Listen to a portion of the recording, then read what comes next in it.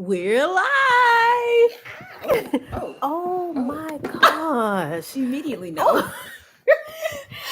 Before I can even get the cloth. Oh my God, the horror. Okay.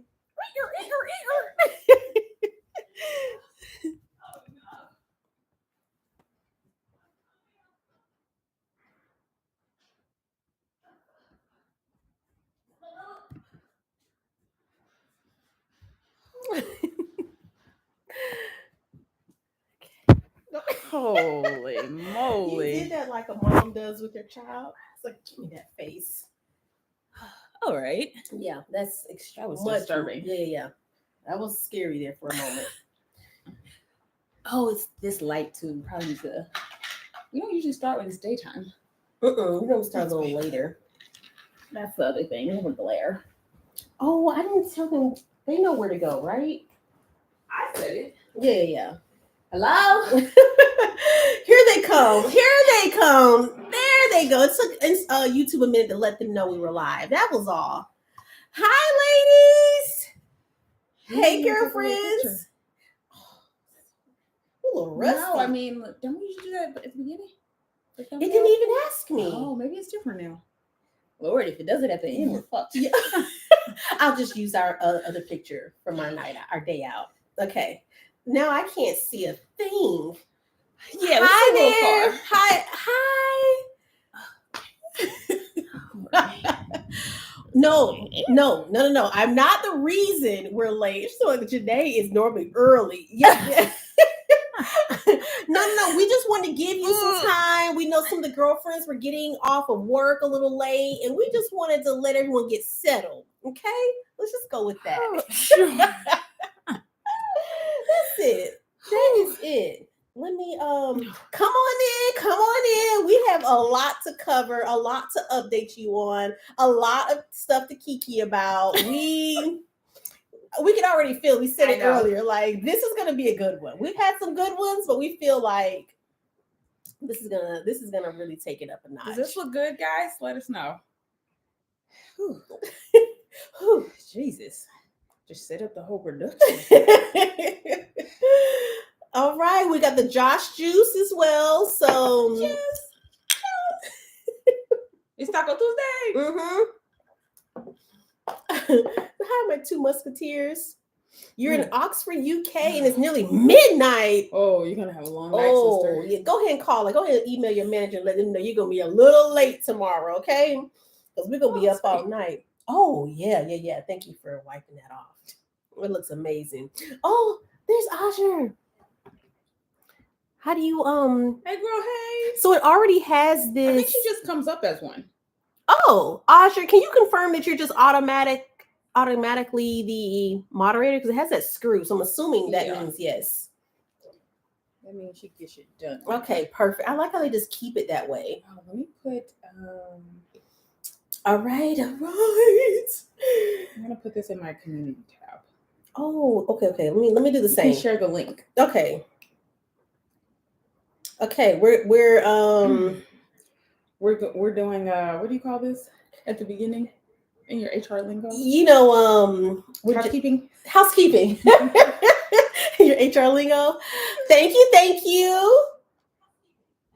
Let me turn that. That's a little.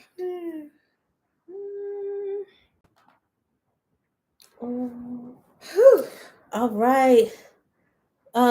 Hey, Crystal from the DMV. Hey, girl. Yeah, we're resetting the room. We're just, doing our intro. Who is this by? We have Ajer in the chat moderating for us. Hey, Ajer. Oh, we have questions. We have a lot of questions. Y'all came through. When was the last time we did this? May or March? I know it was an M month. Had been probably May then. I was on my channel. It was probably May. Let's see. It has been a long time. Thank you, Shishi.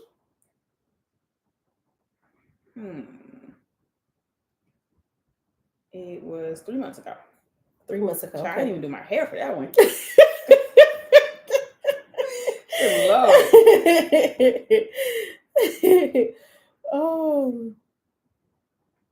All right, so we want to get some of the things out the way. Let's talk about outfits. The pajamas are by Sleeper. Let's see. What else we got? What else we got? I'm going to the questions. Okay. Whew. All right, you go ahead. Oh, you want me to start? Yeah, you start. Okay, You start. Still saying, hey. Hey, Canada is here. I really want to go to Canada. Like, I have to go. I must go. You must. I must. Oh, let's see. It's been a long time. I've missed you, girls. You girlfriends. Oh. We're still just getting situated. So go ahead and grab your drinks. Go ahead. Get this situated. is a good one to start. Okay, go ahead. We're jumping right on in here. Would you ever join Housewives of New York as Sidah Silva's friend if you were offered a contract? No. No. I feel like if you know me, you would know that. But is there an amount of money that would? So they said, all right. No. But also I wouldn't say offered, but I've had calls with production people to talk about opportunities like that. And I've been very firm on what I'm open to. I just have never aspired to fame. Would you be a friend of a show? No. The kind of what we talked through was like an expert or a fashion person adding value in some type of way. So like, like a Project Runway guest, or like you get to like, vote on a challenge or be a part of a panel, or if it was like a documentary talking about fashion and how they have people there that like can share their experience with something, or it would be in that regard. Okay. But never, I hate to say never on things, but I just never. I can't see it. What if you? I don't have the like. Is it because you have to include your family? It's way too personal, but it's also just like I don't want to do things for the sake of doing it. Now it's a good kiki. I mean, I don't really watch any reality shows anymore because they give me so much anxiety. Yeah. Because it's like not real, but I try to make sense of things. It's very frustrating. So I definitely don't want to I can barely watch it, let alone be like, oh, okay, I'm going to lunch to have an argument. But you also too get secondhand embarrassment. So much. Well, I would have to change the channel. I'm like, oh my God, I can't take it. So I'm like, why would I put myself in that? But some people are made for that. Sai is the perfect person for that, where she's just like, doesn't mind. I don't want to call it like, what is it like? Socialite personality? Not socializing, but like when you don't mind like stressful. Having confrontation? Not confrontation. No. Okay. But like controversial things. Like I feel like she doesn't mind going there. Yeah. Where like that would stress me out. It would wake me up like out of my sleep. Yeah. I would be like, oh my God, what are people saying about me? I would be replaying every scene over and over. Exactly. Watching it back and be like, oh my God, why didn't I say this? Oh my God, why did I make that face? Now it looks like Yeah. Where like she is just not bothered. Wow. Yeah. So yeah, that's oh my gosh. Yes, or juggling personalities. Yeah, but I'm like good with people. Like it's not like I'm like I wouldn't be like Jenna, who's kind of like uncomfortable around big groups or social. Like I'm not like that. I'm a very social person. So I haven't watched this Real Housewives of New York at all. Any of them or it's this very one. Cute. Is this one a big deal because this is new cast or something? All new. Every and they single haven't person. done that ever. See, I did see they were talking about doing the same thing for Atlanta. I think they are. They should. Because this one is doing so well. Yeah. I think it's time. But it is fun. They're slightly younger and it's just a different vibe. Gives us, like they're the age that the old housewives were when they started the show. Oh, like they started in their 40s and now they're almost in their 60s. Yeah. So it's kind of like 60s. It's just a different vibe, huh? 60s? Yeah. Like some of them are like 56, 55. Okay. Like the original New York house. The original. Okay. I thought you meant like they've been on the show the whole time. It's time. Yeah. It's almost like watching the endless season of a show. And it's like no more seasons. Where it's like I never watched New York. I only watched Housewives of Atlanta and Beverly Hills. Just it's extra fabulous. But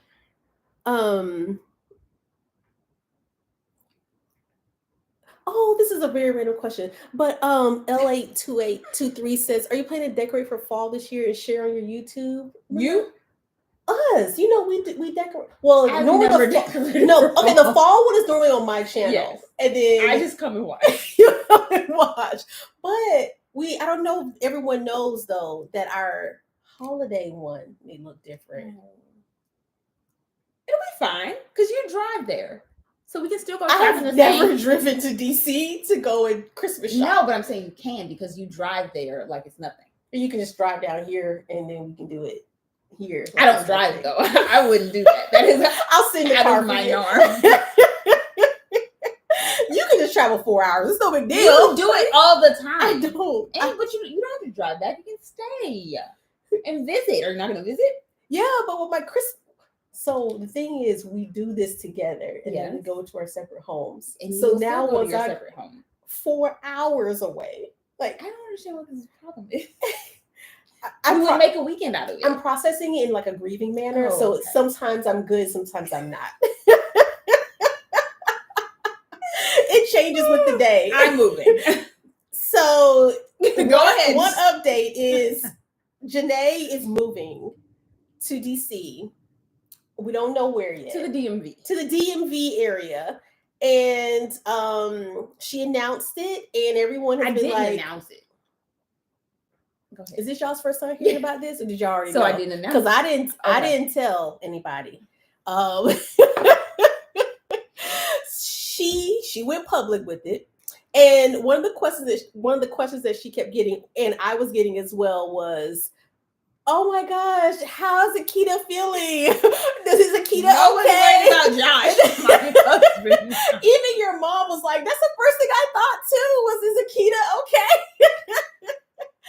So that also brings me to my update and how we got to this whole moving conversation. So they go hand in hand. So I did share on Instagram that I did start another job, and I'm back in corporate, and I found an amazing opportunity.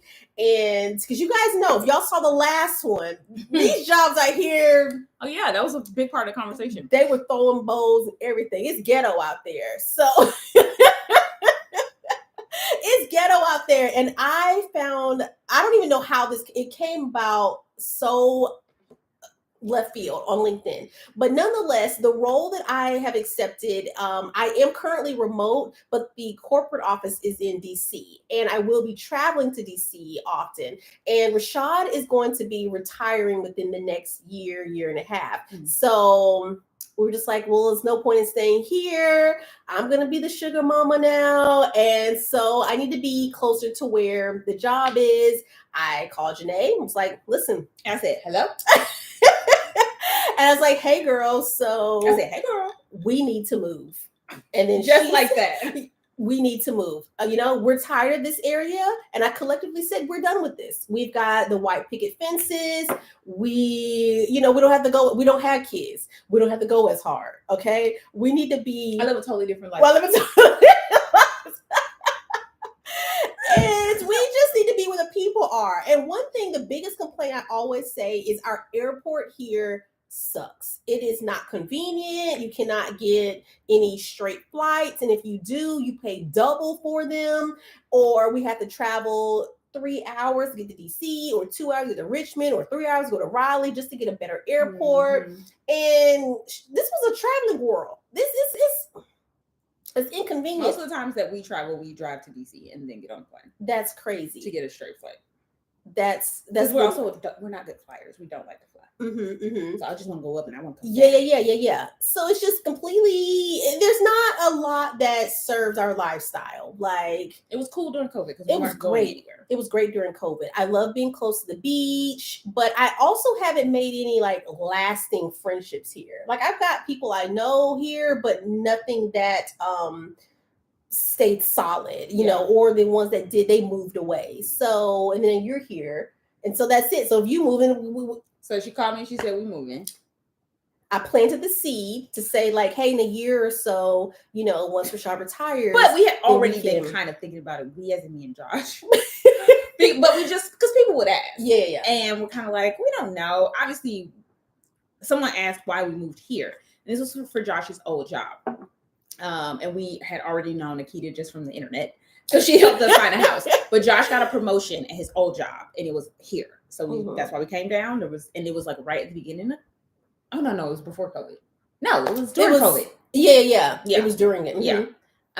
And so we were like, we want to get out of an apartment. Like, let's go. And it was fine while we were here. Obviously, most of you know he works with me now. So once he left that job, it was kind of like, oh, how long are we going to stay here? And we just kind of didn't think about it. It was like, well, it doesn't really matter. We it's fine. And now since we've been like really back on our jobs again, and the world has been open and we've been traveling, we're just like, this sucks. Most of the time, if we go to the West Coast, we're always going to get stuck somewhere. We got stuck in Atlanta, like where we literally have to like sleep there. And the plane is like, we can't leave because this airport is closed. That's another thing. This airport closes at 11:30. Sharp. So if we have a layover, we're done. We're toast. If the flight is late, we're done. Or we'll miss the flight, whatever. So we were just like already mulling it over. But we had no timetable because we're like, it's so cheap. Like, it's fine. We'll just keep traveling. Yeah. Then she presented me with this. Well, she just popped it in there. Yeah. And then when she said it, I don't know if Maya was there, but Maya was like, I'm ready when you are. Maya is from Maryland. Her whole family is still there. So that was already her plan to go back there. She was just like, I'm here as long as you're here. Go on. So I planted this little seed here saying like, hey, we can do this. Let's go. We're tired of this place, right? Great. Let's bounce. 4 hours later, this one's already found a realtor, a builder. She talked to her agent who sold her this house to go ahead and get her comps to sell this one, and was already made an appointment to go look at another house. Like, she was already done. I was like, I thought 4 hours ago we talked about just kind of like, we're still in the thinking process. Yeah. Jenee moves very fast. Everything she does, I want to start a blog. It's up in 24 hours. I want to anything. Josh moves fast too. Josh found the house. Josh actually found all they together they moved very quickly. Yeah. Because even Josh like walked in on the conversation. Yeah. And I was like, And as soon as he sat down, he was on Zillow. And I said, because he's on Zillow for fun. Yeah. So now he's like, oh my God. Yeah. And so you know how you have talked to husbands and wives, and I was like, I know if I get Josh on board, they will be on board. And Josh came on in, they were in it, and he was like, yeah. And then Josh's family's from there. It's like, don't you want to be close to your family? I didn't know I had to do even a hard sell. It was a very soft sell. I planted the seed, they planted a forest. And I was like, I thought we said a year, but so she's moving sooner than I will. I will be moving once my husband retires. And Maya's going to move when I move. Potentially. She's just trying to she's engaged now. Congratulations to Maya. But she already told her boyfriend at the time, she told him like, I only want to live here for like 3 years. Because she moved down here to be with him. So they were already planning to move back anyway. So he's trying to transfer with his job. So we were kind of saying by next year, like the end of this year, beginning of next year was my initial plan. But then we just happened to find a builder and they have a house that's half built. It's just like this situation. And so we went and saw that house before we flew out from DC to go to Copenhagen. And honestly, they're moving really slow. We thought we were going to have signed a contract already. But we're literally just waiting. Yeah. Like, we walked through that house and I was like, this is my house. I want this house. What do we have to do? Yeah. And the guy was like, what? Yeah. He's like, please just don't look too excited. Like, we don't want them to know you want it. I'm like, sir, I don't have time for a fucking game. I am excited and I want y'all to know it. Look at me. Sold. If we lose this house, it's your ass. Playing poker with you. I'm ready to move. So that is the update to all of that. I feel like there was one more thing I was going to say in a line to that. Dang, there was something else. So the job update is that's what's taking place. But let me back up before we get into the other questions, because I feel like I have a video where I'll be going a little bit further than this, but let me just talk to y'all girlfriends real quickly. So the last where we left off is I was looking for a job. I had 2 opportunities, and just catching up for everyone who just who may not know. The 2 opportunities were presented to me. One of them I turned down so that I could accept another position It's not funny. that was going to be remote. It's real funny now. It wasn't that funny then. I was hurt. So the one position was going to be fully remote, and the other one I would have to go into the office, but it was literally walking distance to my house, 3 minutes from my house. And so I turned down the one that was right by my house to accept the position that was remote. I said, hey, I noticed that the offer that you gave me is different than the one that we talked about. And they said, oh, okay, no problem. Let's talk to my people. They come back, rescinded the entire offer. They said, no, thank you. Okay. We wish you well. We think you'll do better at another place. I was fuming. I was upset. I was all the things. I was something that came to guys. Some of you said, you should, do all this and that. And some of you said, just lay low. There was so many different opinions on what I should do. So to tell you, I did not move forward with any action towards them. I gave it to God, and I know He's going to handle the rest. And I know that, and I have to. Thank you, Jesus. So I did. I gave it to God, and I let Him handle it with those people. And they're gonna. One thing, He don't play. He did not play about His people, and He gonna take care of it. So I released it, and shortly after, I went to LinkedIn, and I saw that the recruiter that they were working with posted that she was hiring for this position in DC that was going to be hybrid. And I was like, oh, well, we're kind of talking about DC anyway. Let me just see what happens. And literally, that's just what happened. I went through several interviews, and then voila, that's it. So currently I am fully remote, and so I'm loving every bit about it. I mean, the pay, the people, and I don't know if some of you guys remember, one thing that I said is I wanted to be with an organization that had people of color from the top down. Like, I did not want to work for another all-white organization or that lacked diversity. I did not want any of that. And when I tell you, the executive director, the president of this company is Black. So when I say it starts from the head and comes all the way down, just Black, they're just breeding Black excellence. I mean, black and black. I mean, I just love the conversations. And I'm working for a law firm. They're just amazing. Did you get it? No. Oh, okay. It's just amazing. It's so beautiful. And it's easy. It's easy. So that's the update. Benita said the president of her company is Black too. I love it. Top tier. I had no idea how stark difference the experience is. Stark difference. So yes, so that's where we are. That's it. That's where we landed. It ended. Okay, so what's your hard? What's the challenge here? I'm trying to go live on my channel just to tell people to come yeah. Okay. But it's making me take a thumbnail, of course. Oh, it didn't do that here. That's crazy. Okay. Oh, that'll do. Okay. I seen. Are you sure? I was talking. Oh, now it's that way. Okay, that's fine. No problem. No, it's that. Okay. All right. Did you what's your lip combo? Let's talk face first. What's the lip combo we have here? Gucci, Penny. No.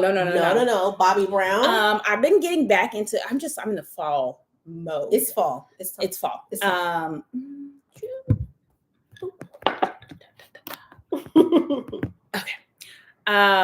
So I went back to Old Faithful NYX. Mm-hmm. Why did I stop using this? Lip lingeries. You put me on, and I was like, well, you go on to all the people. I'm sticking right beside her. And that's what I have on. So the brown liner, and then I have on the two colors I used to always wear. It's like pink and like a tanny kind of color. Yeah. And they're amazing. They are. I love them. They last. And I was like, I want something that's gonna last all night while I eat. Yep. So that's what I have on. And then I put on a little makeup because I was filming a TikTok, the story thing. So I was like, I gotta do something. Yeah. But then while I was talking, it just escalated. Yeah. But I don't have on foundation. I tried. I wanted to just try. Don't?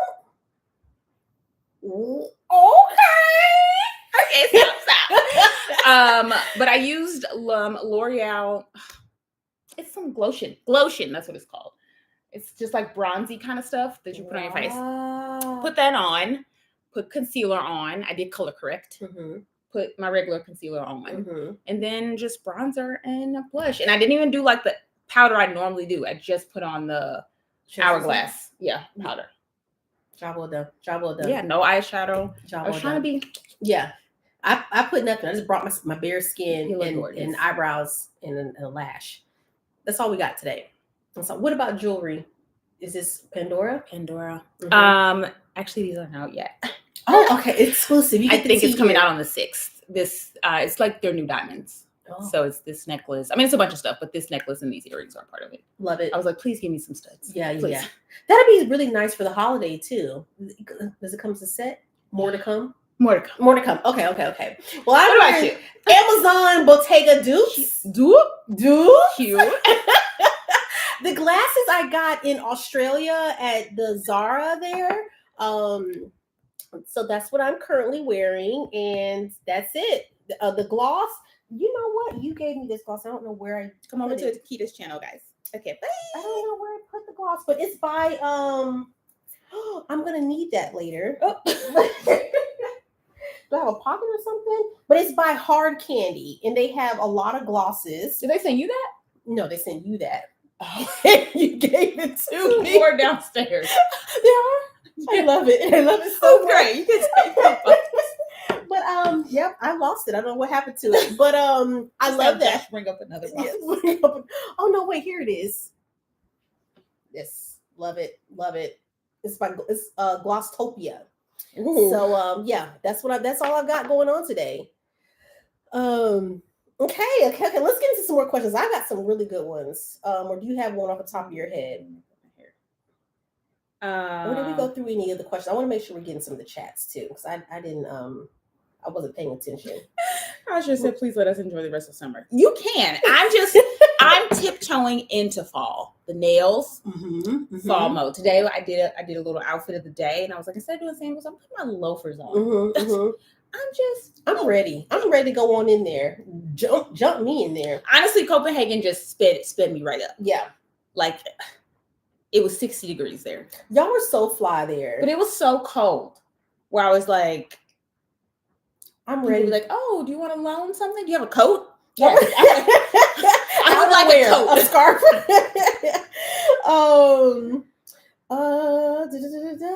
We have a request for a live meetup in DC. Please. Yes, that's gonna happen. That's another reason I'm very excited to be back in DC. Somebody asked why I was moving. Obviously we're not from here, so it just made sense to go back there, and Josh's family is there. But it's also a business decision. Like there's just nothing to do. There's content I used to film that I would love to start back doing again. Like, you know, like if I want to talk about trends, I'd love to go in the store and try stuff on and show you different things. And I just can't do that here. There is nothing here. There is nothing here. I just realized there's not even an Aldo Shoes here. There's not a Steve Madden store here. There's nothing. I think they did have one at the outlet. I think it closed down. Yeah. So it's a business, and just like more places to shoot. Like at this point, we just do everything when we travel.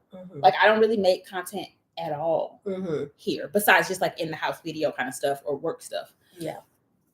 So yeah, it's definitely a business decision. I think it'll like make us more creative because we just have access to more things, and even events too. And like, there's a lot of things in have DC. Events here. Yeah, I get invited all the time where I'm just like, it's not worth the 3-hour drive. But if I was there, I would go to that. Yeah. You know, there's a lot of like movie screenings or just like grand openings, or sometimes people will have stops there. It's like a brand that I'm into. Yeah, and I'm just like, that's a Tuesday night. Yeah, I'm not driving 3 fucking hours for that. Oh, thank you, Lioness.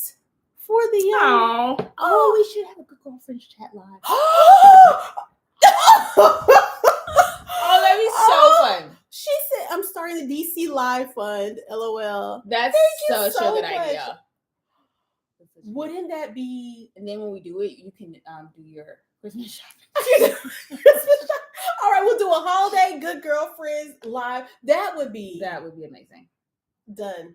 Lioness, we've already started. What is your name though? I don't want to call you Lioness, but she started the fund. We're gonna have Maya. I'm sure we could get sponsors for that. Yeah, to make it like free. Yeah. And then like have like a bar and like snacks. It's gonna be a thing. I know. It just needs to be a lot of space. Yeah. Like, even when we do the things with the DC bloggers, I'm like, this room is not big enough. Maya's on it. Yeah. She's gonna done. But should we do one here before we go? No. Sorry to these men.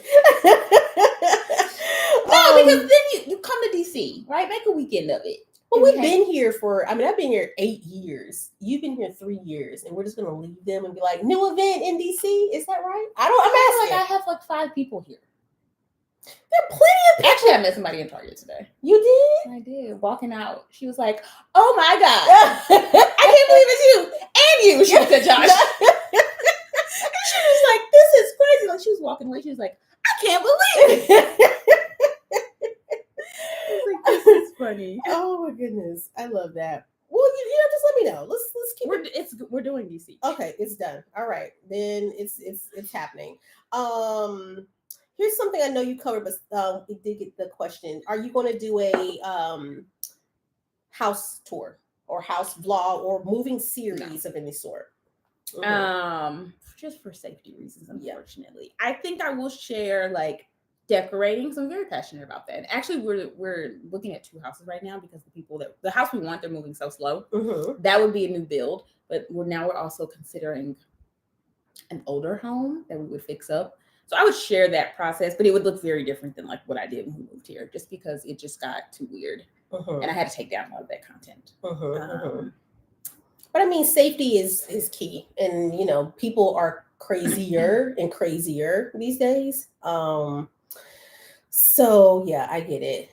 I'm really excited about a DC event. Let's do it. Me too. I'm gonna text mine now. Yeah. Okay. Perfect. Okay. So let me get to the questions. You did ask one, and I'm gonna ask one. And how do I get to it? To what? The questions? Yeah. What are your questions? Yeah. Go to your stories. Is how I do it. But it's already gone. Mm-hmm. Yeah. Thank you. Okay. Oh, get it. Okay. Okay. Okay, so here's a question as far as what did you do on your break from YouTube? So I haven't posted in a couple of months, and I needed time to honestly go through the interviewing process. It was, just be flexible to that. I also, with all the different changes. One quick break. Food's here. Thank you. Thank you so much. Did you get something? Did you get something? Okay, so Taco Tuesday time. So I am not one that as I'm actively going through things, I can't share in real time and then also update in real time because I'm going through it. And also like not lose your shit. And not lose my shit. Like I just needed time to focus. And then once I got the job, I wanted time to be acclimated to the role and just trying to juggle the two. I don't excel there. And I recognize that about myself. But I did get a lot of clarity. Like I've already filmed 3 videos. I'm ready to come back strong in September. I've got a really nice fall transitions video coming up. I'm hungry now again. Like I feel excited about it. Whereas before I was like, I guess I could do a video about this. And it didn't feel natural. It didn't feel authentic. It didn't feel like I had content that was making me excited to share. And now I do. And so I am very excited about that to come. And I spent time with family and it was chill. I love just being a consumer of content and not a creator of content. That is what I loved the most. Preach. Yeah. I wish you could do you do that? Like just be able to, no, you don't. You don't. Why am I asking you that? But I mean, it felt like almost like I was like a ghost. But I have a lot more time to just like trying to do this and have a job. You need a break at some point. Yes. And I my break is when I get in bed every half hour. Like it literally when you called me, I was in the bed, and then Brown Girl, she called me and I was in the bed, and she's like, "Oh, you just chilling in the bed today?" I'm like, actually, no, I literally just laid down. This is where you go to break. Because I'm just taking a break. I'm taking a break, and I refuse to sit up while I do it. Yeah. And I was telling her this. She was like, "This shocks you every time." I'm like, She's like, "You're in bed?" I'm like, "Yeah, I just finished a TikTok, and I put my pajamas on to lay down because I need to rejuvenate my whole body." See, I go sit like on a sofa or to switch chairs. to think to go in the bed like that is it's the best place. And anytime I don't, I regret it. Like I'll sit somewhere and I'll be doing stuff, and then I'm like, ugh. I wasted my whole evening just sitting here, like when I could have been sprawled out. And I feel like you underestimate the comfort of my bed. Did you say it's extremely comfortable? It is. That's like my mom got in my bed before. She was like, "Oh, I see why you're always in the bed." Yeah, but I feel like miss my you bed. did that before. Like, aren't you a bedder? Or like in DC, where you're the place where you're on your sofa. You had a really nice sofa. I did. That was a very comfy sofa. Yeah. So you just started this here then. Mm-hmm. Because it's so, I feel like it's amplified. Yeah. It's so many things where it's almost like it helps me rest my mind. I see. That's what it is. I see. It's not that I'm ever even tired when I get in bed. It's just like, I just need to like, I don't want to hold anybody parts up. I tried it. I fell asleep. I was like, let me see. But I also don't fall asleep easily. I will not. That is the way I have to concentrate and focus to go to sleep. Oh, no. That is never a concern. Oh, no. Okay. Let's see. There was a lot of questions. Frank! He's moving! Well, what's going on in DC? I'm moving back. Frank about to be in the next Good Girlfriend chat. I love it. That'll be so funny. I did get this question. Have I thought about doing voiceovers? Interesting. I don't think so. And I don't know what prompted that. Like, I don't know. I haven't thought about like as a profession. No. What about you? Would you like do voiceovers? No, I don't even like my voice. Yeah. I don't want to hear myself. Oh my gosh. There was a request for a 757 meetup. I just want to throw it out there because it was asked. You gotta come to BC, girl. Okay, all right. We'll have a good time. Here's a friendship question. Let's switch gears a bit. How do we both encourage each other without overstepping boundaries? I feel like we both overstep. We just be stepping and stepping.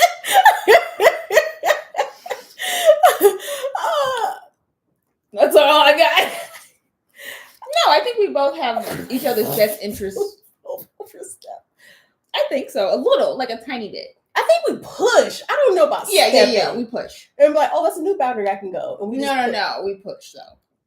If there's like we're gonna share our thought, but usually it's because someone asked. Mm-hmm. Yeah. Always.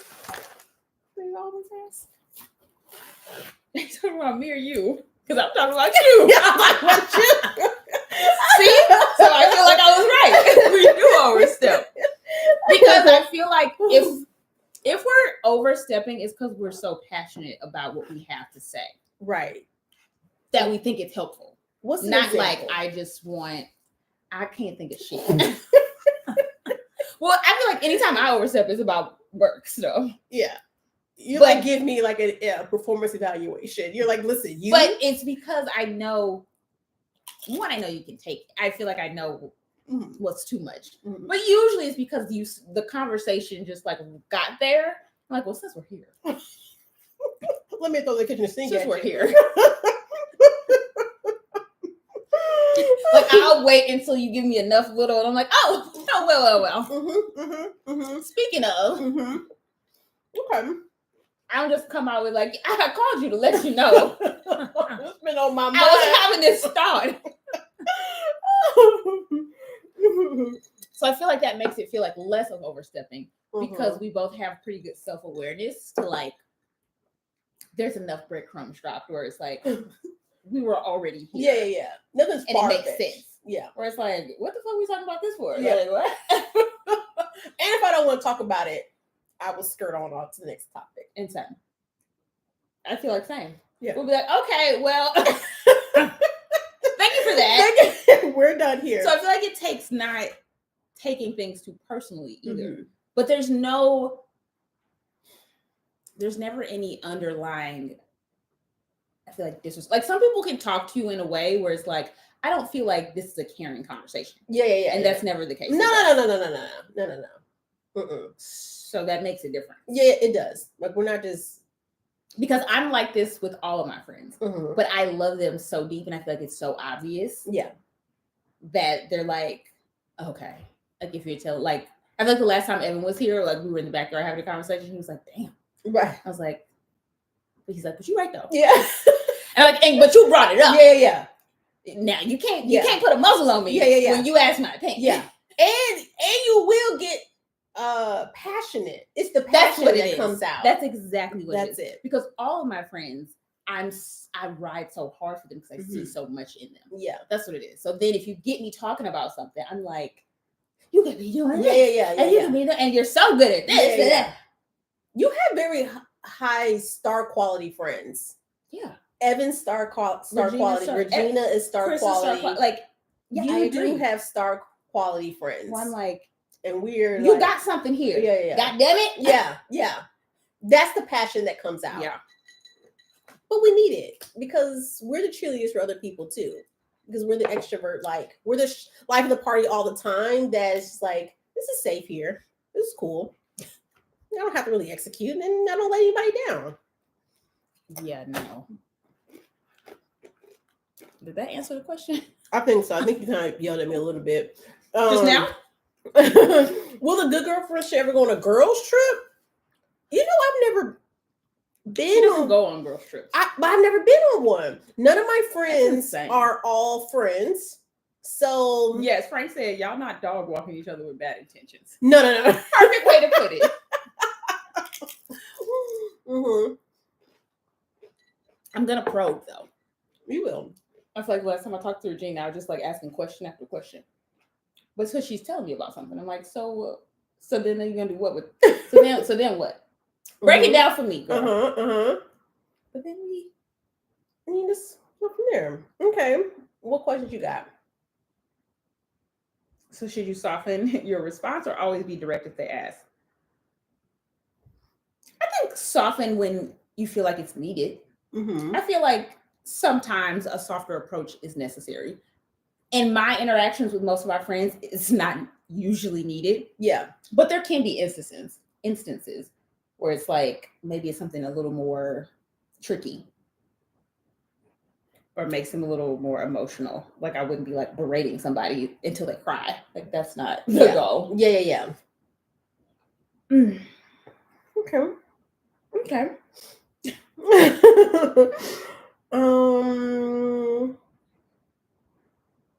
You know what I did see recently? What? Is that there's this thing called friendship recession. And people are feeling like they're and it may very well be made up, you know, just like almost everything. But they were saying that because millennials in particular feel like we are in this sandwich generation between Gen X and Gen Z. And because we are in this space where digital started becoming of our world, but didn't start with our world. Yeah. And so mindfuck. And so we're used to being outside, making our friends, having a community with our neighborhood or at school. And we weren't on our phones like that until later in our lives, that we are struggling with having this like friend recession to formalize those same relationships that we once had. Or that was easier because we were going places. Now everything's like online, like you're meeting people online versus like And another thing that he said was, for example, even if you're talking to somebody, like you're like, oh my god, that person's really cute. Gen Z says they'll see the person, what's your Insta? Then DM them later instead of like, oh, you know, you look nice, can I buy you a drink? And then the conversation goes from there. So yeah. And they're saying because now we're even having fewer and fewer friends because it's harder to make. And through life, you lose them along the way. Yeah. So do you feel like you have like, how many friends do you have? Like that are like your. I feel like I have more now than I've ever had. Yeah. But I also feel like my opportunity to make friends is because I'm so out and about. Yeah. I have the opportunity to connect more with people outside of online. Like I can kind of like, that's the Yeah. Where we first touch base, but Yeah. then I have a lot of opportunities to connect multiple times to figure out, oh, the vibes are cool. Oh, we met again and the vibes are cool. Oh, well, I'm here. Let's have lunch. Yeah. And I feel like those new connections are lasting because I have more discernment at this age. Oh. Where like I can quickly meet somebody and be like, these aren't the vibes. Yeah. There's nothing wrong with you or me. But this just ain't it. That was and I'll still like see you out and we'll still, chit chat, but this isn't a like, let's hang out and go get dinner. Yeah. And it's very apparent when that is the case. Where I'm like, this is my new best friend. Yeah. Like I can easily, I can talk to you for 10 minutes and it's a yay or a nay. Yeah. So, but I feel like my circle is getting bigger, but it's still very like thoughtful. Yeah. Like growing up, I always had 3 friends. See, and I feel like my circle's gotten from here down to here. I feel like that's most people's instant. I'm just in more spaces. Whereas now adults, we less. Yeah. You just go to work. We go to work. Then there was a pandemic, shut us all down. So it started formalizing, and then people started saying, I'm a homebody. I like being at home. And so it stopped the... Yeah, because for me, I'm forced to be, not forced, but it's work that I'm in these settings, and I just happen to meet people. That came up because too. Here, I don't go anywhere here. Yeah. Like nowhere. I said, I'm bored. I'm going to Jenee's house. When I leave the house, I'm like, wow, nice outside today. It's new over there. Yeah. And another thing they said was part of the friend recession is because when you're not out and about all the time, like it becomes an event. And so people don't want to do that. Like, so for example, if we're at school, we're going to keep hanging out. Or in your case, you have these events where the same people will be frequenting or more. So you have the opportunity to do that. But the average person, even to see their core friends, it's an event. And no one, people are like, I don't want to spend the money to make this event, or I got to do that. More thoughtful, I think. Like a great example for me, I feel like, is me and Evan, which we met through Target, which is another funny story. We met when he was an intern. I hated him. He didn't hate me. He loved me. Everyone loved you. No, he didn't love me. He was terrified of me because he just wasn't that good. He was an intern at our store, and I was just like, this fucking lazy ass kid. He would just like be sitting down all the time. Every time I saw him, he was sitting in like the little offices. And I'm like, what the fuck is this kid doing? But he wasn't my intern, so I was like, I don't really care. It's not my business. And then once he graduated from college, he ended up like training at my store. So we just kept running into each other. I'm like, oh, this lazy fucker's back. And I remember it was like at the end of his training, so he had to go around and ask everybody for feedback. Target is very big on feedback and what can we do better and what would you change? And I remember I was working my ass off and I was in the back room. I was doing some manual labor. And he comes up to me. No. He comes up to me. He's like, hey, this is my last week. I just want to know if you have any feedback for me. I said, oh, do it. I'm so glad you asked. So that's where it starts. That's how you are. You've been this way. Oh, well, but especially because there wasn't that many Black people at Target. So it's like most of the time we're like looking out for each other, and I was just like, you cannot be this fucking lazy. Yeah. Like, come on, brother. Yeah. So when he asked me that, I was like, yes, I do. I do have. And he was like, that conversation, I was never the same. Yeah. So we weren't friends from there. But then after that, I got a promotion and I went to another store. And literally he just kept coming to every store I was at. Oh, so on purpose? Yeah. No. But just like it was work. I got promoted to an operations manager and then he came to that store in another position. So then he was like, hey. It's me. And then we started hanging out. We got to know each other. Like I didn't know him. I just knew him as an intern. Yeah. And then we became friends. But my point is, once I left Target, that relationship could have just went away because it was very much convenience. We started hanging out. Once we both got promoted and had our own stores, we started like having this thing called like all the Black store managers basically. We started hanging out. Yeah. We would have like, every month we would have like a night where we all hang out and have dinner. Somebody would cook. It would be at somebody's house. But once I left Target, that could have just been like, well, that was a Target friend. Right. So we had to be very intentional about continuing to hang out. And then once I moved and he moved to LA, we really had to be intentional. We had to set up like certain nights of the week because now he's on the West Coast. I'm here. Like he would try to call me and it's fucking midnight here. Yeah. Like, sir, I'm asleep. So we had to make like dates of like, okay, next Friday. So I think it's a part of like being intentional. Yeah. if you want to even build, Mm-hmm. you have to want to have friends. Yeah. And be aware that like whatever you're doing ain't working. Yeah. Well, and also too, on top of that, family dynamics. That's a long story. Sorry. No, that was important because that also goes into because family dynamics change in the people midst got of shit that. to do. Yeah. So you have to. I feel like friendships are like relationships now. Mm-hmm. You have to date your friends. You have Mm-hmm. to plan things. You have to be thoughtful. Mm-hmm. You have to engage when you have the time to be together and make the most out of it. Yeah. Because it's not based on convenience like it used to be. It's like, not I'm going to see them Friday at practice. I'm going to see them like yeah, or at work. Yeah. Mm-hmm. Yeah, a lot of people don't put in effort in adult relationships because it's such a shift in mindset. Yeah, that you have to have. And also, too, it goes back to what you said about having discernment. Whereas when we're younger and we're like, oh, wait, everyone's my friend. Whereas now it's like, you're moving kind of funny. I don't like that. Yeah, and so when you find people, you have to like make that work. I feel the same way about dating. I have to be very intentional when we talk. And we usually will plan something like, okay, next Tuesday, you got any calls next Tuesday? You got any work next Tuesday? Like, she got kids, she got family members that live with her and work with her. Like, it's just people got a lot of shit going on. Yeah. I can't just be like, hey, girl, I just felt like talking. Ma'am, I'm driving my kids to soccer practice. Right. Like, what do you want?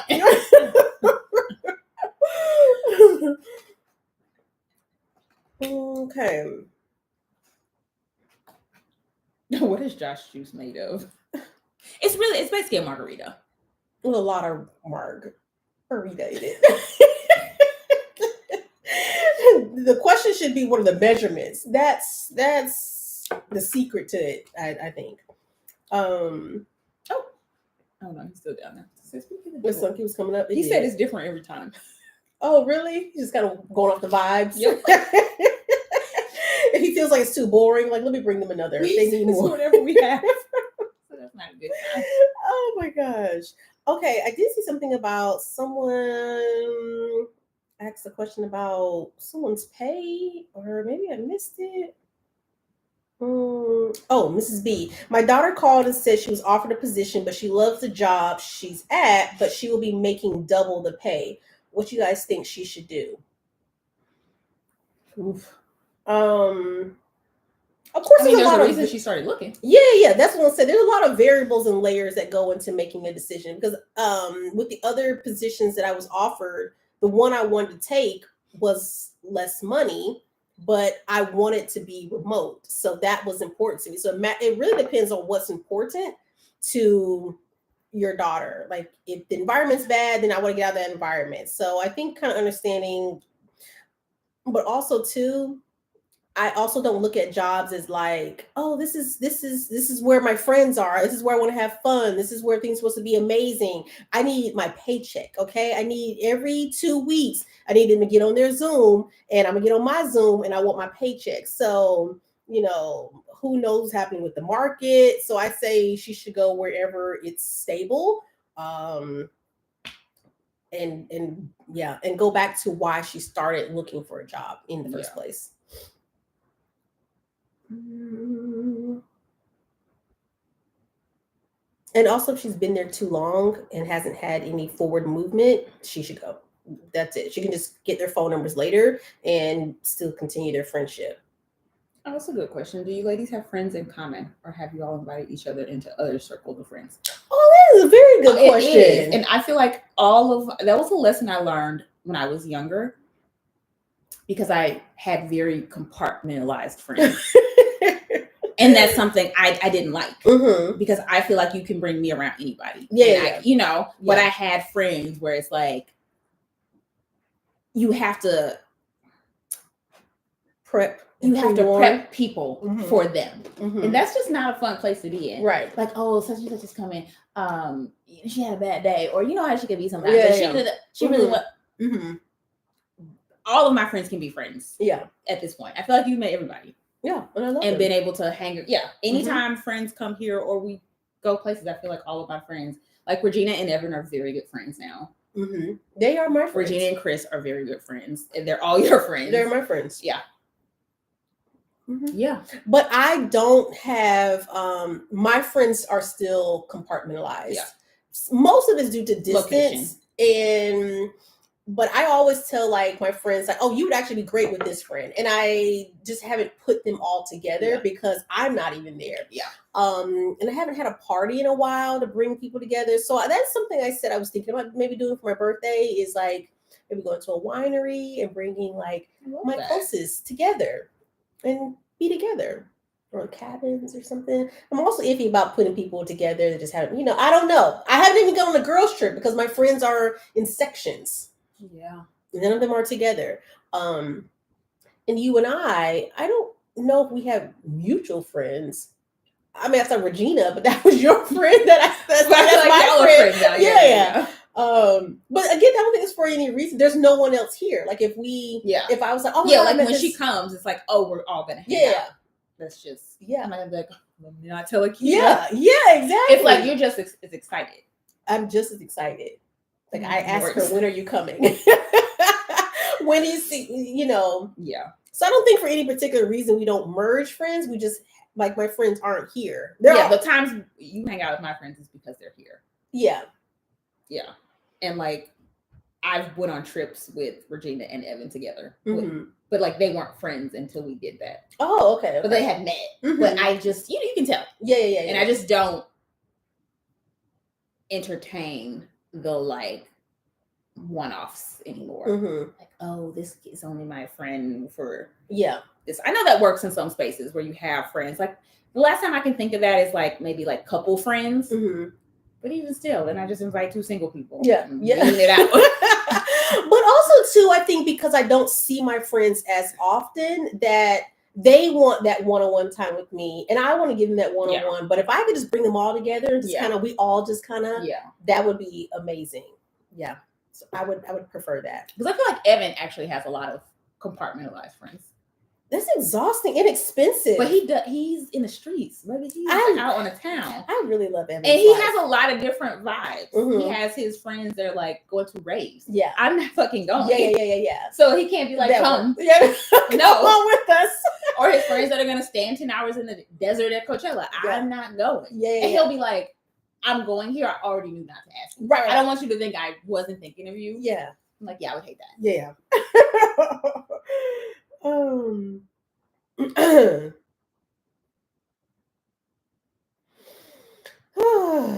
know, girl. It's still early. Pull it together.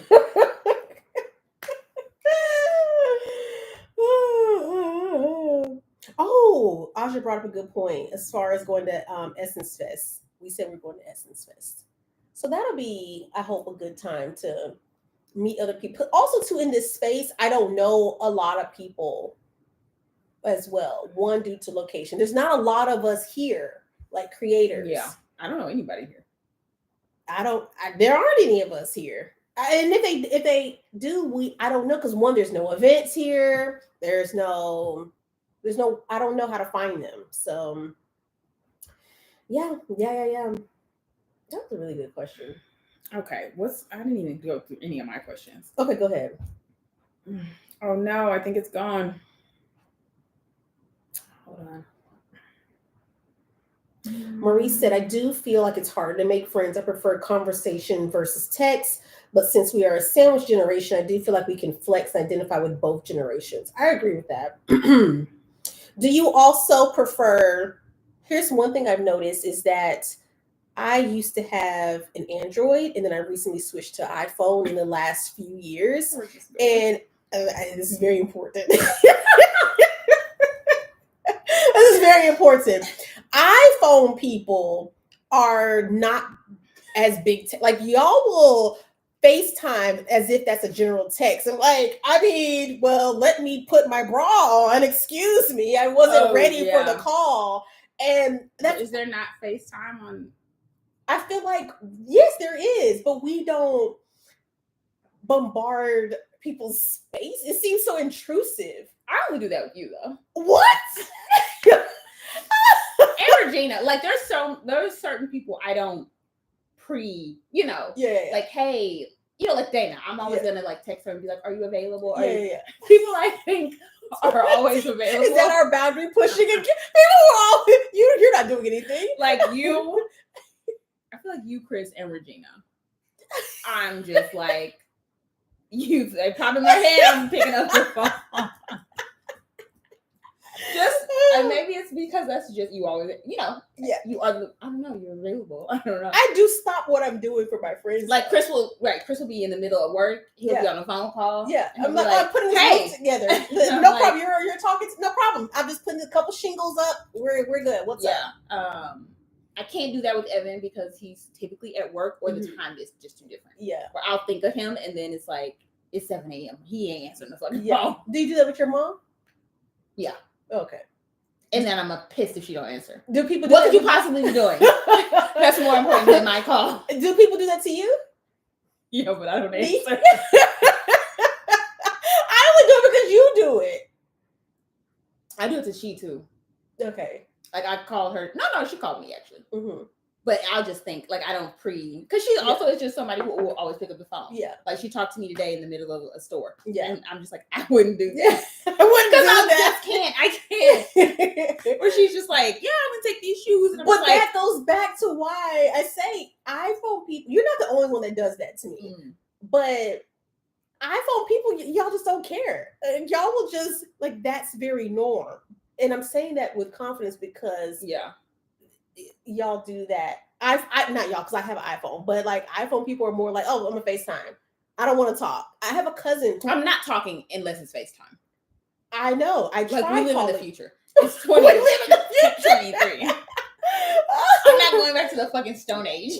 But see, like when you called me on the phone, I'm like, what are we doing? She won't even finish the conversation. She's like, well, just call me when I can see your face. I don't want. I'm like, I'm driving. It's safe that I not have put me on your lap. I would rather stare at the ceiling. No, oh God, if I can't give you my best, I don't. But that's why I don't just answer the calls. I have to mentally prepare. Why can't I do the same? Because you're not me. You don't have this problem. You have this ailment. I do. You don't. You don't. Like if I just picked up the phone every time, you would think I was insane. Like yesterday, I wasn't in the mood. Well, it was very obvious. I made you be in the mood. But I also don't care. Okay. Like, if you're having a bad day, it's all right. Like I literally would look at the phone and be like, I ain't got it. That's what I'm saying. I'm like, I don't got it. I'm so sorry. I'm gonna call her later. Okay. Because I don't got it right now. That's all right. That's all right. So I need y'all to do iPhone people. Do y'all FaceTime your like close friends or do you like pre-prep them like, hey, let me call you real quick? I have to know and settle this debate. Oh, I'm really behind.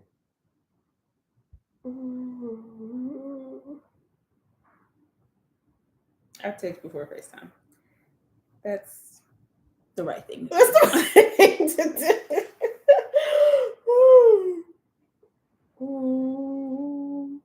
Yeah, I FaceTime in a heartbeat.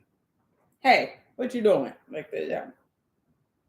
You didn't answer. What could you possibly be doing? And I never think to FaceTime anybody. Like that's never like my first thought. I don't even know the last time I had a regular phone conversation. It's actually more freeing because you don't have to see me. I don't want to see you. I want to see you though. I feel like that about Zooms and calls. Where I'm just like, why do you need to see me when it's work things with my friends? But it's also because most of my friends, I can't just hang out. Yeah. So I'm like, I want to see you. Let me feel something. But like, so you're not the only one. So I feel like that's an iPhone thing. Yeah, and then you just don't answer, right? Somebody said, I won't answer if I'm not in the mood already. Yeah, if I'm just like, I'm not in the mood, I just don't answer. But can I just call? But I've tried calling you regularly, like, hey, I don't want to like show my face right now. Can I just call you? Like, no, just call me when you have your face together. When then. you get in the mood. Call me when you get it up, then.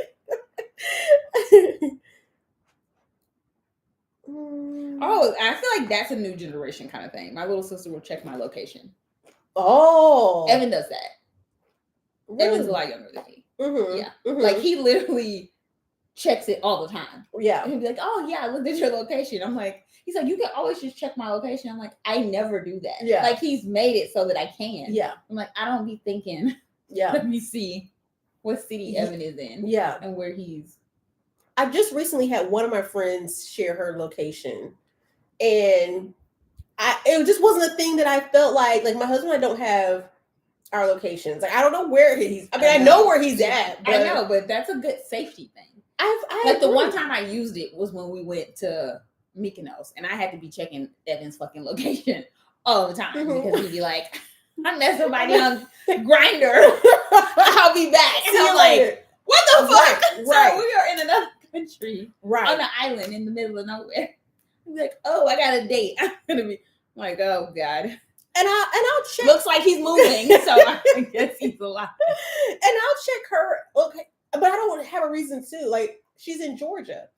I'm not going anywhere. Or like my sister and I talk every day, and like only I look at her location when she's moving. Frank said, "Don't do the gays."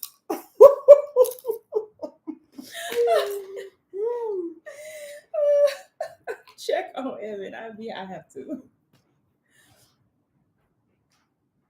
Oh, that's funny. Somebody said I immediately check my mom's location. I should start doing that when she don't answer. Really? Yeah, I mean I can see why. Because if she don't answer for too long, I'm like, so you're dead. Yeah. So you're in the ditch. Mm-hmm. You've been kidnapped. And now I'm just calling over and over again. to confirm. And she's like, oh, what's up? I don't know. What is up? You tell me. Not answering the phone. How would I know? Nisha's said, all I need is my water and my paycheck. Oh, we're talking about the job. That was a job thing. I don't think my mom has her location on. Like the only location I check is my luggage. Really? My AirTags. Now that when I'm traveling, you be watching that baby. I check it when I get on the plane. Is it close to getting on the plane with me? When we land, I turn my phone on. That's the first thing I'm checking. Is my bag in this country?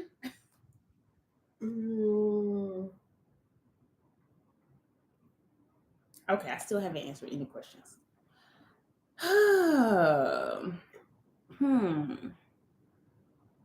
Nope. Let me hear my own side. Please.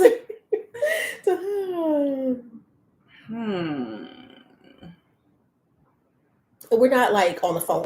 It's easier for us to see the comments and questions. I'm looking at the questions. No, we're like too quiet. Yeah. Do something. I just wanted them to know that we weren't just being rude. When should we expect your product? Next fall. That's it. Just get your coins ready. That's it. Matter of fact, the young lady who said her daughter need a double job, go ahead and get that job because she gonna want to spend some coins. That's it. That's it. That's okay. What's Akida's new job? We talked about that. Mm-hmm. Where do I buy my? Oh, let's reset the room. Let's reset. I know Audra has been resetting. She's been doing an amazing job. We wouldn't be able to do this without her. So, my name is Akida. For those who are new to my channel, nice to meet you. Yeah, nice to meet you. I'm Jenee. And this is Jenee. Welcome to Akida's channel. Welcome. We are the Good Girlfriends. I love how you acting like we got a theme. I know. Welcome to the Good Girlfriends chat. We have come on now. I feel like I'm going down. I don't know. It's 7:48. I'm so sleepy. Because you're not drinking your drink. It's a Tuesday. I'm gonna get it up. Okay, let me. Because he puts a little Red Bull in there. Oh, it's like I'm going up and down at the same time. I'm like, I don't know. I just learned that today. It's like a Jaeger bar. He made me a Jaeger. That's why I feel like he was like, oh, I have to get this, and he got a Red Bull. And I was like, what do you need that for? He's like, for the Josh juice. I feel like, no wonder I'm fucking wired. Yeah, that's it. Wired. I feel. But you're not drinking. Come on. My tolerance. I feel it immediately. Okay, resetting the room. My name is Akida. This is Jenee. We're the Good Girlfriends. We started Good Girlfriends chat during the pandemic. And during the panini, and we just do these whenever we feel the mood is striking. And What's funny? Frank Share with texted me. What did he say? He said, "Tell Akida to put that liquor in the air and stop tiptoeing." Frank, I have to get on my Zoom tomorrow and focus. So do I. It's 7:00. Jesus, Grandma. I just want to enjoy the conversation. But you're not. You're about to fall asleep. No, I feel. You need a coffee? I feel a little stoned and like You feel stoned? I don't know what that is. I don't know. It's not cracking. But I feel a combination. Anywho, like I was saying, are you done? I'm finished. Welcome to the room. Welcome to the room. Welcome to my room. We talked about Akida's new job.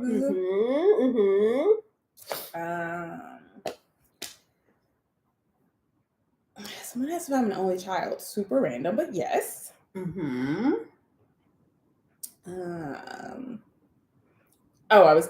asked, where do I buy Chanel bags from? I have some from the store. I think most of mine are from the Tyson's Corner store. All of my vintage ones are from Fashion File. And at this point, I'm only buying vintage ones or just like special ones and not from the store.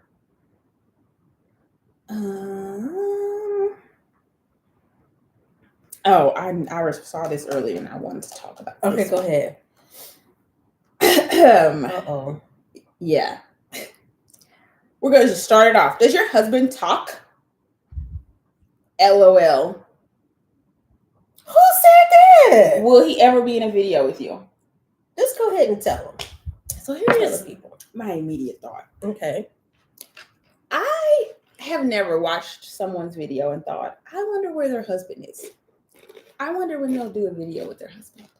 I would like to see their husband in a video. Because Josh don't got nothing to do with the content I create. So it's just very perplexing why people want to see him so bad. I mean, I know it's just being nosy because he has nothing to add to the conversation of what fall trends are or what to wear to weddings or the top 5 handbags. So I don't really get it. And I don't know what people expect for him to do when he is on the camera. Like, does he talk? You've never met him. Like, why would you ask that? Help me understand. Here's the perspective that I can see. Let's go back.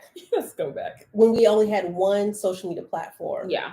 There was MySpace that went out, and there was Facebook. We shared everything on Facebook. Our anniversaries, our this, our birthdays, our going out, our this, our kids going to. We shared everything on Facebook. Yeah. That was our only social media. Yeah. So, and they would say, we would say things to each other. Happy birthday, girl! Da, da, da, da, da, da. So that was a part of our world.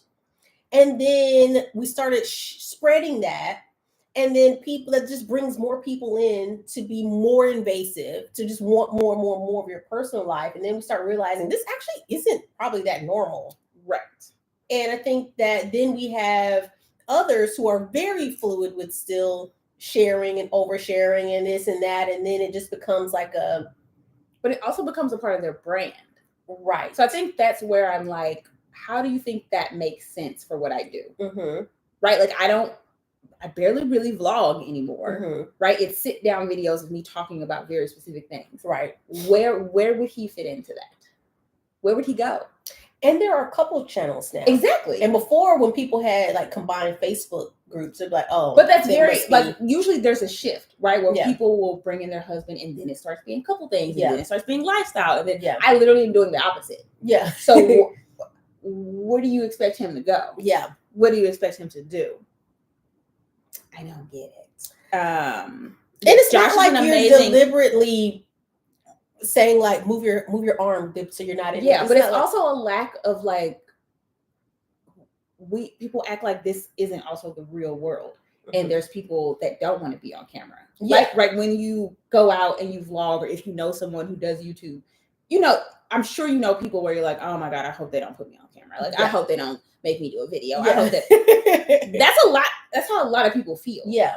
Because Josh is indifferent. Yeah. But sometimes he's like, and also too, Josh doesn't just talk just to talk. Like, he's not even knowing him, he's not just walking up here just saying like, something listen random. to me. Yeah. That's not his demeanor anyway. And I know people like that, where like they just want to be in the mix. And that's the other thing. Mm-hmm. This is one of my biggest pet peeves. Okay. When I find somebody I enjoy. Yeah. Yeah. And then out of nowhere. Because I'm just trying to watch a haul. Yep. Here comes their boyfriend.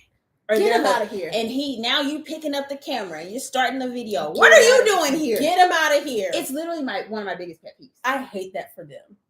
And I'm just hate it for everyone who does it. I don't follow men. I didn't ask to see this man.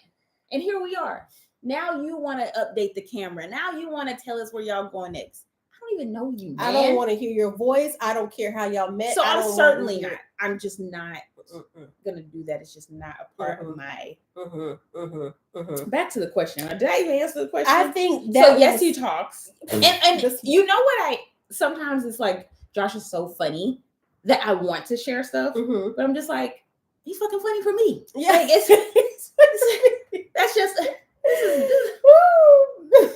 what it is. Yeah, I'm just gonna enjoy the chuckle. This is not a talk show or a TV show.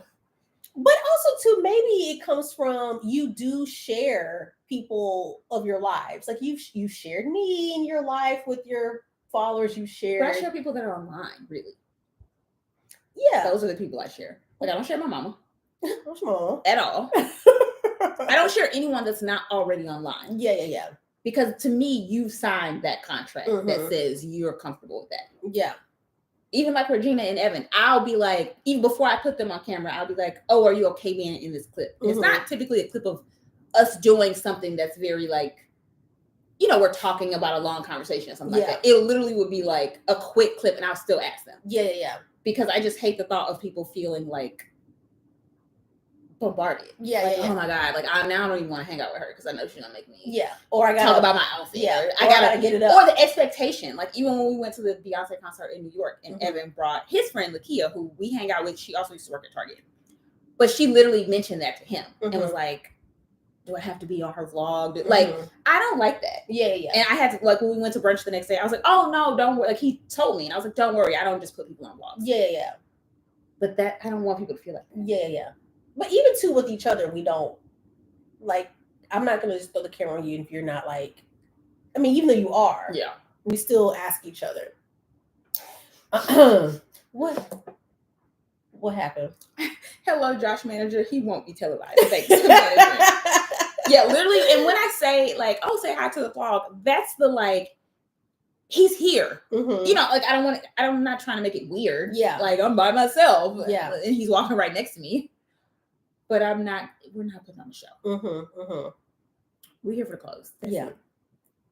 And again, I think consistently you have done that. Yeah.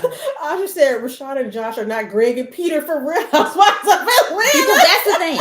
Leave the men to do men's business. That's the thing, because it's such a thin line, right? Of like, you want to see him, and then he's annoying, and then he talks too much, and then he does it because most people only want to see so they can judge. Yeah. They want to see you interact, and they want to see so they can say if it's good, if he really loves you, if he y'all really have. And they got their own scenario going on. And for me, I mean, I barely share if I didn't think I even posted when our anniversary was. I don't need to profess to the world. I just don't need to. Did you see that thing that says this theory that those couples who make these long posts have the worst relationships, and then those who make the short ones are like the happier couples? You think that's a thing? Yes, I do too.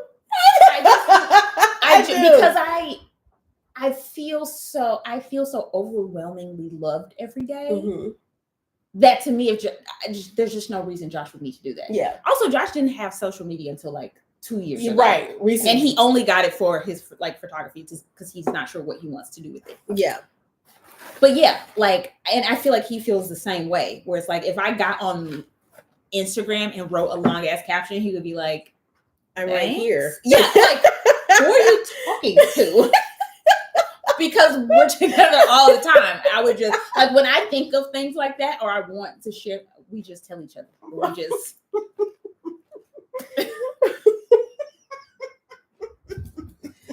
You are tickled. I am. I think Josh is so funny. When y'all were in LA, you asked why the dress you tried on was pink. He is so funny. That was a little clip I left in. Because sometimes I like to, I'm like, oh my God, that was cute. But every time, I gotta yank it right back. And that's also why, because every time I'll leave in a little clip like that, someone will be like, he's miserable. How do you know? I'm like, he's just eating. Mm-hmm. He's just sitting there. Mm-hmm. He looks so unhappy. What? Mm-hmm. Like, okay. Mm-hmm. I'm so laughing at her calling Greg and Peter. Oh, That is hilarious. mm-hmm. Because we got so damn tired of seeing Peter. It was, it was a little chuckle at first. Yeah. Like, oh, he's funny. He's in the mix. He knows Mm-hmm. what. And then we was calling him a housewife. Yeah. See? And you can't pull that back. You can't reel that back once it's already out there. We're tired of seeing Todd, and he don't even be doing that. He don't. He's the most. He asked for this. He started in the background. He didn't ask for this. Yeah. Oh yeah, that's so true. Cassie doesn't post me at all. Who's Cassie? I've talked about her before. What's her name? She's a YouTuber. Is she in Cassie the U.S.? She does luxury stuff. Yeah, she used to be in the U.K. though. Oh, okay. She has the accent. I know. What's her stage name? Cassie. Oh, okay. Did it always used to be Cassie? I think so. Oh. But she's engaged and she never shows he was her boyfriend, but her fiance now. Do you think it's weird that couples, this is me asking, that couples or people will not show their person, like they make a deliberate conscious effort to not show their partner? I think it gets odd, but I understand why. Yeah. At a certain level, I understand why. Mm-hmm. Not even at a certain level. People are cruel. Yeah. And it's depending on the type of person you are, it can cause so much tension within you. Mm-hmm. And just such worry and like, that's unnecessary. Yeah. Where it's like, I don't have to deal with this. The first time I feel like someone made a negative comment, like it is etched in my brain on YouTube about Josh, like just my relationship. And I was just like, I remember it was like 7 o'clock in the morning. I just rolled over because I knew I had posted a video the day before. And I wanted to check the comments. Mm-hmm. And that one of the comments was just so mean. Mm-hmm. And I remember my heart was racing. You know, where you just like feel hot all over. And I was livid. Mm-hmm. It's too fucking early. I'm having a heart attack. Right. And I'm just like, and now I'm just waking up pissed off. I'm just like, but I put this out there. Yeah. No, I feel like every couple of months I'm just reeling it in more and more. I'm like, no, you're just gonna get a hand. No more of that. You're not even gonna get a finger. Yeah. You're gonna get a finger. You're gonna get a shadow. I think that it can become odd or uncomfortable for a viewer when you're making the comments about, I'm not going to show them. You're not going to see them. I'm going to be like, just finish with what your thought was. We weren't asking. You were actually just making breakfast. Just make the breakfast. Yeah. Like I agree. I agree with that. Yeah. Don't make it weird. Don't make it weird. You don't want to show us the context. Yeah. Because most of the time, like I said, it wouldn't even fit. Mm-hmm. And I'm definitely not going out of my way to make content. He's never rating my outfits. Mm-hmm. He's not, like, I don't watch that kind of stuff. That's the other thing. I don't watch that kind of content. So I'm not really going to make it. Yeah. So, yeah. Mm-hmm. That was a mouthful. It was. I think we had to get that out there. You know, while we go. I don't mind to say hi to the camera because we're not going to ignore a whole adult. Exactly. Like, we'll be walking out the door and I'm like, well, they can see. Like, or like we know you're here. Yeah. This would be weird. And Joshua said, I think it starts to get weird when people start to Wizard Kelly their partner on camera. What does that mean? I don't know what it sounds funny.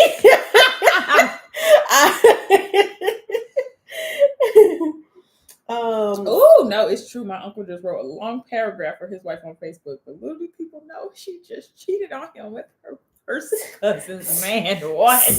It's the long captions. No, I agree. Because it's like it's overcompensation. Mhm. It's I don't know. I hate to say that though, because some people have show what love language is that? Show their love with Words of affirmation. Yeah, so that could be. Like, I feel like that's how my mom is. She Yeah. loves Yeah. getting a card and writing inside. Yeah. And Yeah. like every time this week she's gonna have a Facebook post about how amazing her trip was here and all the pictures we took and Love how everything I bought her and everything. Love so that. I get that can also be a part of people's relationships. But here's also the other part that happens as the caveat. People have gotten into fights about, well, you didn't say anything to me about my birthday, or you didn't post me. That's why and I don't then post it nobody. starts becoming a precedence. Like, because if if you're late, oh, well, you didn't post me till the afternoon, or you didn't share anything about it at all. Yeah. Or so I think it starts creating that precedence that people. And I feel like I've noticed that. And I've heard that from people about relationships they have, not even just romantic relationships. I feel like I made a very conscious decision to not post any shit like that. Like when Instagram first started. Yeah. Because it's just too much to keep up with. Yeah. And it's too much. I don't like things that take out the authenticity, the genuine love and celebration. Yeah. And like, even if I go on Instagram and I see, first of all, I'm not remembering most people's birthdays. So if I see you post a little birthday thing and I have your number, I'm going to text you. I'm going to, I might send you a voice note. I might send you some flowers. Yeah. But I'm not going to do it double. Yeah. I'm not going to be like, let me post her in my stories and tell everyone how much I did. I would just text you that. Every person I see, every person I know, if I have your phone number, I'm just going to text you. Yeah. So you just going to have to be okay with that. But I think that goes back to it too. Like, this precedence is set that I wouldn't expect you to be like, it's Akida's birthday. Blah, blah. I would never expect that because that's not already done. But then if you started it and it stopped, I'd be like, what the fuck? Where's my birthday? What? Hello, it's 11:59. Are you gonna do it today, tomorrow? Exactly. When's it coming? Don't even look. Jamie, you're hilarious. What did Jamie say? She said it's even though we had ups and downs the whole time, he's in the ups and the downs.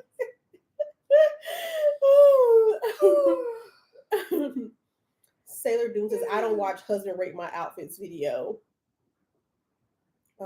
Yes, I think it's fascinating that Scout in the city never showed her husband and now he's on TV. I think that's wild. But also I totally he wasn't the content. It was her and her kids. That's just what it was. I feel like she's done like some Father's Day posts and she would just have a man turn his back. She would be hugging him and you would see the back of his head. Oh. But I can't lie, that made me curious. and I honestly, the whole time the first episode of the Housewives aired, I was like, his face is gonna be pixelated. I just know. They'll blur it up. And if you told they had the voice, and I was shocked. I felt like I needed to do this. I was like, oh my god, he's there. You also like the witness protection thing.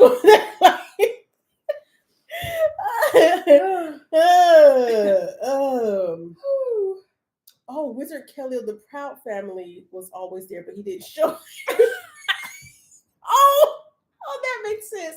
See, I felt like it was something funny about it. You knew it wasn't funny. Yeah. Oh boy, who are the Ellises? Ellises? I don't know family shit. People. Are they on YouTube or Instagram or? I feel like that sounds familiar to me. Ellises? What's one of their names? Ellises. But I don't be knowing people's last names like that. Oh, thank you. Yes, make sure you like the video, please. Lioness is coming. What? Girl, stop it. Yeah, thank you so much. Oh, do you see that thing on TikTok? It's like Hi, thank you for the rose. Yes, thank you for the yum yum yum. No. People are getting paid to act like AI. Oh, And I've so heard when about they that. get the things, they're like, "Oh, thank you for the chip. Nom, nom, nom, nom, nom. Thank you for the drink." You know, and people are making thousands. I do know that. Let's try. Oh my god, yes, please, Akida, stop. I hate that creepy trend. I have never met Aaliyah's face, but I love Aaliyah's face. Like, here's the thing. I feel like I have such good discernment. I can even tell from like watching people online. Yeah. Like, I know I would get along with her. I watched enough of her content. You know, when people just like do Q&As and they just answer in the right way, where I'm like, you got some sense up there. I love Aaliyah's face. I love her content, and she's just such a hard worker. I'm so proud of her. But I've never met her. Like, am I sure? No, yeah, I've never met her, but I met her friend. Monique.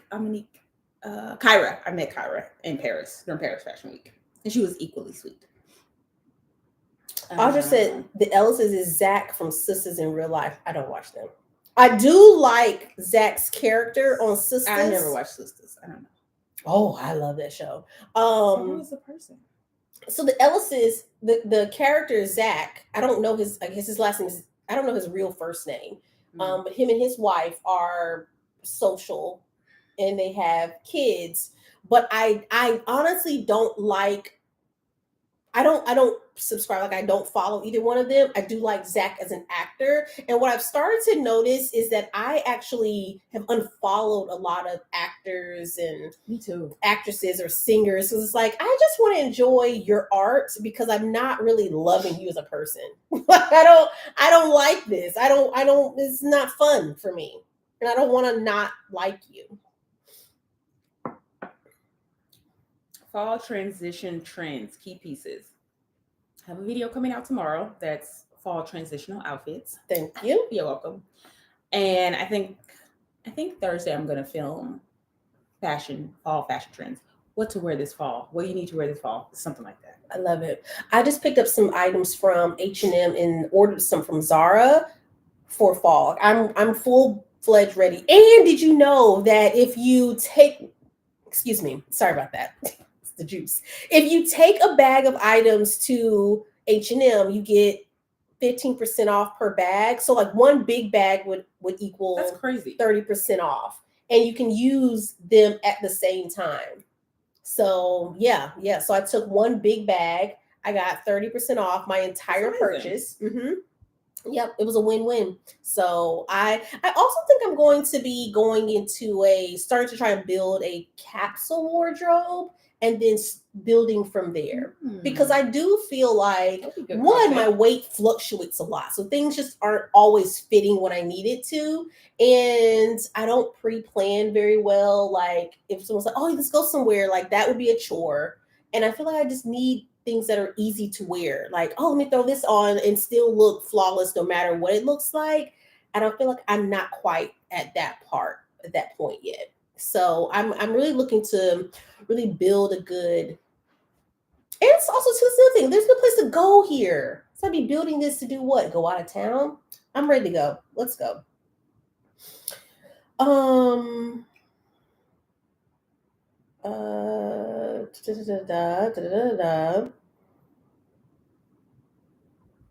Others are agreeing. They don't follow celebrities, musicians, actors, none of the above.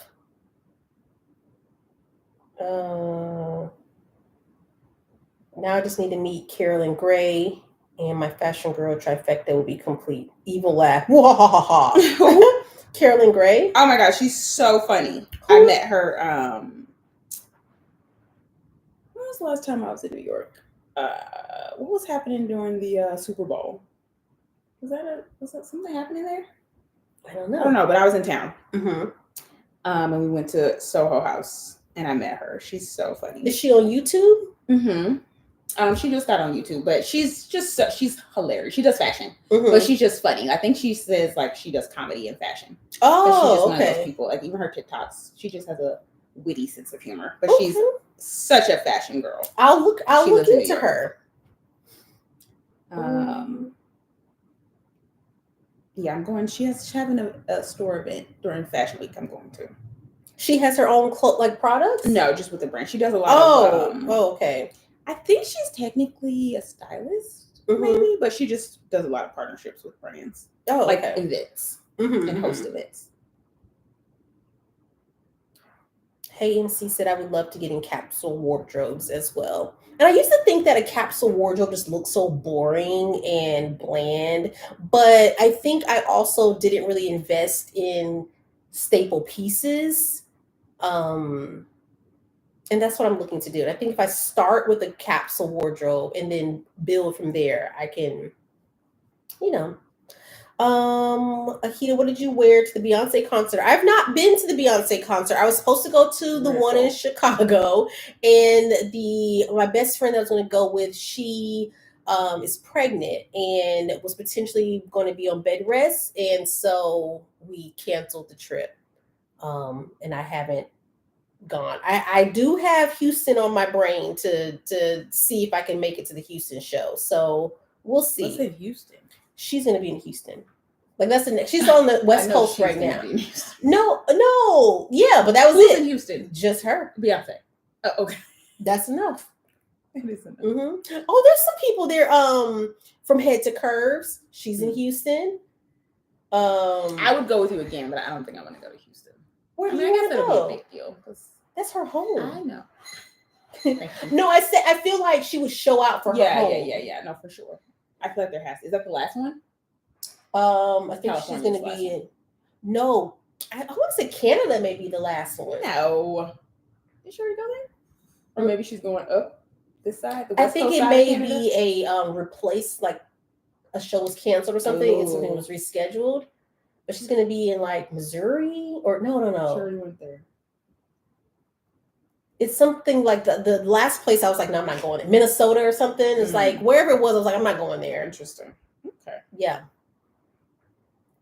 Okay. Thank you, Azure. Because I was trying to do some investigating, but where are we at? What did she say? Keep it respectful. With what? Someone's being ugly to us? Not to us, to each other. I don't know what happened. I missed it. Oh.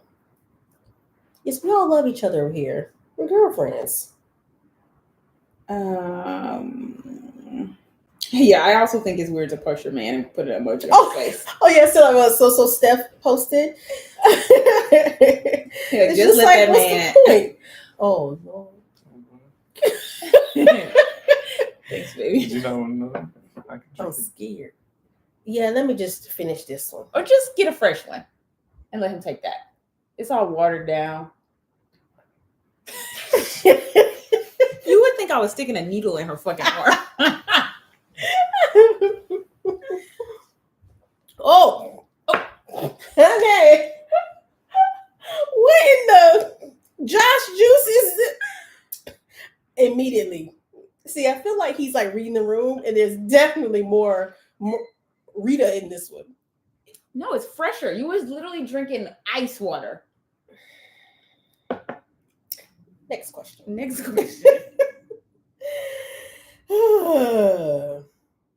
Come on to Houston.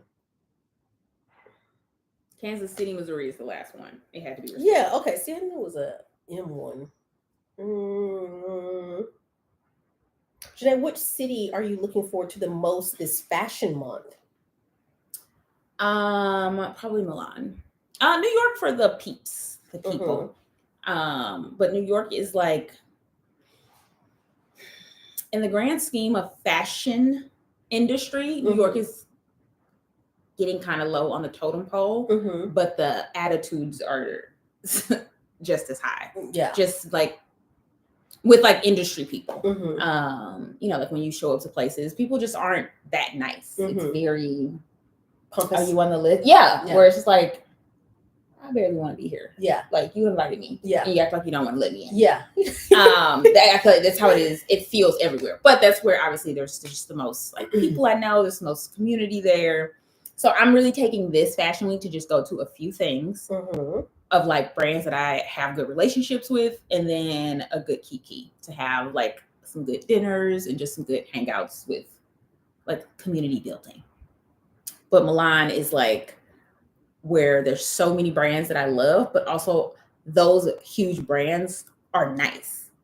You know, you go in and they're like, oh my God, thank you so much for coming. Let me show you the new collection. You know, like they don't know who the fuck I am. Yeah. But they're just like, if you're here, it's because we wanted you to be here. So we're going to treat you that way. Ah, yeah. And then Paris is just, she's rough, but we're going to be there. Okay. Do you think that it's so funny because I'm not a heavy drinker. So she makes it look like I am, but I'm a lightweight. I don't know what she is. Maybe I'm a light her weight. Yeah. Like I don't not like I like liquor. I could afford me. But you know that. Like I'm a glass of champagne, martini kind of girl. I'm not drinking strongly. And I'm drinking 2 drinks, 3 and I'm drunk. You can't even drink 1. But I feel like if I wasn't like having to be on a camera that we're keeping live. Like, what do you think you're gonna do? I have a job. You know, I can't just be unbuttoning my sleeper. What, you think you're gonna get naked? Who knows what happens? Who knows what happens after 3 drinks? You know, girls going. Who knows? They said, "Come back! I don't lost my job over here, just going." Frank said, "Drink the damn drink. You just gotta walk across the street." Oh my gosh! Josh put a tablespoon of alcohol in it. He did not in this one. He did not. He did. I know he did it.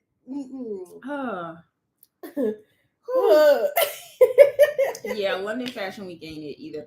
And I'm actually very interested in going to London Fashion Week, but I have been advised that it's just very hard to get into also. Like it's also not a ton of brands. It's a shorter fashion week, but they prioritize just like industry insiders, like buyers and editors. So it's like not that big and also difficult. So it's just like.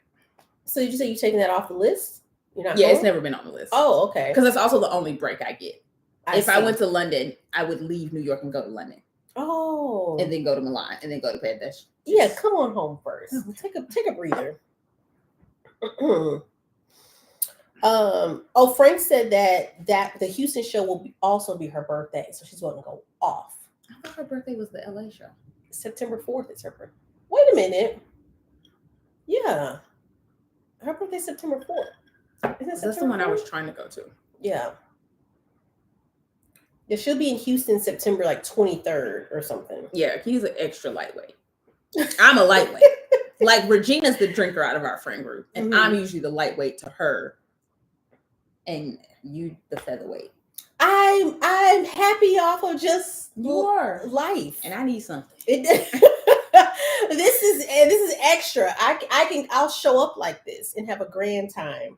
Good girlfriend's going wild.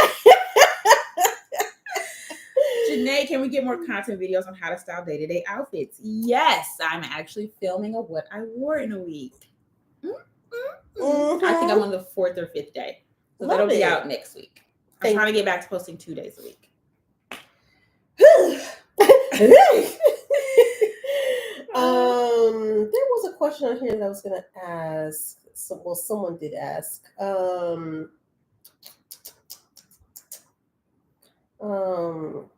Sailor Doom, I agree. Copenhagen, Milan, and Paris. I just feel like I can't not go to New York. But honestly, I'm probably just going to start going to New York for a very short period of time and literally just like to have meetings and community build, like I said. Everything Eva said, what's your thoughts about Black YouTubers not listing prices of items on their channels? I found an interesting observation when watching white luxury hauls versus Black ones. So I'm assuming then, like I never list really the price of anything, like just on the screen.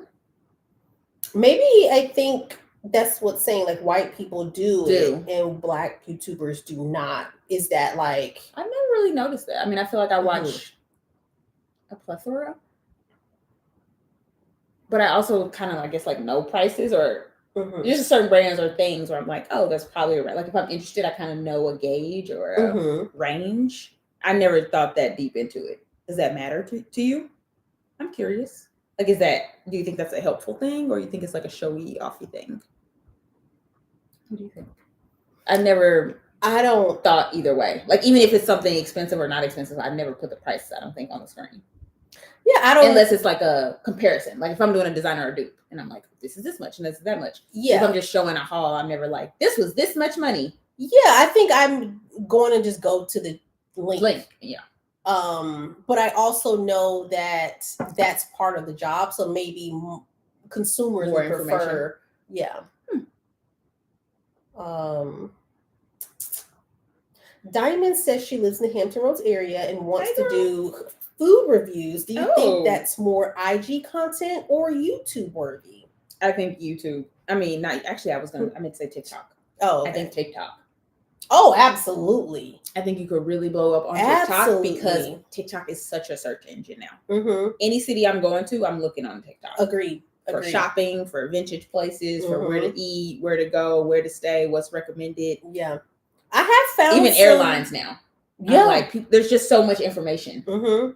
I have found more restaurants and things to try in this area based on YouTubers in this area posting. Like that's how I knew about the place we went, Tulu, that's underneath Orion's roof. I didn't know that place was down there until I saw it on TikTok. When we walked down there, I was like, "Oh, this is the place on TikTok." Wouldn't even know that place. Because it's not that hard. All you gotta the thing is, YouTube is so much effort. Where you can just get some clips, show us the menu, and do a voiceover for TikTok, and still give us the information we need. Would you date a guy who wants to split the bill on the first date?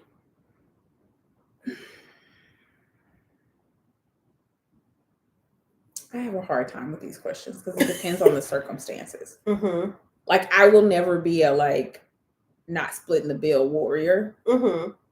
Because when I got with Josh, I was the breadwinner, so there wasn't, like I can't have that conversation because if that was the case, I wouldn't have dated someone where I made more money than them. Right. But our circumstances, it just made sense. I was older than him and further along in my career, so so I don't know. It just depends on what the circumstances are. Why are we splitting the bills? Is something we already talked about? Like, did we get further enough in the conversation? Is this a surprise? It just depends. What are your thoughts? It's not ideal, especially if they're older than me. Is it a principal thing? Why is this happening? I need more. Yeah. I would think on a first date, I would not be splitting a bill because a first date gonna get worse. I don't think the first date also needs to be something out of someone's budget. Yeah. A first date can really be more of the effort of hey, there's this free music festival, want to meet up there. Thought process? Yeah. Because the thought and initiative is those are the breadcrumbs of what this person's exactly. So that's where I would but I would not go with things men can do, but it requires effort. It doesn't even require money. If you pick me up on a date where I met you somewhere and we went to a park and you had a picnic packed, right? That cost you $20. Yeah. Because I would be like, wow. I would have been like, oh my God. It's the thought is so sweet. You bought a fucking $10 bottle of wine, but you have it there with cups and fruit and a little dessert. And you heard me mention that I like lilies and you it's that doesn't have, they don't list $200 date. It's the listening part.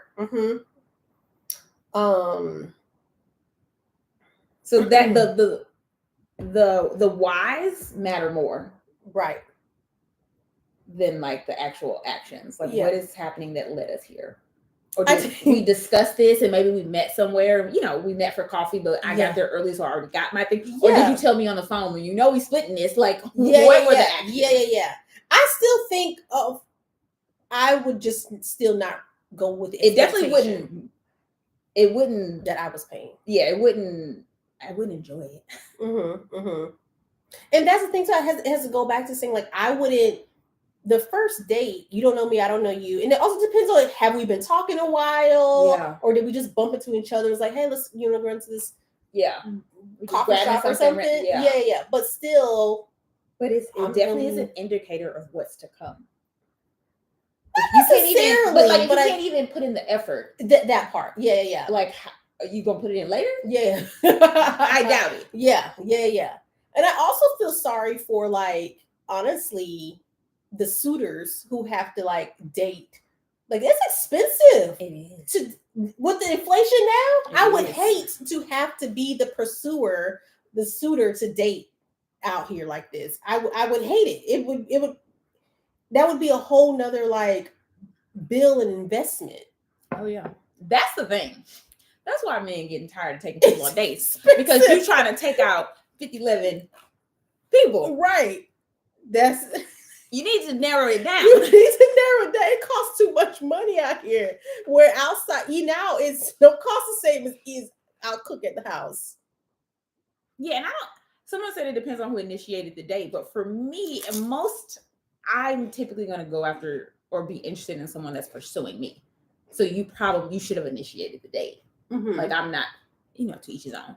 But I'm not typically going to go up to a man and be like, hey, let me take you out. Mm-hmm. Mm-hmm. Even though you have that masculine energy. Even though.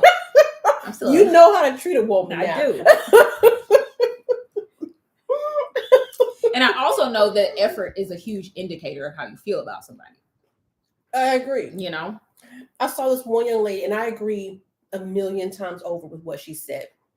She said that she was going through, the guy asked her on a date and was like, hey, I want to take you out for some coffee for, our first date, what do you think or something like that? Oh, I just saw that TikTok. Yeah. It was so good. Yeah. I'm going to read that. Yeah. I literally was just read it verbatim because I know I liked it. Uh-huh.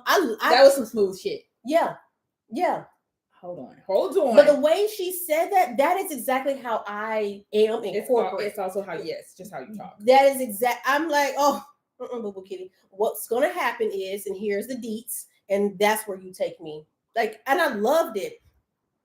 That's different than how I was when I was 20 and I was dating. However, now, almost 40-year-old Akida,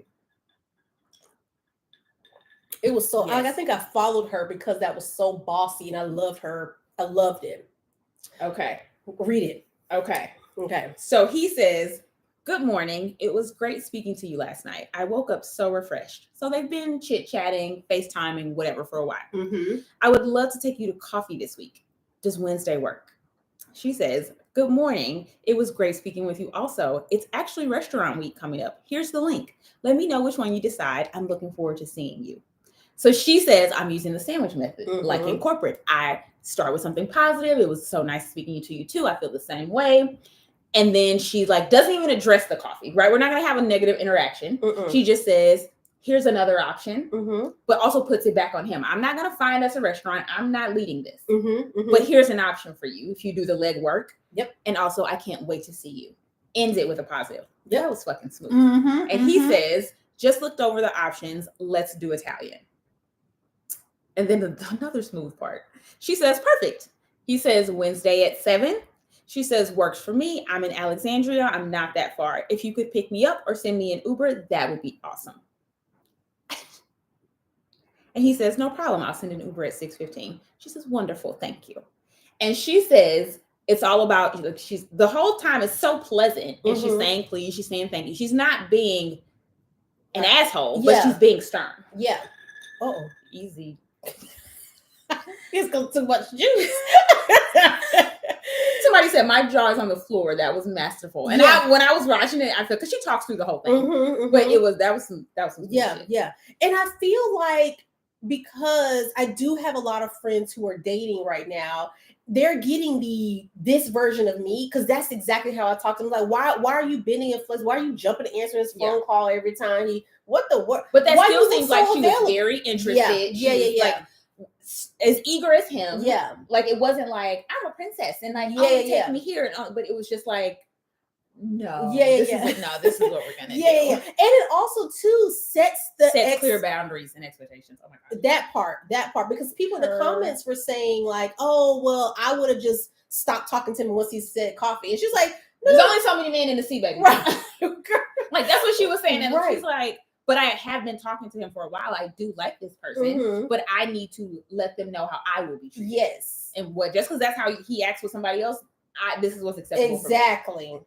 And I because she also too, how do I put this? Oh, I'll type her name in the chat. That's right. Yeah. And also what I have noticed, and this is not weird, I'm just gonna go with my friends that I've interacted with, is that they are really looking to build, they're dating for marriage. That's their purpose. And so with that being said, they can still have that, I want to be very available, and accommodating, I want to, give him a good impression. I'm like, no, boo kitty. Like Laura said, because she's clearly already doing that. This man woke up refreshed and rejuvenated from that call, honey. He was refreshed. Like I've never heard a man say, I woke up this morning feeling so good and refreshed. Yeah. What? Yeah. So I do think again, it's resetting. I love to hang out, but this is how we're gonna do it. And now he knows moving forward, you need to give me a car, or you pick me up, or you schedule things, and that's it. If she would have just said, yeah, take me to coffee, he's rewarded for that minimal effort.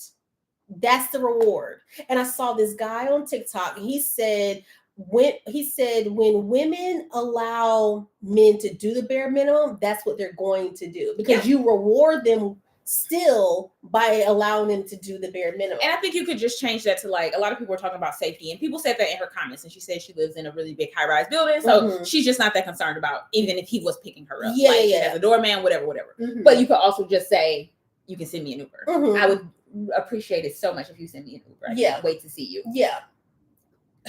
Flawless. That's it. Flawless.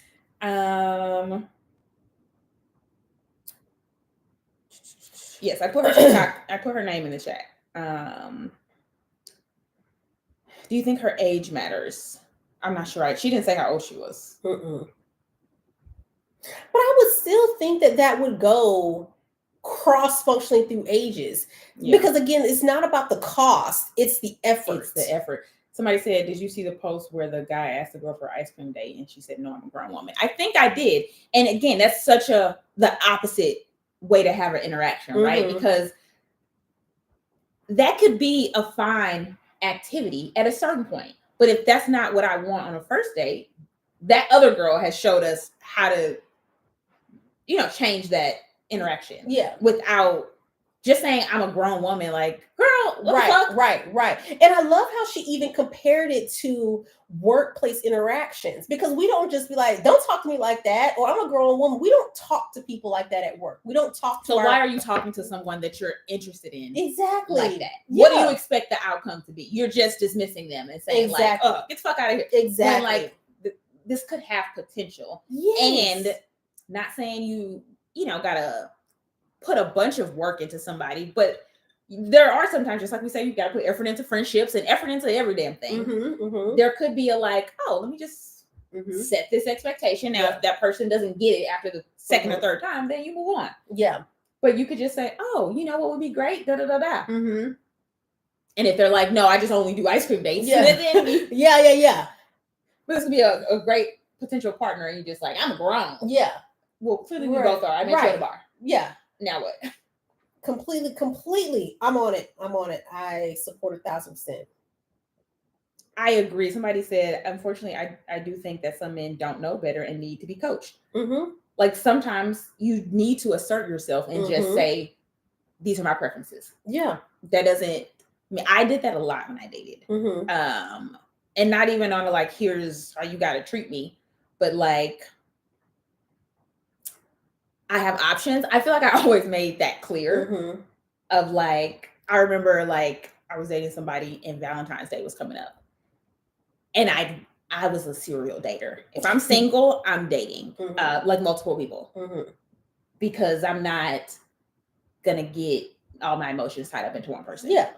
And I remember people were asking me, And I feel like at this point my roster was like down to like 3 or 4 people, Mhm. but only 2 I really liked. Yeah.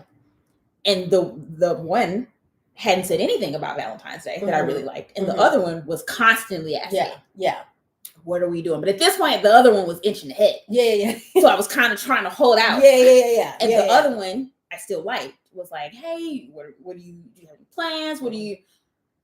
And I'm like, oh, let me get back. Yeah. So like one night I was with the other one and we had dinner. And I was like, hey, did you want to do anything for Valentine's Day? Like, no pressure. I don't want you to think like we have to. Mind you, the whole time we were like at this dinner, my phone was just blowing up. And you know, you keep it down like that. So I kept being like, So I feel like, you know, the vibe in the air was like, it's just, you better get with it. So then I came out with that and I was like, hey, did you want to do anything for Valentine's Day? Like, no pressure if you don't. I just, I remember saying, I just really need to know. Yeah.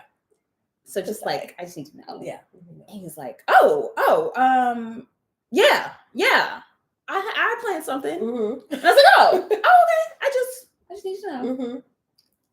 I just needed to know. But that is, but that was, I wasn't letting it drag. And then at a certain point in that relationship, I remember being like, you know, I really can't just come over here every day. Yeah. Like, I'm really tired of waiting outside. Like, you want to give me a key? Yeah. I mean, it's cool if you don't, but I just can't be coming over here like every day. It's just getting a bit inconvenient. He's like, oh yeah. But that's the energy that she was giving. Like, but you weren't like being. I'm not gonna badger about it. Yeah. I'm just letting you know. And then I remember being like, I can't just like spend a night multiple times. So like, do you want me to move in? Yeah.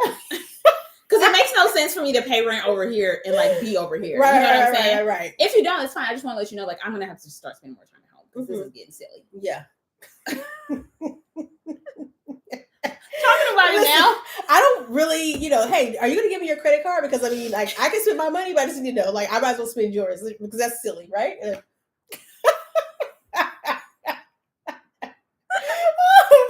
I mean, why should we live in an apartment when we could just buy a house? I mean, why don't you give me a social security number? We can just go ahead and do this now. I mean, if you don't, it's fine. It's just silly, but okay. How much more? Listen. I remember being like, I cannot just be waiting outside for you to come open the door for me. This is getting crazy. Really?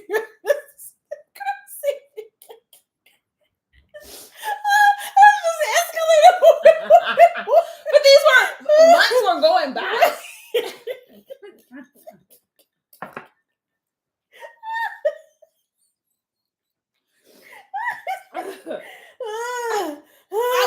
Because I was also at the point where like I feel like this was at my like master level of dating. Right. And I had like I had good options. Right. Which is why I'm so passionate about people dating and having a roster. Not people that are just like fuck boys and just like wasting your time. Yeah. But seriously getting to know people and taking the time. And then you're gonna naturally come up with 2 or 3 people where you're like, I could be in a relationship with all 3 of these people. Right. Like I would be happy, you know, and you find other things that's like, okay, I prefer that one. But these are 3 cool dudes. Yeah. And so I was kind of at that point where I'm like, listen, brother. But I feel like it just oozed out of me. Yeah. Where there was no like desperation or like, I would really love a key. Yeah. I was kind of like, I mean, yeah, I can take it or leave it. And I know this other young lady was saying like she gives this unbotheredness. That's the part. And that's something you almost can't fake. Yeah. I exuded that because I was unbothered. Like if he didn't answer the phone, I would just call the other guy. Yeah. And if he didn't answer the phone, if I was faking it, I would have been bothered. Yeah. If he didn't have any plans for Valentine's Day, I would have been bothered. Yeah. Because now I'm not doing anything. Where I was just like, the whole delivery was just like, I just really need to know. You know, no sweat off my back, baby. Which is why, like you said, dating, it needs to be dating versus like, oh my God, this person seems amazing. Let's just go ahead and go for it. Because now you're invested in this person doing your all. And then that's when you start settling. Yeah. And committing to somebody that ain't even committed to. I saw a TikTok about that and I was like, yes. Like, how are you committed to somebody that's not even in a committed relationship? Whew. Joshua, I'm gonna kick your ass out of here. Was this the high-speed chase again? No, that's when I was 19, okay? We're talking about when I was like in my late 20s. I was like 26 when I was in my peak dating. Oh my gosh. Woo. Oh, I'm gonna do a TikTok about that, I think. You absolutely should. That's gonna be one of my story time. Add it to the series. Oh, this is so unbelievable. Now, do you, and Audra said this, something about you shouldn't date if you can't afford to. I think she said something along those lines. Do you agree or disagree? What? Do you think that you shouldn't date if you can't afford to?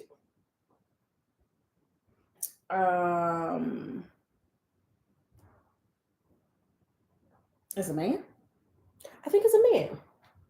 Yeah, I do, because I feel like women are taking on a lot of responsibility of like, I need to get myself together. I need to do the internal work when they're not ready, right? When they're not their best, and like, I need to go to therapy. I feel like we're trying to do all these things to make sure when we're on the market, we can be our best. We can, make sure we put our best foot forward and do all these things. And men aren't really doing that part. Yeah. But they're also, right, comes the frustration of like, I'm trying to stretch my money to go on 15 dates. Right. So then there are 15 shitty dates. Yeah. When it's like, you're not doing any of the legwork. Yeah.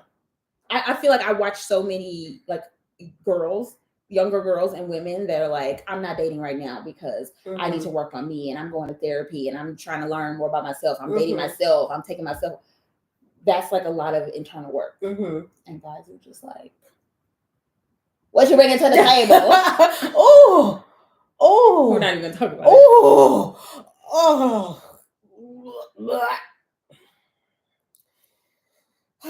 So we're not even gonna talk about that. That man could have had you on cops. Listen, I barely made it out alive. I'm telling you, my life could have been very different. Whew. That's a good St. Louis story.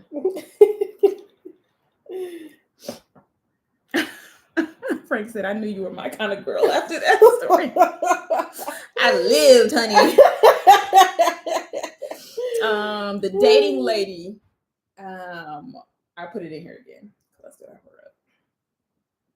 up. Woo, that was crazy. Yes. Crystal said you need to have a dating masterclass. But having a roster was a lot of effort. Like the time I'm talking about, I feel like I really got it down. But to like get to that place, I was just dating. Because this came from a heartbreak where I was just like, never again. I'm not putting my all into another motherfucker. So then I just went wild. Where I was like, I'm having a date for every fucking meal. Right. Like, oh, you free? I gotta eat lunch. Yeah. I gotta eat dinner. I'll have a late dinner. We can go to the casino. I have a drink. I like dessert. I want some cheesecake. And that was exhausting. Where I'm like, I can't even remember the lie I told you. I don't know. Why did I tell you I didn't answer the phone last night? What did I say I was? Yeah. So it's a fine line. Yeah. And I feel like I'm like, oh, I was so busy last night. I thought you said you was here. Oh, yeah. I don't feel like I would be successful in that. As I encourage women to do that, I don't feel like I would be successful. It's a fine line. So and I think that there will be a line where I would. It wouldn't be so fun because I'd be at the point like, you know what? Fuck it. Like I just can't. Thank you, Jamie, very much. Thank you, Jamie, for the $2. Num. Thank you, Jamie. But no, I do appreciate that, Jamie. Thank you so much. Yes, I used to have it was a fun time. Yeah. But again, that's why I say having the tight roster and being intentional was amazing, because when I was trying to keep up, it was also like people like, I wouldn't date you in a million years. Like this will never be there's in no world will this turn into something. Yeah. But like, I just want to go out. I want to get dressed. And that's not right. Yeah. I feel like that was like 22, 23. I was just like, yeah. But I would be out with people like, you really think this is gonna be something? You really think this is gonna be something? And that's not right.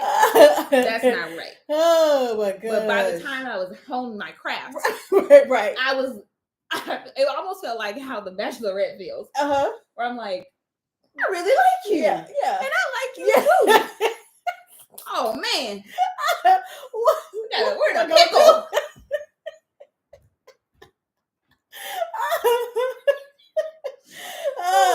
Oh my gosh. Woo, have mercy on me now. Yeah, so the quality, all women should date like the Bachelorette. I absolutely agree. Just like, make sure you like them. Like them. But I was just like, but see, you also were clear on at that time, like you weren't looking to lock people down and marry. Like, So there was never any conversations around like, you know, those, what are you looking for? What are you doing? I just got out of a relationship. I'm just dating. But when it was like down to 3 people, this is many years later. So this is like 26, 27. Those were actual conversations of like, I'm looking for a man. But also I don't have no time to be wasting. So don't play with me. What we doing for Valentine's Day? Yeah, brother? Brother? Let me know. Nothing? Okay. Funny times.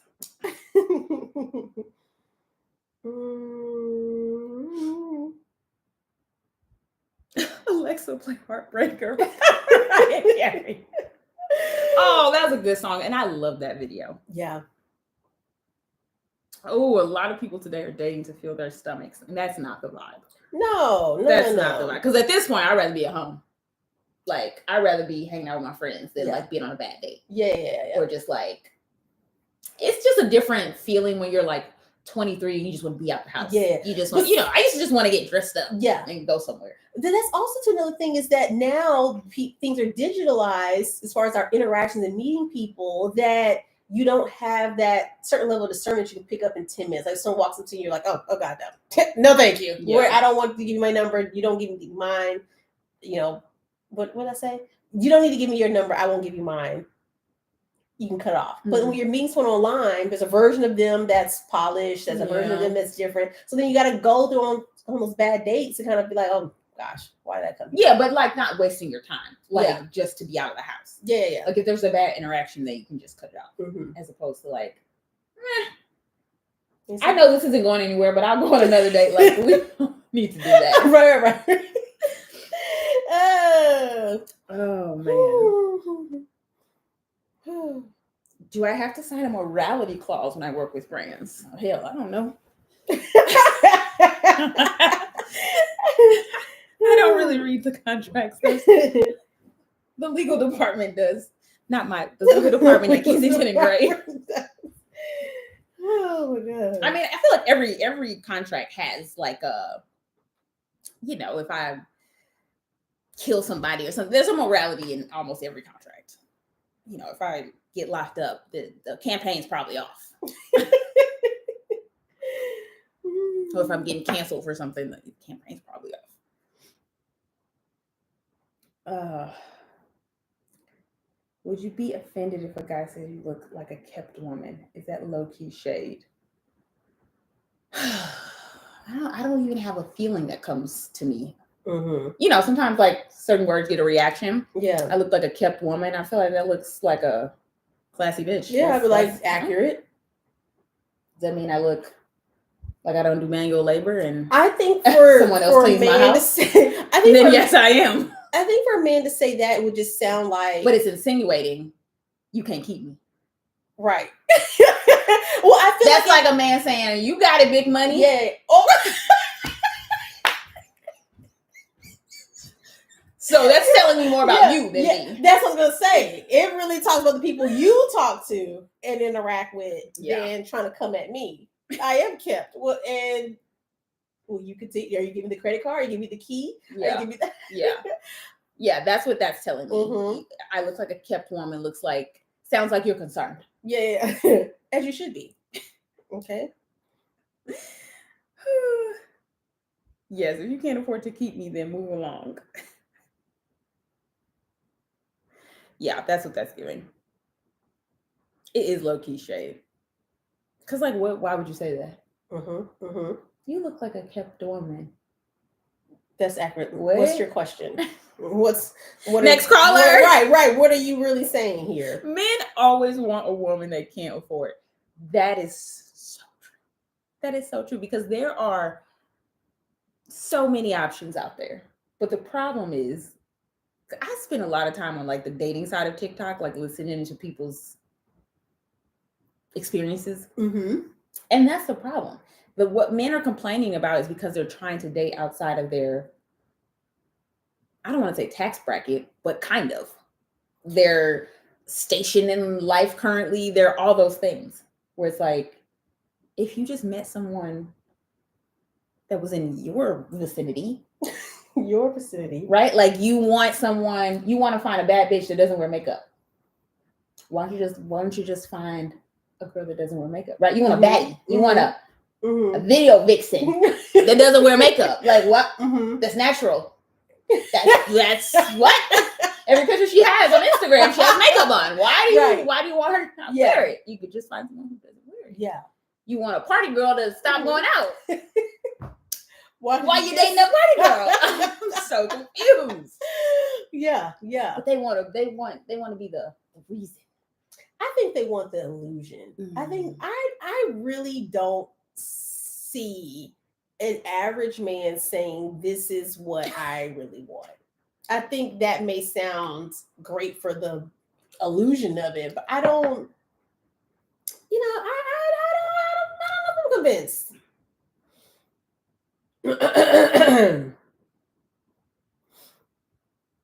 How do you know when a friendship is just done or run its course?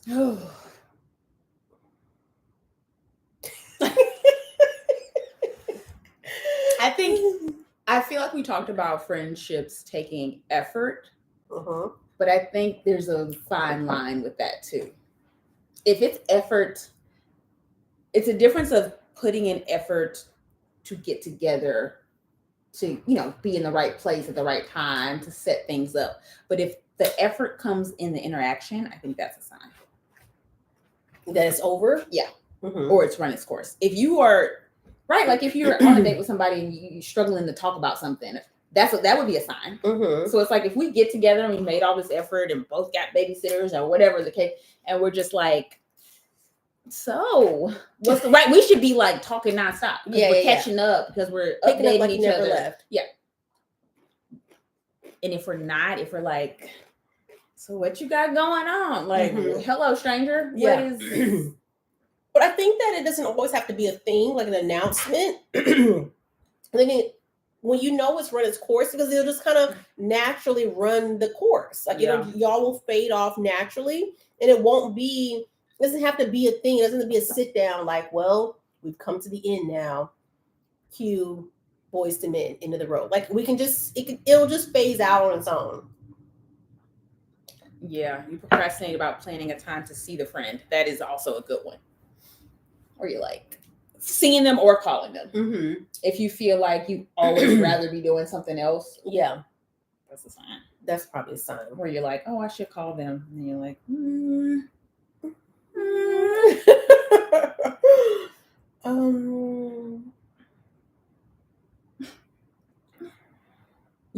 you don't give a damn. Here was the question I got. What do we feel about Kiki's ex shaming her at I don't know if it's her ex.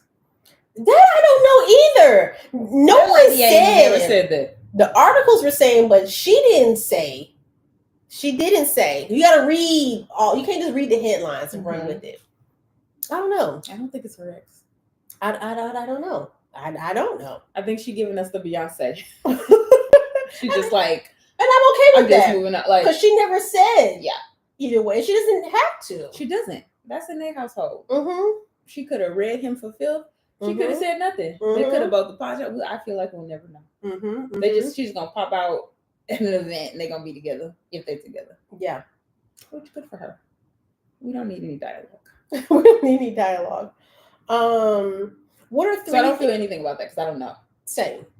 I mean, he looked and sounded crazy, but I feel like that's obvious.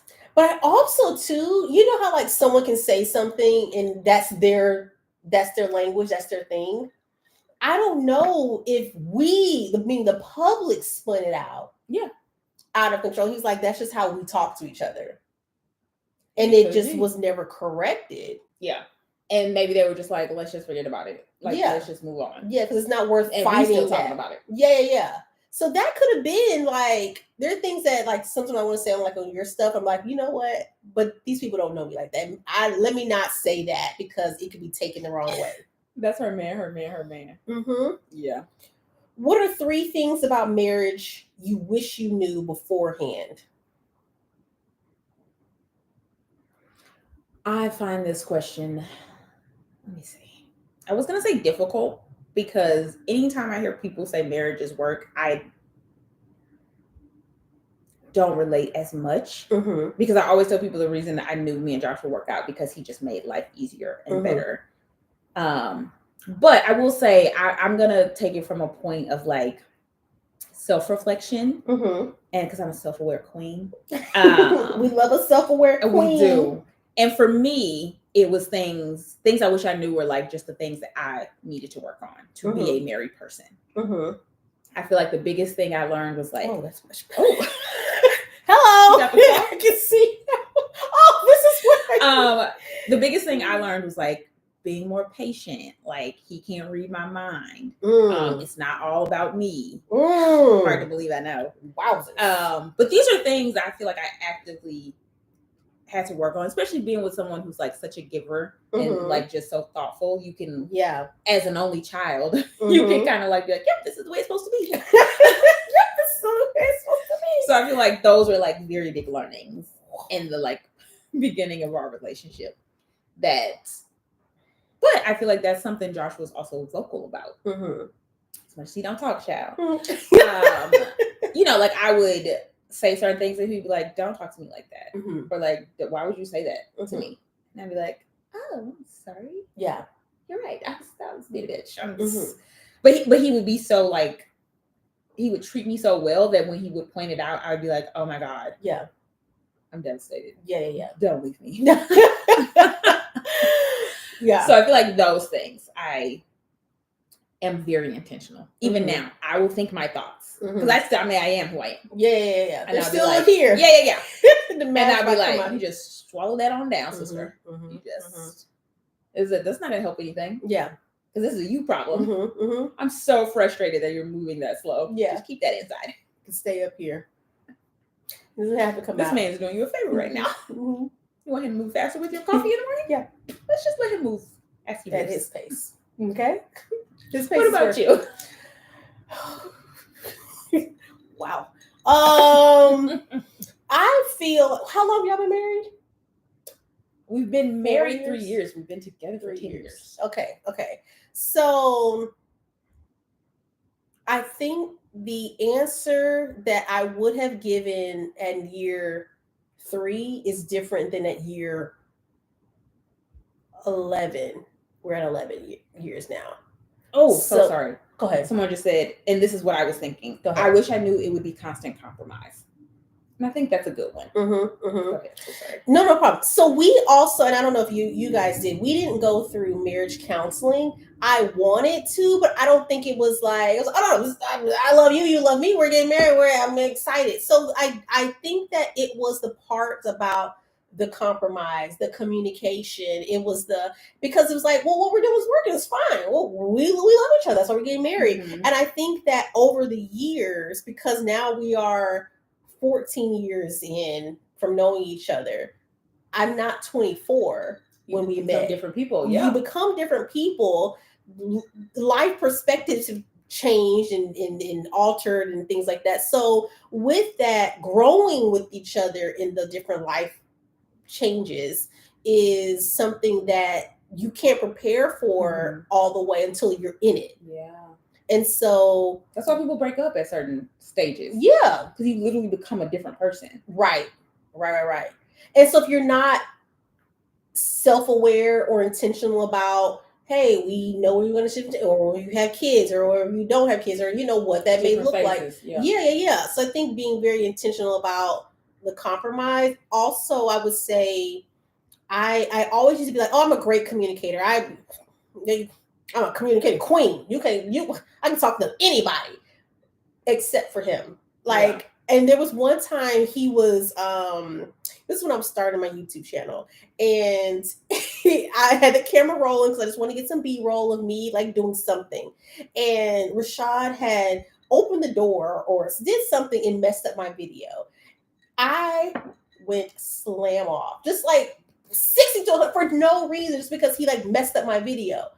Inside, I was frustrated because I was new to editing. I didn't know, I knew that shit, this was now going to make more work for me because of this inconvenience that he did. Open the door. He opened that door, I lost it. You were trying to ruin all my hopes and dreams. I lost it. And he was like, you sound crazy. Why are you speaking to me? He's like, it's an accident, it's a mistake. Can't you? And he's trying to like fix this. He's going like, well, can't you just refilm it? I'll close the door back, or can you? And I'm just like, no, it's just the word. I was sounded nuts. I went to go play the video back. I look nuts. I sounded crazy. I was like, what is wrong with me? I would never talk to anybody this way. I was like, why would I do this to him? All he did was open the door. I lost it. So I really have learned through therapy is, I'm more proactive about the things that are like, if I don't feel like being touched, like, hey, honey, I had a long day. I don't think I really just talking. I may not want to talk today, or I'm kind of I'm very vocal. Yeah, is really important, and like having the comfortability to just be able to say the stuff. Yeah. So that we can you don't have to think your thoughts, right? And you don't have to be in your head about stuff. Like, whenever you feel in a certain way, you can just be like, you know what, I'm X, Y, and Z. Yeah. Instead of me just feeling a way inside, overthinking things, and then being set off. Yeah. Like literally the other day, as soon as he opened his eyes, I was like, I woke up on the wrong side of it. I'm just going to I can feel it all of this Monday. Was this? Wow. And I could just feel it. I don't have an answer. I don't have a rhyme or reason. Yeah. But just know. Yeah. That came on my period. So that was why. Yeah. But I woke up and I was just like, were you really? Yeah. Okay. But I was like, already. Yeah. I know it's been 5 seconds. Yeah. Welcome. But good morning. That is healthy. That is good. And that's something that I was not used to doing. Like I was in any relationship as being like, you just try to fake it. Yeah, or I would push through. Yeah. I would correct myself versus being like, why don't I just let him know like I'm in a mood today, I'm in a funk, or I don't want to be, or actually I just want to be held and I don't want to talk. Yeah, like communicating that proactively was like, it's been changing, and we also are much more vulnerable with each other about our feelings that we weren't before. Like, instead of carrying the weight of something on our own shoulders, we're like, we just share. We're like, I'm so embarrassed. Yeah. In the beginning, you just want to be, I don't know. Yeah. The best version of yourself, I guess. Yeah. And you just want I'm just like the best wife. Yeah. You're the best husband. And just like, sometimes you're just like, I'm in a funky ass mood. Yeah. Sorry. Josh would be like, okay, bye. Yeah. And I also know you also learn about each other. So I know Josh doesn't get upset often, but if he gets upset, he is not gonna just shake it off. He just don't. He's a Cancer. He's emotional. When he gets emotional, like he can't just. He's not like a switch. Like I can be like, I'm not mad anymore. Come play with me. He'll be looking at me like, I'm ready for a hug. Like, I'm sorry I yelled. I'm gonna be mad all day. I didn't mean yell at you. That's crazy. So now I can be like, if we get irritated about something, I know it's just gonna take him a little longer. It doesn't mean he hates me. Yeah. But I'm just like, you brought him up here. Well, that simmer back down. Yeah, I'm like, you still. Yeah. Well, just come get me when you're ready. I would always say, like, if he's upset about something, Rashad also likes to get to the root of it. Let's go back to see how we get here. I'm like, but we're here right now. Like, why do we need to figure out the why when we can just discuss where we're at here? He's like, no. I don't know where you're from. That's not how this works. So we had to also understanding, like, my way is not, and his way is not the only right way. Like, oh, that's such a big thing. Yeah, it's not doing it my way is not the only way. No, it's not. It's not. It may be the most efficient. It's damn sure. But that doesn't mean that's how we have to do it. It doesn't mean if we get to the same. And I just have to think about thoughts. Because I'm a thinker. Yeah. Every step of the way. Yeah. I'm like, Yeah. Why? What were you thinking that you would do it like that? Everything don't have to be said. It doesn't have to be. You can just. But some people just like to be right. Right. That's a bad place to be. That's a very bad place to be. Because the goal is not to just be right. Right. So now I just want to let you know you won. Right. What do we get now? You don't get shit. Yeah. Now I'm just resenting you because you're just sitting here taking tally of who's right and who's wrong. I'm a Cancer too. It's best to leave me alone, and I'll come back when I'm over it. I've learned that. Here's also something else that I've learned more with communicating with people is instead of like, and I also think it's come more with interacting with you, is because instead of like signs, I think I've learned more about you based off your birth order. Like you're an only child. I'm a oldest daughter. So the way I am is in a very look out for my sister, look out for my friends, like, which is why my friends I hold so dear. I'm like, oh, I got your back. I'm your sister. I'm very quick to take you in as my sis. And you're like some of the things that we've learned about each other is like, oh, I'm only child. This is how I expect things to be this way. I'm like, well, how would you if I have caring for you? She's like, why won't you let me pick you up from the airport? I have to take care of you. I have to make sure you're safe. What? You're like, I just walk by myself. I just do, you're like that kid is like, I don't need you to hold my hand. I've got it. Which I think is coming from more like, not because I'm a Scorpio. I think it's the birth order is where, and the same thing with Rashad. I've learned more like his role as second older brother. His role is the way he is comes from that, not because he's because he's a Libra. I think he's a Libra. Whatever his sign is, whatever that sign is, I think it has more to do with like his environment. Definitely, I feel like that plays a huge part in how the most stuff I learned from you is strictly from your birth order, not because you're a Sagittarius.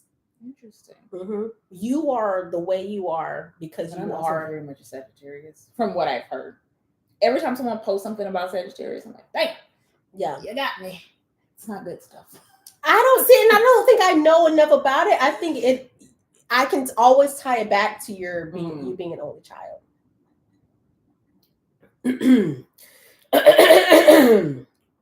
Excuse me. It's the juice. You want some water?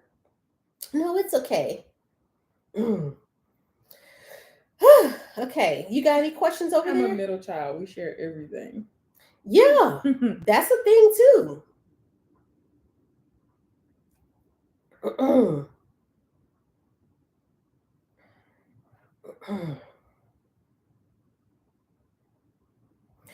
Jay said, I'm an older sister and everyone is not my sister. There are some limitations. I'm an introvert. Get somebody else to do it. Now, here's what I'll say. Here's what I'll say, Jay, to clarify that. No, I don't take everyone. I know I said it kind of loosely, but like my close friends, which is not 20 plus people, but my close friends, I do love them like a sister. Like I'm going to do and care for you and treat you, your feelings, how I show up for you very similarly. If I don't treat you that way, you're not my best friend. You're more of a colleague or an acquaintance. And that's fine for you to be in that group too and still be cool. I'm still cool with you without you being but some people. But you take the lead on a lot of things. I feel like as an older sister. Like planning things. Like you like to corral people. Yeah. Like, oh yeah, I'll figure it out. I'll find the yeah.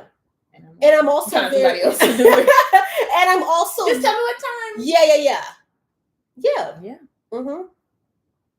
Waiting for a Cancer to talk is painful when you're a Taurus and want to talk right now. And I feel like that's how I used to be. So that was like a learning of like, just because I feel like it don't mean it's gonna happen. Like, I want to get to the bottom of it now so I can sleep good.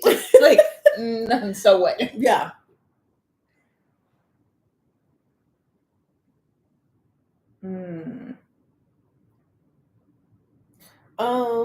I don't know who this applies to. So how do you get past the mean girl impression? Then when people get to know you, they see you're truly genuine good people. I feel like this has been my whole life. I don't think that applies. Yeah, and I think it's because I've always been. Well, I feel like I was always new somewhere. Like I transferred schools and like high school, but even like new jobs, I feel like that was always a conversation that was had. Like, oh, I thought you were gonna be mean, but you're so cool. Like I didn't do that, but walk in and sit down in my seat. Yeah, but it's because I was quiet and cute. Yeah, that's just not acceptable. Do you think you've done anything like have a nice outfit on, but then like you're not super outgoing? So it's like, she thinks she all that. That was always a thing. Do you think that there was something you did to make yourself more approachable? I was just always the same. I was just always friendly. Like I'm not outgoing, but I would talk to anyone. Yeah. So like I would always talk to. I had all kind of friends at school, even in high school. Like I had nerdy white kids that was my friends. Like the popular people were my friends. Like if I had class with you and we sat close to each other in proximity, I was gonna chit chat. Yeah. So I feel like that was like, oh, you're so cool. Thanks. But even at jobs, I remember like I worked in a call center. And again, if you were in my proximity, eventually I'd be like, oh my God, like your shoes. I'd be like, oh, you're so cool. Like I thought you were gonna be stuck up. I don't know how you thought that. We just met. I've been here for a week. Yeah. Just been sitting at my cubicle. I feel like that I can understand because my mom said that she would get that. Like she was always the cute little like person. I didn't get that. But I feel like you just light up a room. But because I also am not outgoing. If I came into a room, I'm like, oh my God, everybody's looking at me. Like I'm thinking my thoughts. Yeah. But that can just read. Like you can think your thoughts if you look disheveled. Yeah. But if you're like kind of put together, but you're like, oh my God, I'm overthinking everything. Oh my God, everybody's staring at me. I'm like, I'm walking to my seat, trying not to trip. Right. That's what I'm thinking in my head. And people are like, oh, she thinks she all that. Yeah. Just trying not to follow. I promise I'm not. But I'm asking as an adult, have you felt like you've done something more to make yourself more approachable to others? Or has this No, I feel like I do the same thing. But I just I take every interaction as like a very important first impression. Okay. I feel like that's just how I move. I feel like I try to be very aware of like, this is an important interaction. Like, I don't think anyone will ever meet me and be like, she was rude. Unless it's like, I feel like the only time I've been like, please, I hope I see no one is like, I just came back from Paris and it's 7 a.m. And I'm like, God, please, I don't got it in me right now. Yeah. I'd be like, hello, Lux. God damn it. But most of the time I'm like, this is a huge privilege. Like, I'm so honored that you would even, because if I see somebody that's, I kind of know, I'm like, like, even if I see a celebrity, I'm not like, oh my God, can I take a picture? So I feel very honored if someone thinks that highly of me to stop and say hi. Like, oh my God, thank you so much. You're so nice. Like, because who the fuck am I? Like, girl. So I think that maybe. I would say if this was the perception that you were giving off, and here's what I'll say, because there were comments made when you and I started doing the Good Girlfriends, and people started to actually see you virtually. Because again, people didn't have access to you. You weren't going out and things. It was you. That's how I met you online. You weren't doing a lot of talking, if at all. I don't think you did talk. And yeah, I didn't even talk on stories. Right. So you weren't even, so it was harder for people to get to know you because you also were quieter or just didn't talk. And so it's easy to make your own perception of who you are. But I think that it did help your audience see. Cause I was telling you, oh my God, you're so funny. You're so funny. Like, I would say to you all the time, like, the people need to see how funny you are. And now they're seeing it, which I think, you know, with the interactions with the good girlfriends, I think is when they were like, oh my God, yeah, you're hilarious. I feel like that's why I like going live so much now. Yeah. Because I can only really show my personality in natural settings. Yeah. Like, I'm not going to perform either for people because it's not naturally how I am. Yeah. Right. Or like some people walk in and light up a room. I feel like that's how you are. Or you just like, I don't know, you just look very approachable. I'm always going to be in my head. Yeah. So I can only let loose when I'm letting loose. Yeah. I can't be like, look alive. You know, I just. Yeah. And also, too, I will say, like, this was something I noticed the other day. Is like you were walking and I was walking behind you. I even have like a little bounce to my walk where you walk like somebody. And I was behind you like. Like a cartoon character. And you were just gliding down the little with your flip-flops on. Somebody said something, and I'm gonna have to agree. I don't think it's mean. I think it's St. Louis. It's a coolness that people don't understand, and I don't say that as like to my own horn. Right. But this is something that X used to tell me all the time. Is that I thought I was so fucking cool, and I literally never thought that thought. But it was just like I remember we were like out to dinner, and I was probably sitting like this, drinking my drink. And just like, you know, just looking around. We were outside somewhere, you know, it's in DC, just like people watching. And he's like, he looked at me and said, you just think you're so fucking cool. I was like, what the fuck I do? But I must have looked cool. Yeah. And I'm doing the same shit you're doing. Yeah. I'm seeing you sitting. But that was such a lot. I mean, it was like one moment in that relationship. Because I was like, you got a problem. So why would you say that to me? You just think you so fucking cool, don't you? And I was like, you look like I guess. Woman. Funny, so not the walks. I'm like Akida, but I wish I was more low key. Oh man, it's so. I feel like that's why I also am an overthinker. Because I move and act like the world is my stage, but I'm also thinking, everyone is staring at me, which only adds pressure. Yeah, it's not a good thing. That's insanity. Yeah, and I'm like, so I'm putting the pressure on myself. You really are, and you're just like, yeah. If I happen to dress, I'm like, let me do a twirl. If I dress, just because I like this dress, like you're like, I don't want this dress to move. I don't want, everything's, But I meant to tell you that the other day. But where was this? This one went on the boat, and I was right behind you, and I was like, oh, so I was like wanting to like touch you. It's like you just seem so uncomfortable walking, and I was like, oh, it's so exciting to get on the boat. And you were just, because you even had your head like this. And walking down to the boat, and I with my purse, I'm like, let's go to this boat. Because it's such a weird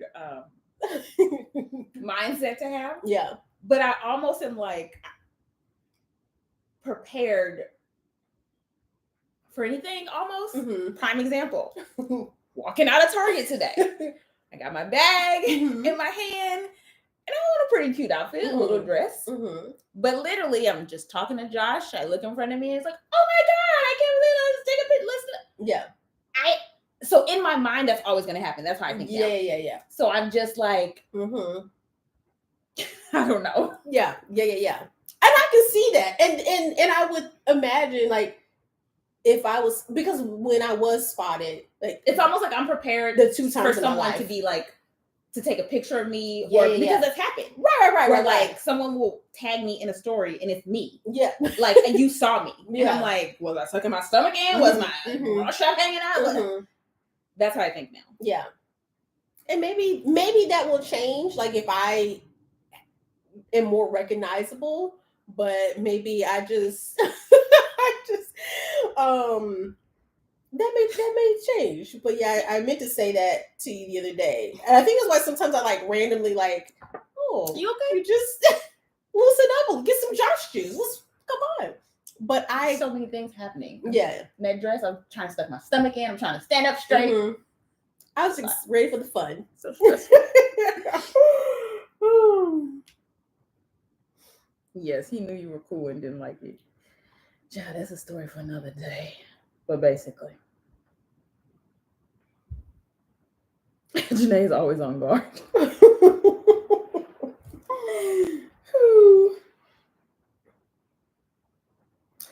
Tamika said, I'm the oldest sis by 15 years. I have to stop myself from being preachy and motherly. I'm also a Gemini. I change my mind a lot. Drives Pete's crazy. Oh, that's a lot, girl. Mm-hmm.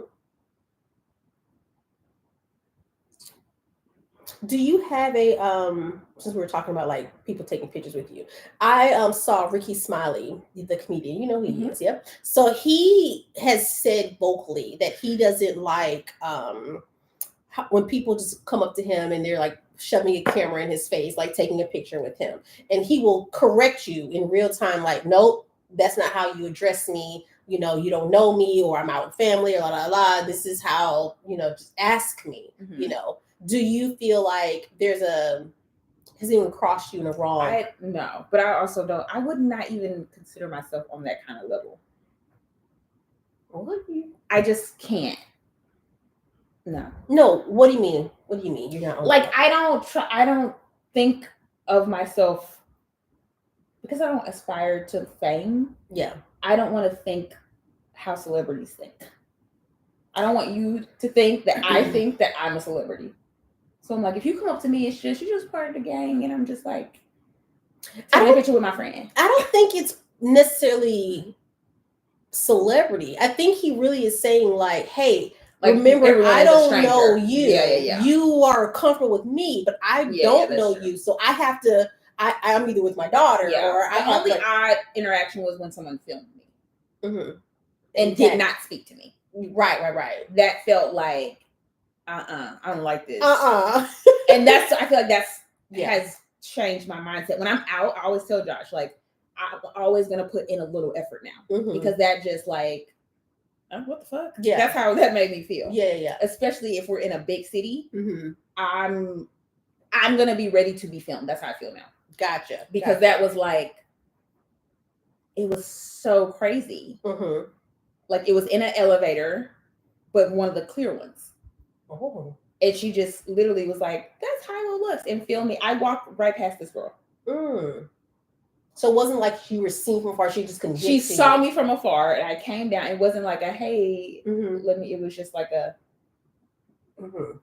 And I'm like, I could have been fucking picking my nose. I could have been just like that. Was just like, oh my god. Mm-hmm. Okay, I need to always be on guard. I'm in public. Someone's watching me. Yeah. Oh, we can discuss this really quick. I feel like we haven't discussed it on here. The name change. Yeah. Go ahead. There's still people that are like, what happened to how it was? Yeah, go ahead. Let's talk through this. It's just business. I really don't even think about it that much because it's my name.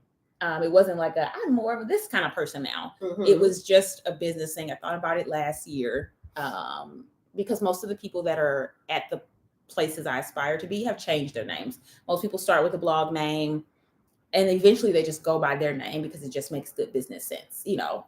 So I had to. There's a few opportunities coming up where they were going to use my name. It was going to be Jenee Naylor times this. Mm-hmm. So I was like, well, that's going to be weird and confusing. Mm-hmm. And then as I start to get press and, you know, walk red carpets, they always take your picture and then they're like, can you say your name? Can you, say your name in the camera or in the recorder?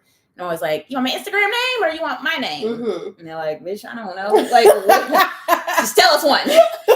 So there was just like little things that were kind of adding up. But the business thing was the most important. And then I was just kind of thinking to myself, like, you know, I always think about the future. So Mhm. like, if I, you know, get to be on Project Runway, I want Mhm. them to announce me as a Hello Lux is coming out. Like, who's that? Yeah. Who is that? Right. A made up person. Right. I would want them to say Jenee Naylor is the, you know, Mhm. guest judge this week. Mm-hmm. Mm-hmm. So it was a multitude of things, but it came down to it's just good business sense. Yeah. Everyone that is where I want to be just uses their name, which is very scary to me, because for me it was like safety, yeah, kind of thing. Like, it's just my whole government name just out there. Mm-hmm. Mm-hmm. I think when you said it, it was the timing, the alignment was perfect, spot on. Yeah, and I couldn't. It made no sense to wait any longer, Mm-hmm. right? Because for me, it was like, oh, what about all the people that know me as Hilo Lux? Mm-hmm. But it's also like, there's more people coming every day. Yeah, It's just gonna get harder yeah, to change it from here. Mm-hmm. Like, this is the time. Do I want to wait till I have 1 million followers or 1 million subscribers? Like, just call me Jenee Naylor now. Mm-hmm. So this was perfect. The timing was literally perfect. But it was mostly business things. The last little thing was like, I was working with somebody and they suggested it.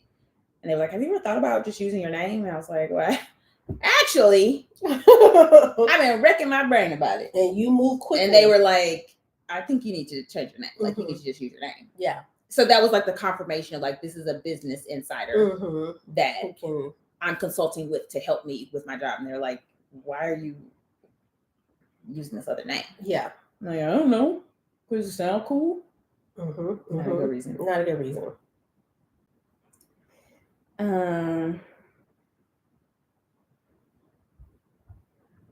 Yes, just like, yeah, Victoria is one of those people. Like, there's not a ton of people that like have the career trajectory that I'm trying to have, but she is one of them. And she just changed her name last year, and it's like she's already at 1 million followers. So it's like, I don't want to get to that point and be like scrambling, like, oh my God, I need to like make a name for myself. Mm-hmm. And even the way the platforms are always changing different things. I know you had to wait because of the check thing. Yeah. And so who knows what the next. Yeah, it's very hard because I was already verified on Instagram. So even I was so excited when I finally decided. It was like a Friday, and I was like, okay, change it. Going on Instagram, I'm changing my name. Quick, just and then it was like, you're verified. You need to get to call support. And I was like, what the fuck? So it took like 2 weeks of like us emailing different people at Meta. And they were like, and then I just woke up one day and it was changed. And I was like, oh my God. Oh my God. I didn't even make an announcement. I haven't even made a post. I need to go live. It was very stressful. I think because we knew you as Jenee. It's not like you were saying, hello, my name is Hi, last name Lux. It's not like that was the case. So I think now just put more, it just really solidified things. And now people are correctly spelling your name. I know. And that was it was always just like when people always say your name wrong, it's almost like you get a disdain for it, where you're just like tired of explaining it and tired of like. So I feel like it's like makes me put respect on my own name. It does. Of like, I'd be like, people like Jenee, whatever. Yeah. Jenee, like, whatever. That ain't my damn name. Like, we just get to a point where you're like, yeah, fine. Yeah. I'll be Jenee, Janine, whoever. I never felt that way. I was like, well, let's go back. It's AKID, like Delta A. Like I have time. We can just circle back till you get it, Yeah. So that's the name change. Yes, people always call me Jenee or Jeannie. I never would have thought that. But maybe it's a culture thing. Like we know Jenee is Jenee. Yeah, I don't know. I mean, like this is like in school, so I guess maybe I don't know. People didn't know a lot of Jenees. I don't know. Yeah. I was just like, it's Jenee. The accent makes the E sound like an A. I don't want to have to give a dissertation every time. Yes, it's very scary using your own name. Akida said, "Circle back till we get it." Again, I'm okay. I'm okay with it. I think I answered one question from my questions. Oh, go ahead. There's more. You had a a lot too. I went through. Did you? I bunched them together and we kind of sprinkled them out. Okay.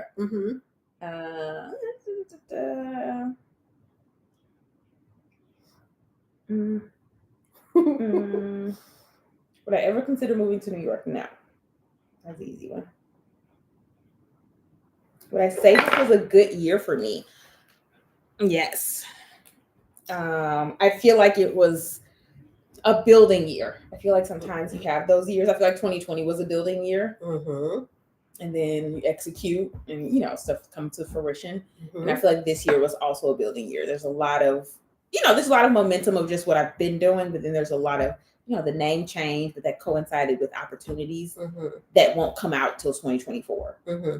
So I feel like this is just like do the work, and there's a lot of planning for 2024 things.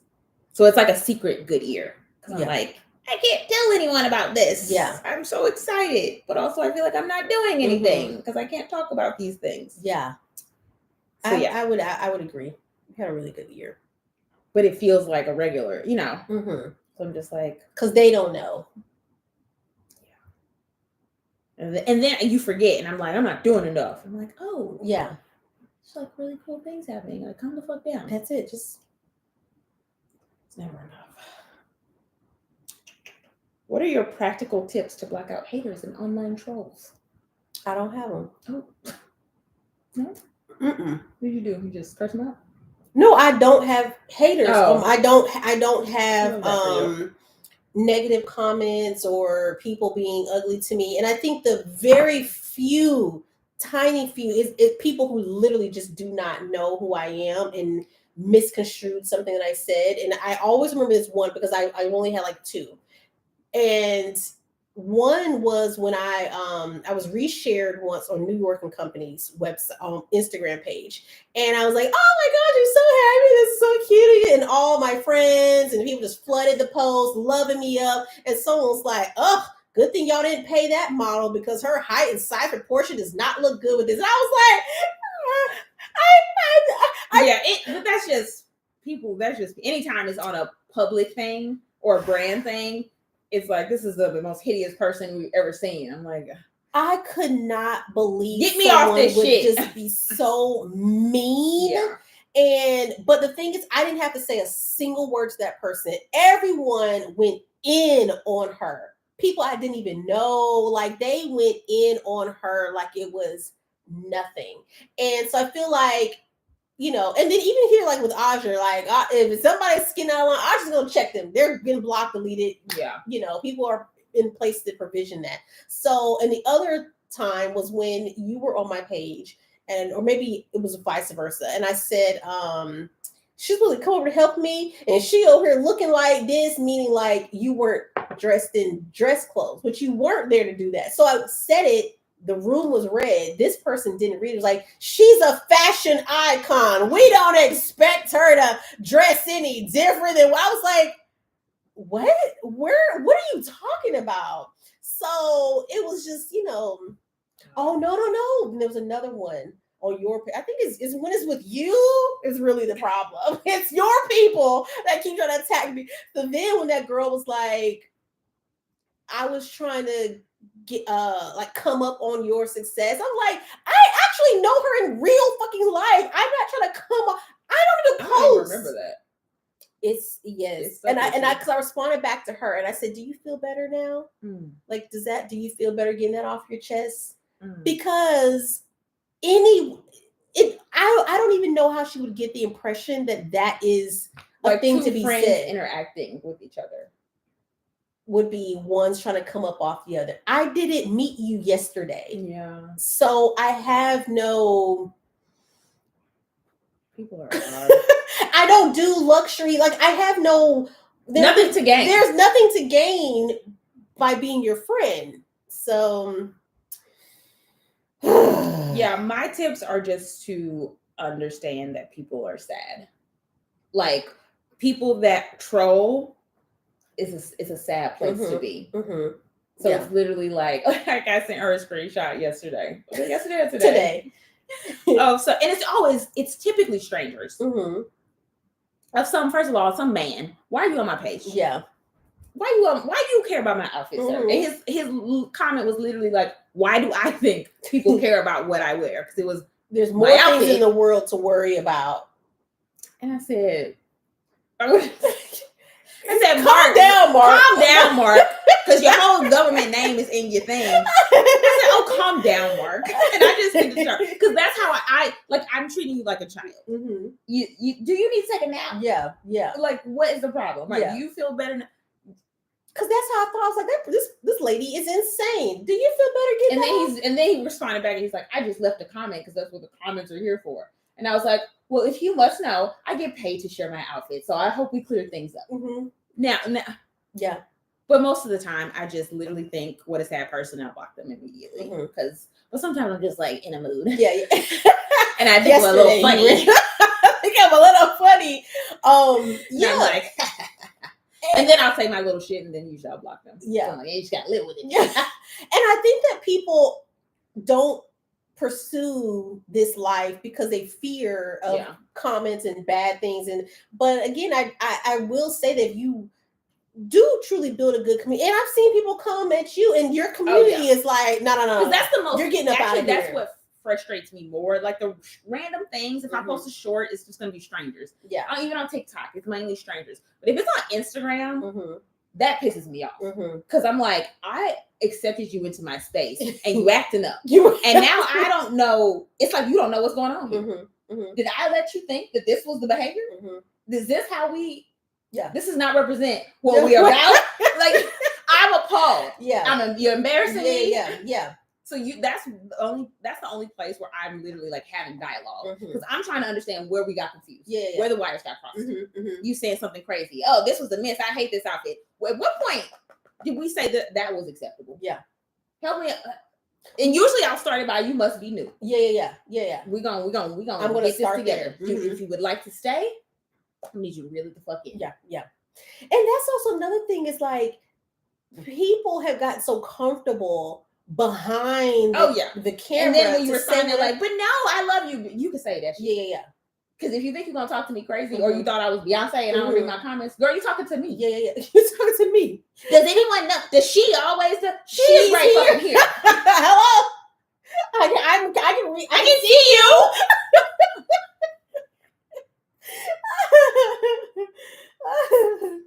Oh my god. So I think like that's the only thing. But most of my like comments that have rubbed me the wrong way have been interfacing with you. Like one time someone said she's touching her hair all the time. It's my hair that's falling. Like, what? But it was also laid. Like,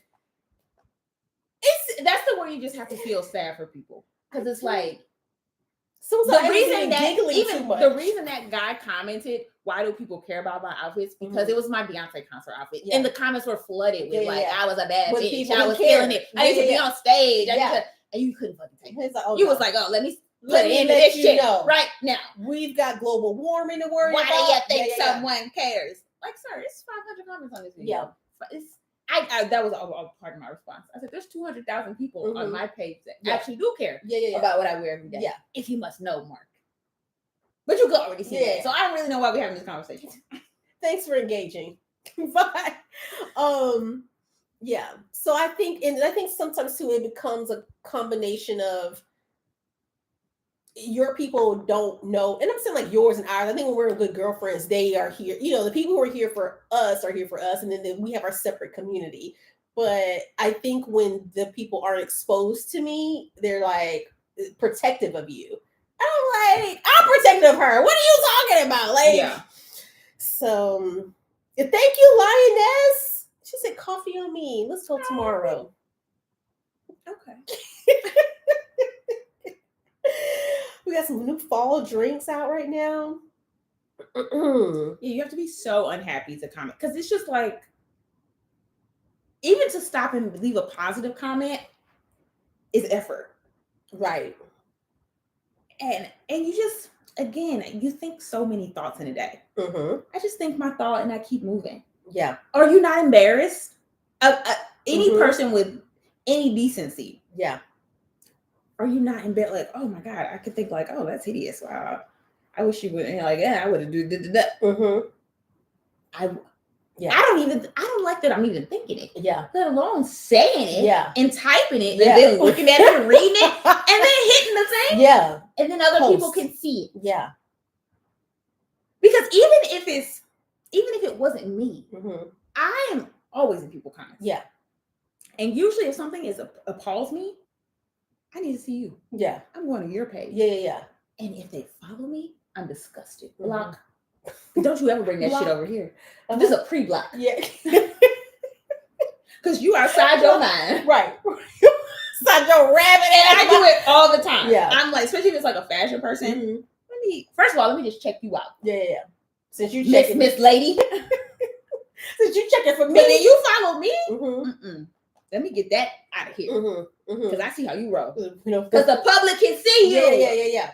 Ugh. So disturbing. Yeah. Yeah, I literally hate when men are on my page.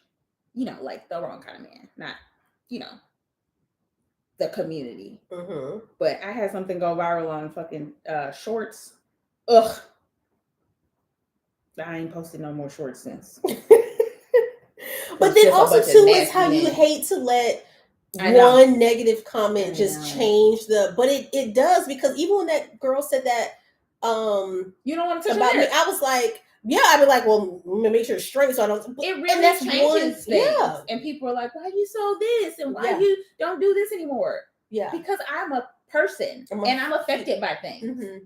And now that's all I can think. There's so many times I do things on camera, then I think about it because somebody mentioned that thing before. And I'm like, oh, let me edit that out. Or I'm editing so much. Yeah. So I'm like, oh, people say it's annoying when I do this.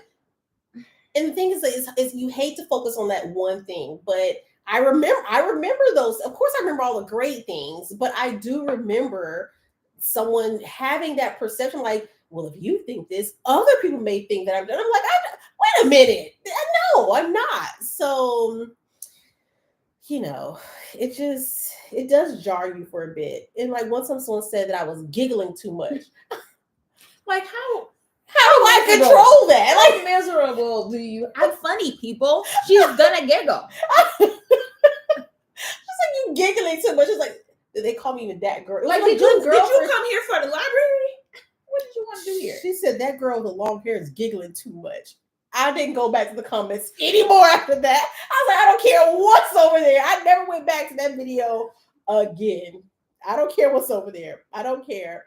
Because once I tell my mama, it's a wrap. Oh, do you, Akida? Giggles. Yeah, so she's the one with the long hair. She's giggling too much. Miserable. What do I do with that? Life with Leah Solster said, Mark, go find Karen.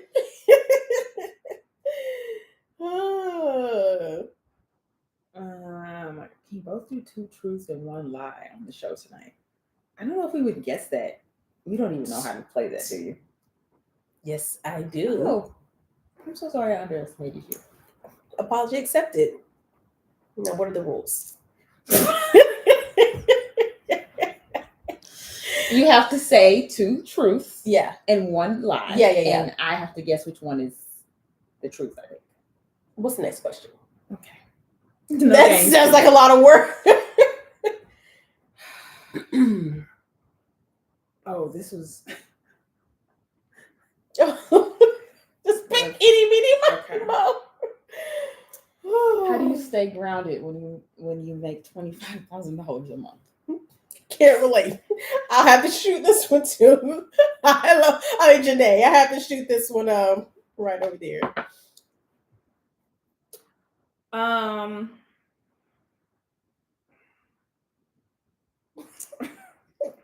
Bear with me. I'm thinking my thoughts. What's the question again? Oh, okay. How do I stay grounded? I got you. Which is a great question. I do think it's a great question. I mean, Josh keeps me very grounded. He reminds me all the time I'm not rich, which is very necessary. He'll be like, you know, you're not rich. You know we buying a house. Mm-hmm. You know we. Yeah. Damn, I know. And I say, oh, you're rich. You're rich. Who I surround myself with? I don't know. I'm a grounded person, I think. I don't know. How do I stay grounded?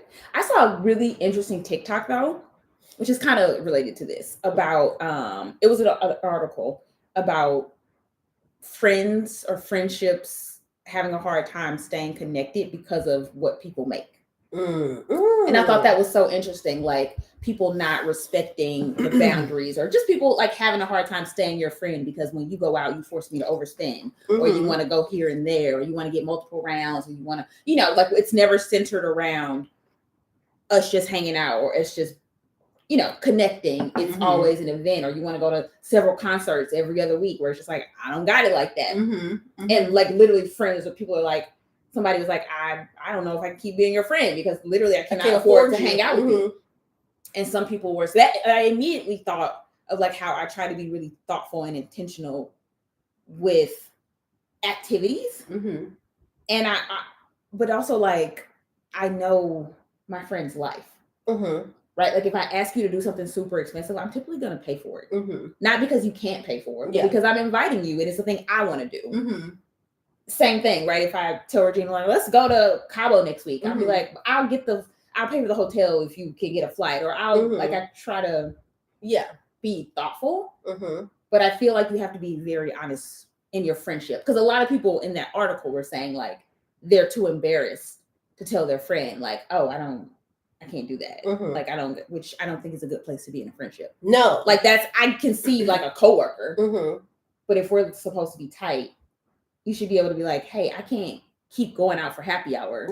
I'm trying to save and do X, Y, and Z, or I just don't got it like that. It's like people are almost trying to like floss on their friends. So, and I think that I will say, even the last few months that, you know, like when my friend was going to, no, I'm not my friend, but we were going to the Beyonce concert in Chicago. She footed it. I was like, I'm not because I knew what would come with that cost. Like I this and that and that and that, and I was like, I'm not spending my money on that. Like I can't. And for me, the experience, like if I just want to hang out with you, but I'm also very aware of the money I make and what's normal. Not even if you got it like that, but like if I want to splurge on this thing, that's not normal. Well, and that's a me thing, right? And so I would say that to say that she was like, "Oh, I got it, no problem. I'll pay for it." And I think that you were saying the same thing. Like, if I want to hang out with you and I want to invite you, then I got you. I got it covered. And if you give it when you get it, or don't if you don't. We're going to this concert. So I feel like how I felt. That's what I did with the Beyonce concert with Evan. I was like, well, I'll just get the tickets and we'll go. And he like sent me some money, and I was like, what is it for? He was like, the ticket. But I also know if you have it, you're gonna get it back. Like that's a different type of thing too. Of like, you're not trying to get over on me. He's like, oh, can I pay you back? I'm like, sure. I don't care. I just want to be at the concert. With you. That's all I'm trying to do. And I do agree that I don't feel like being your friend who doesn't make what you make. I don't also feel pressure to do more than what my budget is allowing me to do. Like if you're, I'm just going to because we haven't been on like a trip, but if we're like going somewhere and you're like, oh, I'm getting ready to go to do shopping. I know that your shopping doesn't look like my shop. Like we've been to Zara. We had a ball. We did. But if you said I'm going over to Prada, I'm going to go over to H&M now. See you later. Like, I'm not going to try and keep up with you or spend where I just to, no. We'll meet back at the food court. Cool. I'm going to H&M now. You're going to Prada. Okay. See you later. And, you know, so I also feel like both parties need to be, but I also don't feel like you would, and you're not even saying about spending on that. Let's say, for example, there were certain experiences, like you are a leisure traveler, like you relax on trips and there's spas and things. Like me, I'm like, we're going on a hot balloon ride, we're going hiking, we're going this and that, and that you're like, that's not my kind of experience, so we'll meet back up for lunch later.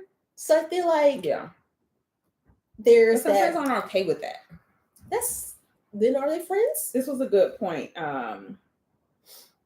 Sometimes a friend covering the cost can trigger shame, but that's not the responsibility of the friend with the money. Honesty and communication and emotional maturity solve that. I think that's a great point. Communication is just the root of everything. It really, but here's the thing too. The key is not even communication. It's the proactive communication and real-time communication. It's the delayed. It's the like saying, I want to go, even though this is not a good situation for me. Yeah. And then now you're resentful and you're not really enjoying yourself. Exactly. Exactly. Are you interested in turning this into a podcast? I'm into what Side of Silva and Candace Breathwaite are doing. Not really. I love Candace, by the way. Her podcast is hilarious. What's Candace's name? Candace Breathwaite. It's in the chat. She has a podcast with somebody. Put the other girl. If you know the name of the podcast, put it in there. But they're both hilarious. I just don't know if we have adding another thing. Turning this into a podcast? Yeah. The Good Girlfriends podcast. You could still put it on YouTube. Yeah, we would do the same thing, but then we would just put this somewhere people can listen. Yeah. That would be smart. That's the smart. No, I think we just haven't put the effort into it. Yeah, but that would be really cool. And then you just film it and like a real thing and have good audio and nice visuals. And just do the same thing. Yeah. We should do that. It's the effort, honestly. That's it. That's the only reason we can do this, because there's no effort. We just go. And it's like we're both getting something out of this. This is community building. This is a good kiki. It's also our time to hang out. There's no aspect of this that's work. Yeah. It's just like if we were going out to eat right now. That's what this is. Yeah. We just showed up and that's how it started. We started with like a Q&A, and then after that we just were like, let's just chat. Yeah. Our normal. We can't go out. It was COVID, so we couldn't do anything else. And y'all couldn't do nothing else. So we were doing it on Fridays. Yeah. It's like, hey, y'all got something to look forward to. But it is such a good time. Yeah. And if we like edited it, more people would watch it. Yeah. Or even just the clips would. Yeah. Yeah. Then we could put them on TikTok. We had someone doing it at the start of the fan page. I don't know what happened to her. Well, we happened to. I was like, I'm not investing in this. I don't know access to the Instagram page. We did it. No. Oh, our other one? No. You don't have access? So I think I changed phones, and then I changed phones too. I think that's like, and I didn't like. So who the fuck is on it? I don't know. Oh Lord. You? Maybe Maya may have it. The high-speed chase needs to be the first episode. It's just, it would be that would be good though. I'm gonna give that some serious thought. That's just something we'd have to outsource. That's the thing. That's it. We can sit down. We can film that like we normally do. We just need to send it to somebody to chop it up and put it where it needs to be. Maya. Then we can do it all. I think we could, because also too. But also there's planning. You have topics. Well, also honestly, you don't. Because the podcast. Have you ever heard of Shits and Gigs? Oh my God, it's two guys. Okay. But they basically do this. They just I think they just read Twitter things. Yeah. But they're just so funny. Yeah. But it's just them just shooting shit. It's not like this week we're going to talk about this. I think it's just hanging out. This is a podcast right here. And we have to get like on a more regular cadence. Like what if that's one episode must be a dating masterclass. Okay, we got 2 episodes. 2 episodes. There, it's done. It's done. Josh can have the Josh juice recipe for each episode. I love this. Yeah. Okay. I have to put my thinking cap on. Put your thinking cap on. And I also don't know how I don't know anything about podcasts. Yeah, that's what I'm saying. I don't know how they flow. I only know of like the Joe Budden podcast because Rashad listens to it every single day. So I only know like about that one. Yeah. Yes, I love your favorite auntie too. I was on her podcast or her live, but she's so funny. It can be twice a month. Oh, not Joe Budden. Yeah, I'm just thinking about this. Like, how does that work? But I think you can just syndicate it. We would need a podcast channel.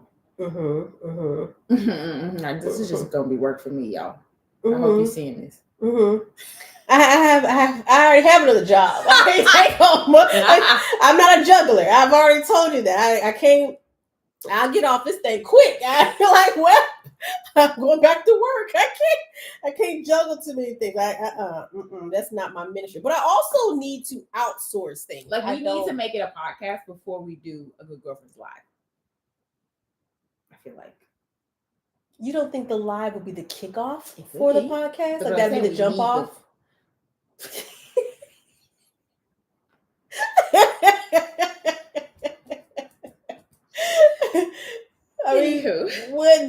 Yeah, it would be easy to get sponsors. I was just gonna say that. This is the chicken for the egg. Which one is first? That's what I'm saying. It needs to happen by then. Yeah, which does?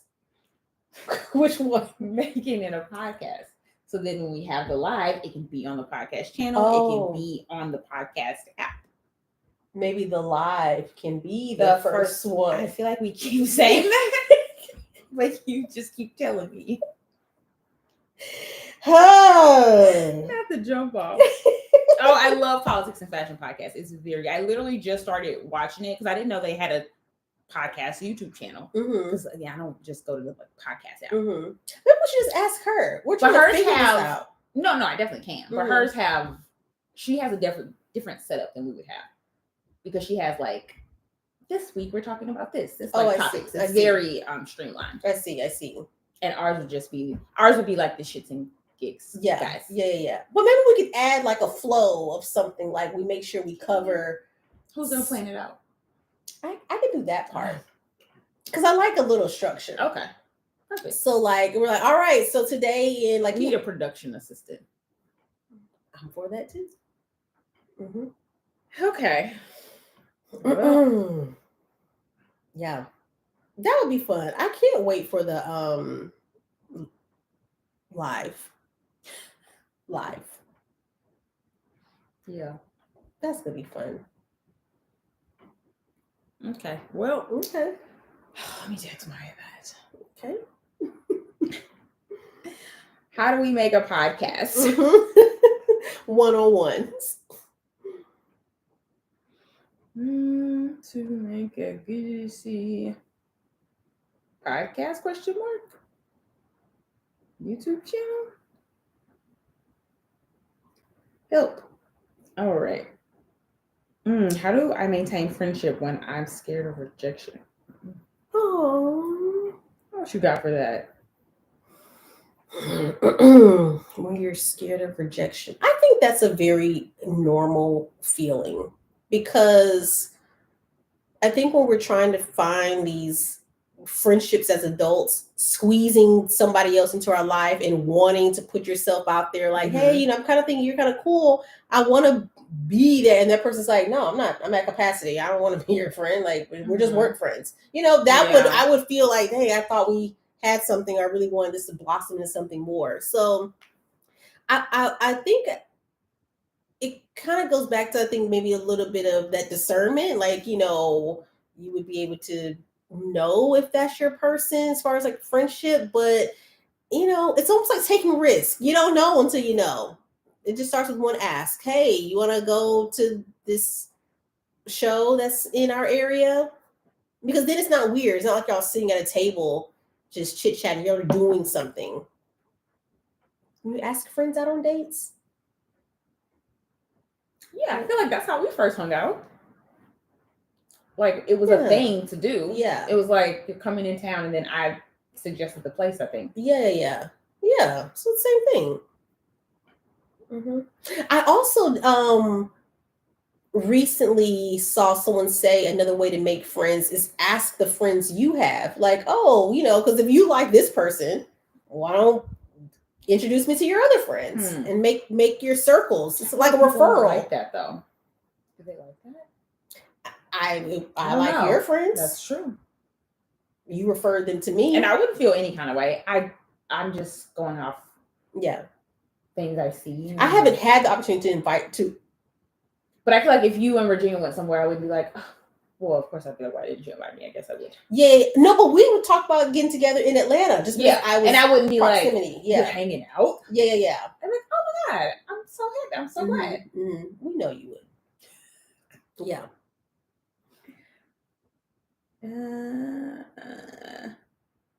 Are you? Oh, you must have just got here. Are you both in love with where you're living? Oh, no. Are your homes? Oh, we're busting. Are your homes your forever home? Oh God, no. That things will have a for rent sign as soon as possible. We're moving. We're moving to the DMV. Well, I'm moving. I don't know what she's doing. I said I'm moving. I'm not as fast as you are, but I'm trying to move by the end of the year. She's gone. By the holidays, her Christmas tree will be at her new house. Yes. I told my mom this is your last time seeing this house. Say goodbye. Oh, I know. She was so sad. Yeah.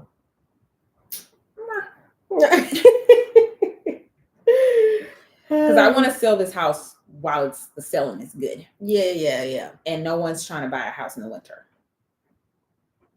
Really? Yes. Back to DC. No, I do love this house. When we had the realtor come and we were like walking through it, I was like, oh, this is kind of sad. It probably was very short-lived though. You have no attachment to objects at all. I know. There's not one thing, and even if you say something about it, it's a very short-lived sentimental moment. Very short. Yeah. Which I think is very helpful with what I do. I think it's amazing. Like people would assume that I'm like very attached to objects and things, but I'm you really are not. You will. All right, that was cool while it lasted.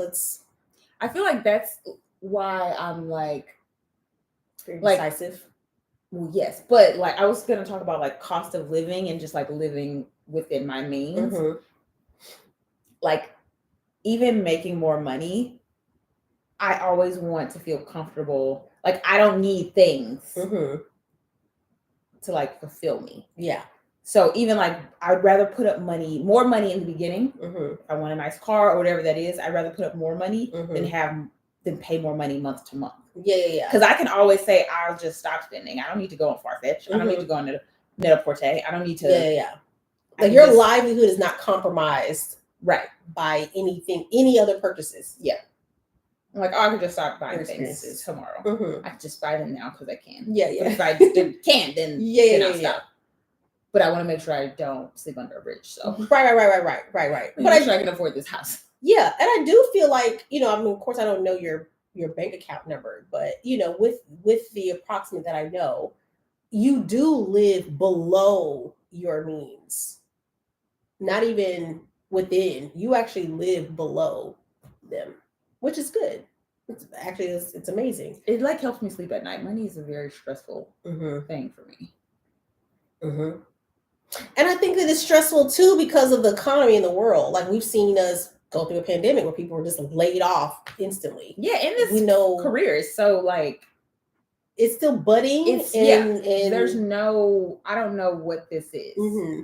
So that's like I'm always thinking a worst case scenario. Yeah. I'm like, so if no brand ever wants to work with me again, I can pump out those YouTube videos. Yeah. Like that's why I'm going to 2 videos a week. Yeah. So I'm like, our mortgage would be double what this is in DC. Yeah. So I need to make double the money on my own. Yeah. Without brands. So that's. I mean, that's the way to think. Yeah. I think strategy and money management are 2 things that I'm excellent at. Oh, thank you. I'm not actually that great at money management. I just try to put things in place to force me to be. Because I'll spend it all, child. But it's more of the spending money is like an event. It's like an activity. It's not the actual money. It's just the activity of it. Like being out and like shopping and looking through clothes. I get so caught up. I'm just like, this is just such a good time. Like just seeing something like, I love it. I'll take it. I love it. Yeah. Trying it out. Perfect. I love. It's just a very different experience than like shopping and being like, I like that thing and I can have it, so I'm gonna get it. Yeah. It's the activity. It's not like this is a must-have thing. So if I don't have to do that, then I don't have to do that. But I just enjoy it. That's why I like to do it with people. I'm like, hey, you try something on. Like when we were trying on fragrances, everyone's like, I love this. I'm like, I'll buy it for you. It's all fun. This is great. Yeah. What else do you want? Don't you enjoy this? You get a fragrance. Yeah. It's such an adrenaline rush. Trying to find adult friends is hard. It is hard. What are we going to do about this? I don't know. I feel like a lot of our girlfriends need more friends. And I want that for them. Where do we find the girls? Maybe we can do a matchmaking girlfriend session for our live. Where did you all these girlfriends together? Yeah, somebody said I put in the work to live well. That's why I spend money the way I do. So I'm like, this is why I work this hard. That's it. I know. When I accepted this offer, Rashad was like, "Are you gonna get you another car?" No, I don't want another car. I really like living. Like my car. It's just certain things that you care about, and certain things. Yeah, I feel like we all have our things. Yeah, where I'm like, I don't need a car at all. I'll call Uber every day. You don't care. I don't need to leave the house, so whenever I do, I call Uber. You don't care. But Josh don't need any clothes. And he'd like to have a Porsche. Yeah. So that is, it depends on what your thing is. I don't care about having the latest. It could phase me. I could really care less. I don't know anything about podcast money. Somebody asked if having a podcast makes money like YouTube. I have no idea. I would have to ask people about. And I would assume there is. I would say definitely with sponsors, I would assume yes. Like if your episode is sponsored by a brand and you talk about them. Yeah. But is there a commission? Well, we don't know. I'm sure there's affiliate links, just like a YouTube video, and I'm sure there's an upfront fee of like, we're going to talk about it for 2 minutes and it costs this much. But I don't know about like you running ads or if there's an ad before the podcast starts. Is there AdSense? I don't know anything. And then is there an investment in it? And then how do we like split that? Do you have to put in another account? And like, what does that look like? I don't know. Ooh. Yeah. See, that sounds workish. That sounds work. Yeah, it definitely would be worky. It's giving work. Oh, there's a lot more questions. Living debt free is so liberating. I love the activity of shopping too. Josh was not saying I wasn't rich. He doesn't say that when I'm shopping. Just in like day-to-day regular life. As we get older, our circles get smaller. I prefer to have not a lot of people around me. A few close circles. Fine. I agree.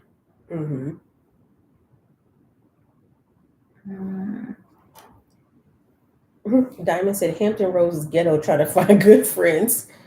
Kevin on stage was saying it's not easy, especially now. Ooh, I don't know. Why, especially now? Because everyone's on it, like it's oversaturated. Well, let's talk to politics and fashion. Let's see what their perspective is. Because I mean, if this is working, we can just move this to a channel. Yeah, a Good Girlfriend's channel, and then just. I mean, I don't know. I don't know the rules. Akida, why did you say you don't want another car? Oh, I love my car. When I say I love my car, I really do. And I have that, I'm not going to say attachment, but I remember when I was able to afford it and I said, I can't wait till I get a luxury car. And once that's it. I'm very attached and have sentimental value. With everything. Everything. It's not She's that like, great. I'm going to take this home and remember the night we did the Good Girlfriends chat about this. There would be no way. Like Jenee gave me these pajamas. I was like, I'll never take it off. I will never get rid of it. Like I love it. Like I I mean, the way I talk, you would think I came from rags. I did not. I did not. But I love and appreciate the things. And it's so funny because I came from rags. And you just be like, throw it away. This? I love, like, if we went shopping together, I would remember all the items we looked at, and I would remember that moment. And you're like, I don't even know what I bought that day. I'm like, I remember our totals. Like, I just appreciate the experience, and I build memories around the items because of the experience. Mm-hmm. But then I hoard too because I'm so attached. I'm like, I can't get rid of this mug. We got this in Paris. Like, I can't. There's a line that I kind of a bit can get into the hoarderish. Are you gonna be a hoarder? I hope not. If I don't get some balance, I could see myself doing that too. Your closets are full, ridiculously full, and I don't feel comfortable even giving you more things. I need them. But you have to come. You haven't been over in a while. It doesn't look as crazy. Okay, it's much better now. It's. I will assess the situation before the next person. Assess, and then you would be very proud. You would be very proud because those closets were atrocious. Bananas. Mm-hmm. But come down. You would be. There's no bags. Not only the ones I just bought from H&M, basics, which I didn't have any. Okay. Mm-hmm. You'd be very proud. Akida, is your love language quality time? I love when we talk about love language. So I feel like what is yours? It shifts. I feel like it shifts all the time. I'm like a chameleon. I just love all the languages. Love all me and art. I felt like it used to be words of affirmation. And here's why I'm going to go back to that one. I feel like it's not quality time. Is that what they said? No, I think they said it. I don't even think I saw it. Yeah, Akida, is your love language quality time? I don't think it's that.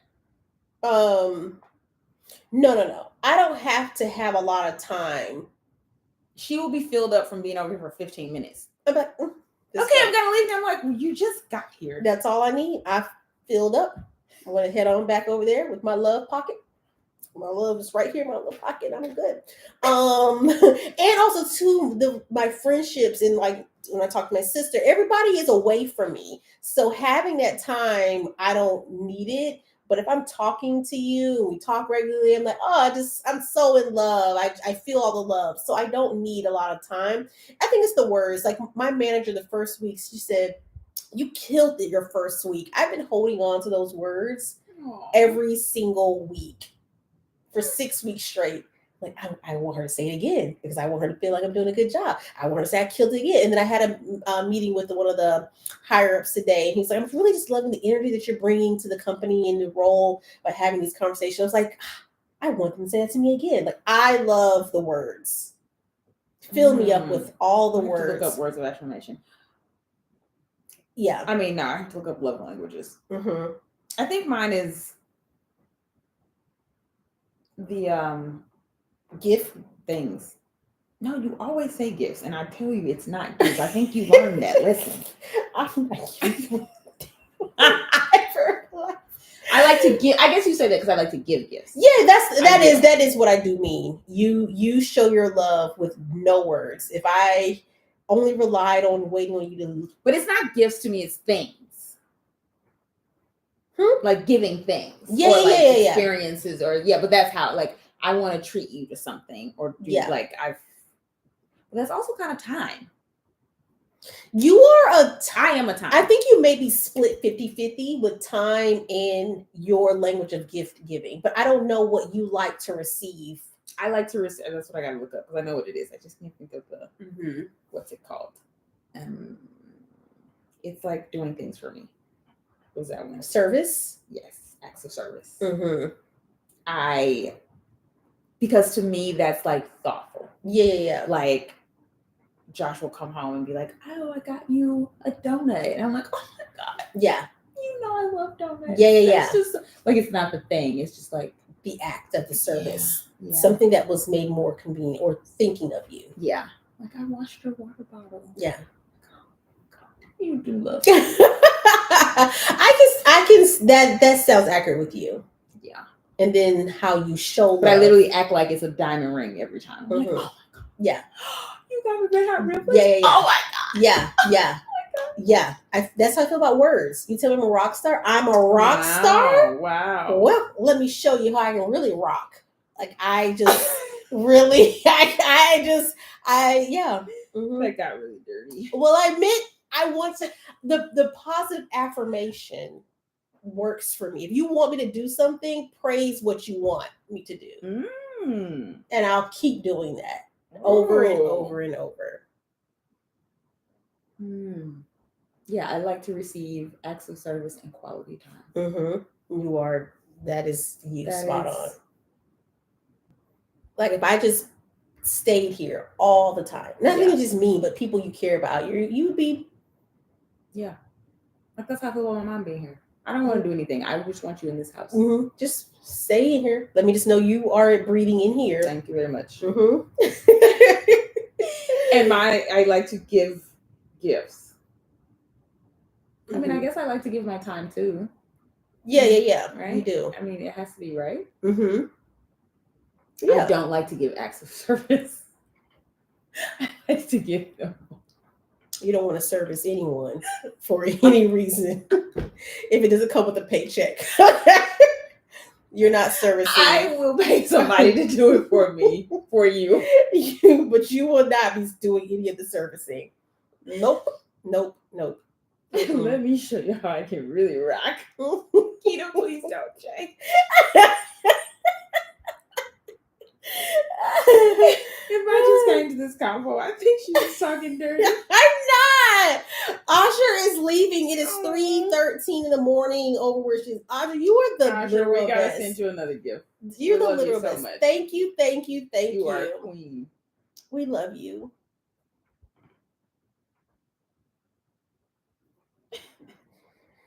You're so dirty. Are you an Aquarius?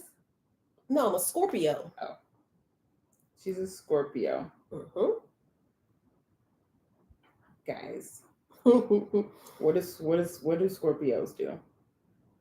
You gotta do some servicing if you want to stay married. See, we're not even talking about the same things. Guys,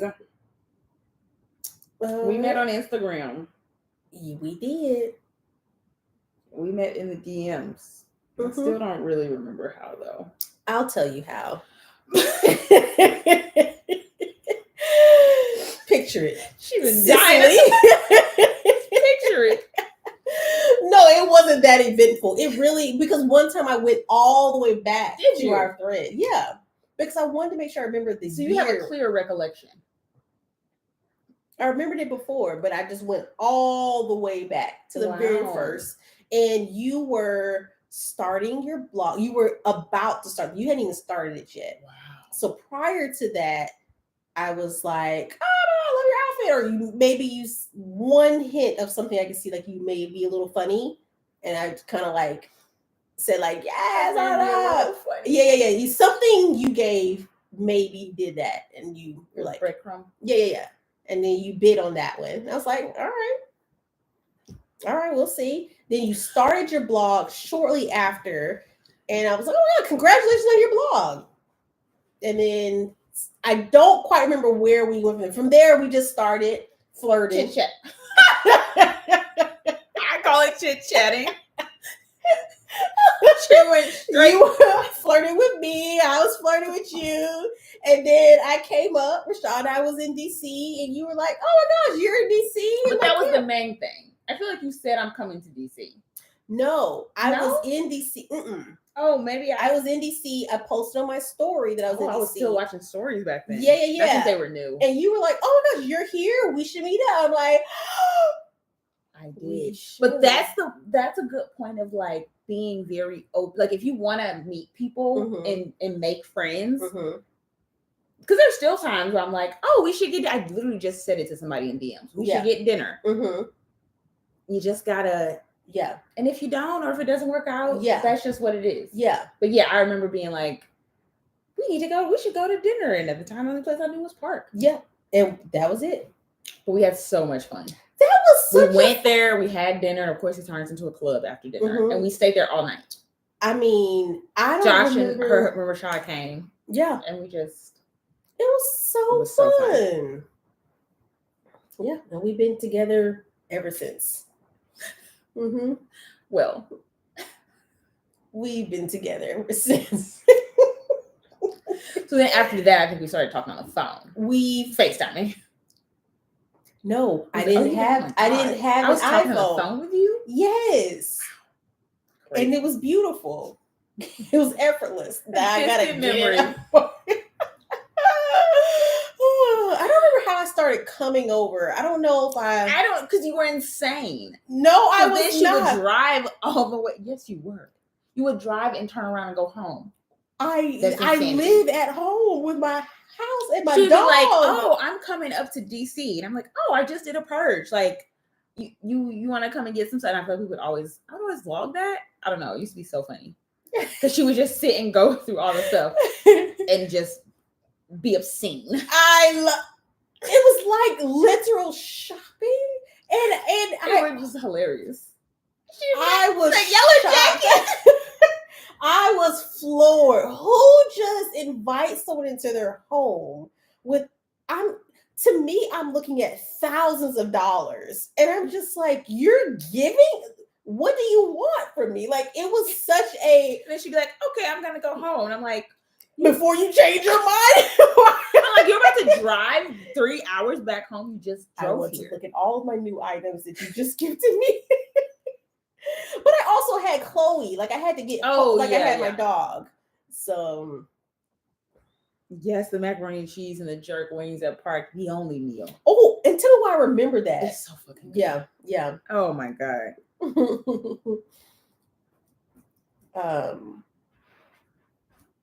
How many years ago? That was 20... It had to be 2018. I think it was 17. Yeah. Because I started the blog in 2017. It was 2017. That's crazy. Wow. Yeah, I did used to vlog that.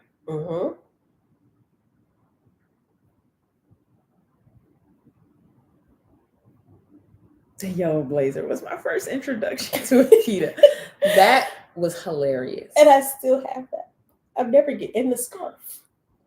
That was White House Black Market. I love it.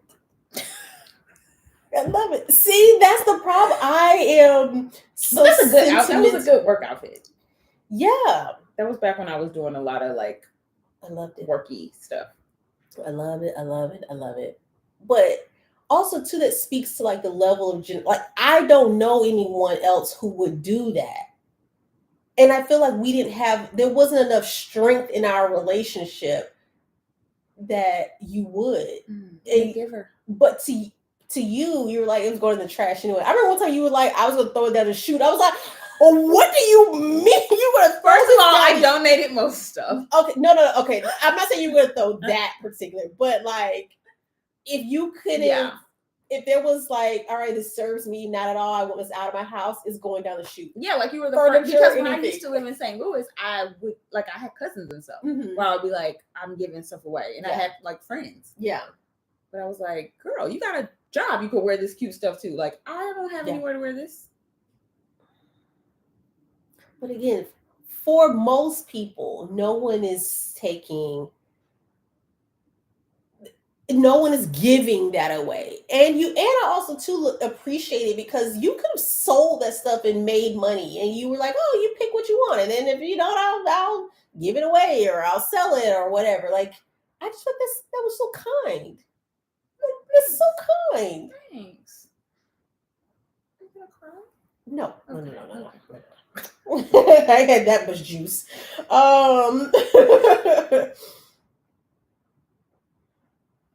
Yeah, so it's just very, very, I was happy to have you. And you keep on doing it. Like you don't, and that's what I think I don't think that people have to do anything for me. That is true. No, that is true. So I'm very appreciative. I always am thinking, how can I do things for people? But it's because that's like the only way I can show my love.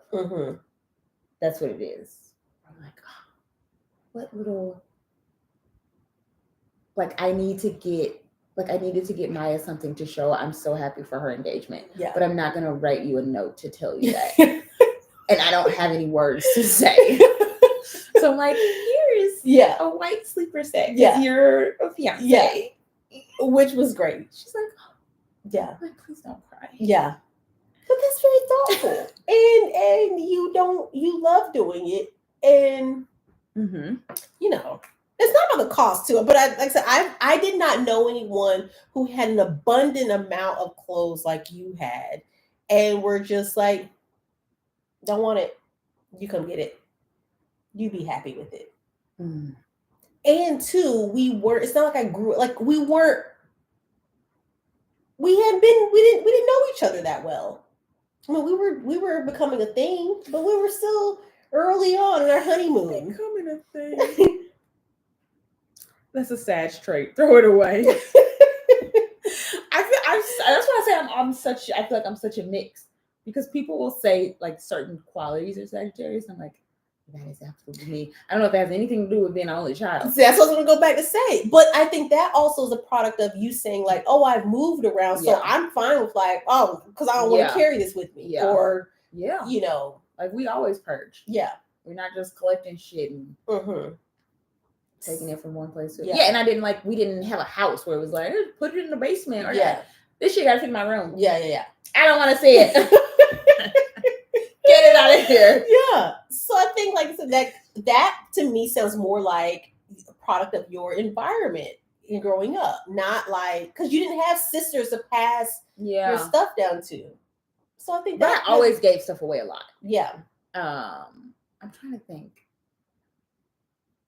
Yeah, like I remember like always purging was always a big part of life. Yeah. And being like, oh, I have bags and stuff. And my mom would purge a lot. And we had like cousins and just people would come over and be like, that's where I can come and get bags of shit. Yeah. So we was always shopping. And we did the same, but I think like by the time I was purging something, it was I wore that thing down to the ground. You took a picture and it was like, you don't serve me anymore. You didn't wear it down to the ground. So that's also like I feel like I had a lot of fashion things in the beginning. So it was just like, this is just getting like I don't need. And I was doing a lot. I feel like I used to do a lot of White House Black Market. You did, which I love. But it was literally like, this stuff is too cute to just sit here. Yeah. Like I have nobody's office to go to. Like I'll be like, oh, I'll keep this one suit in case I have to go to court or go to like something professional. But I'm like, I don't need 15 skirts, pencil skirts. And I was so cute in that office, and so cute. Oh, thank you. You love the Pandora campaign. I thank you so much. That was so fun. I love being able to have my mom and stuff. She was stressed, child. She was like, how do I stand? What do I have to just put on some music and be like, just smile and move around. And I would just work around you. Don't you worry.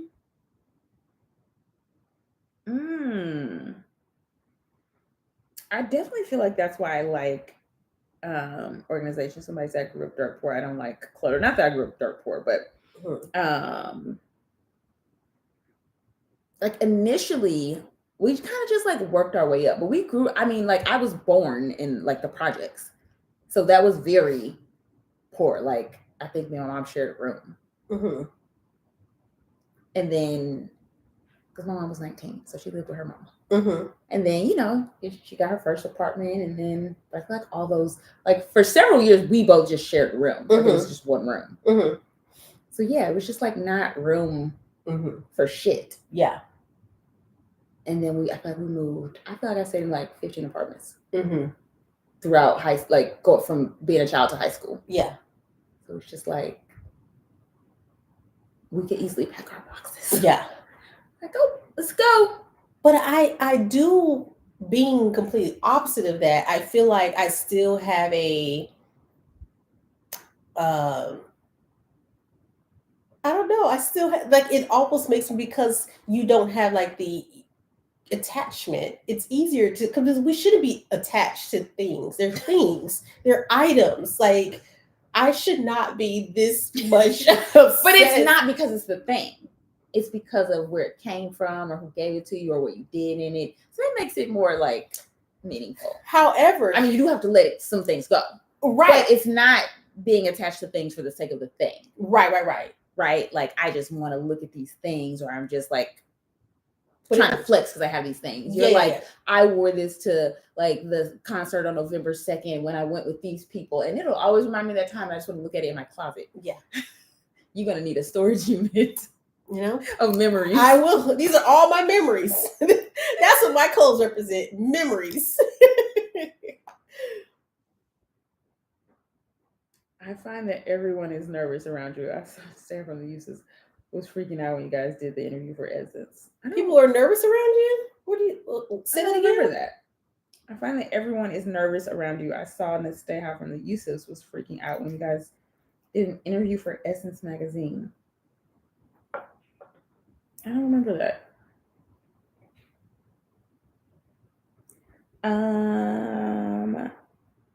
Yes. Yeah, I was born in the Blue Mile projects in St. Louis.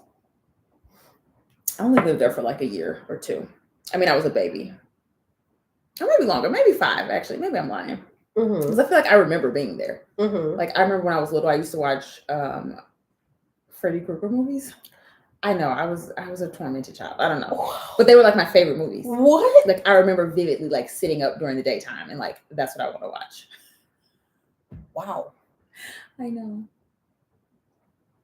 My goodness. I was like a little adult. Those were all of them were my favorite movies. All of the Nightmare on Elm Street movies. So there's a reason why you're intrigued and entertained by trauma. Somebody said layers. Again, learn something new about you all the time. And you cannot tell us because you were born in December. No, this is not it. You cannot attach this to being a Sagittarius. We have to dive deeper, okay? Wow. Just sit up there. Just. I mean, when would that have come out in conversation? But why do you like scary movies now? No. Because I have too much life experience now. I'm like, oh, these people, when they die, they're dead. Were you saddened by in watching The Lion King and when Mufasa died? As a kid? When that movie came out. I don't recall that, no. But I don't know. I didn't really watch cartoons. Right. Why would you? You were already escalated to Freddy Krueger as an infant. Why would you? Because this was like 5 and 6 years old. I was watching those movies. Like, I didn't really watch cartoons. Right, you can't go back from there. It's also because I grew up with my uncles. So I was an only child. Right. And then, like, in those projects, like, in that apartment, it was one uncle and me and my mom, and then my grandma. And then my other uncle, like, would come, come around. So it was just like, they would watch me. So it would be like, guys, you were one of them. Maybe that has a lot to do with how I am.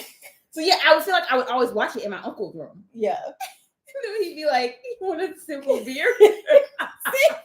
Now we're getting somewhere, people. Now we're getting somewhere, okay? I knew this onion would get all the way down, okay? You kept saying, oh, it's because I'm a Sagittarius. That makes no sense. Has he been drinking beer and watching? No, that's why I don't like beer. Because you always try to give it to me. I don't know who you are. I don't know where you came from.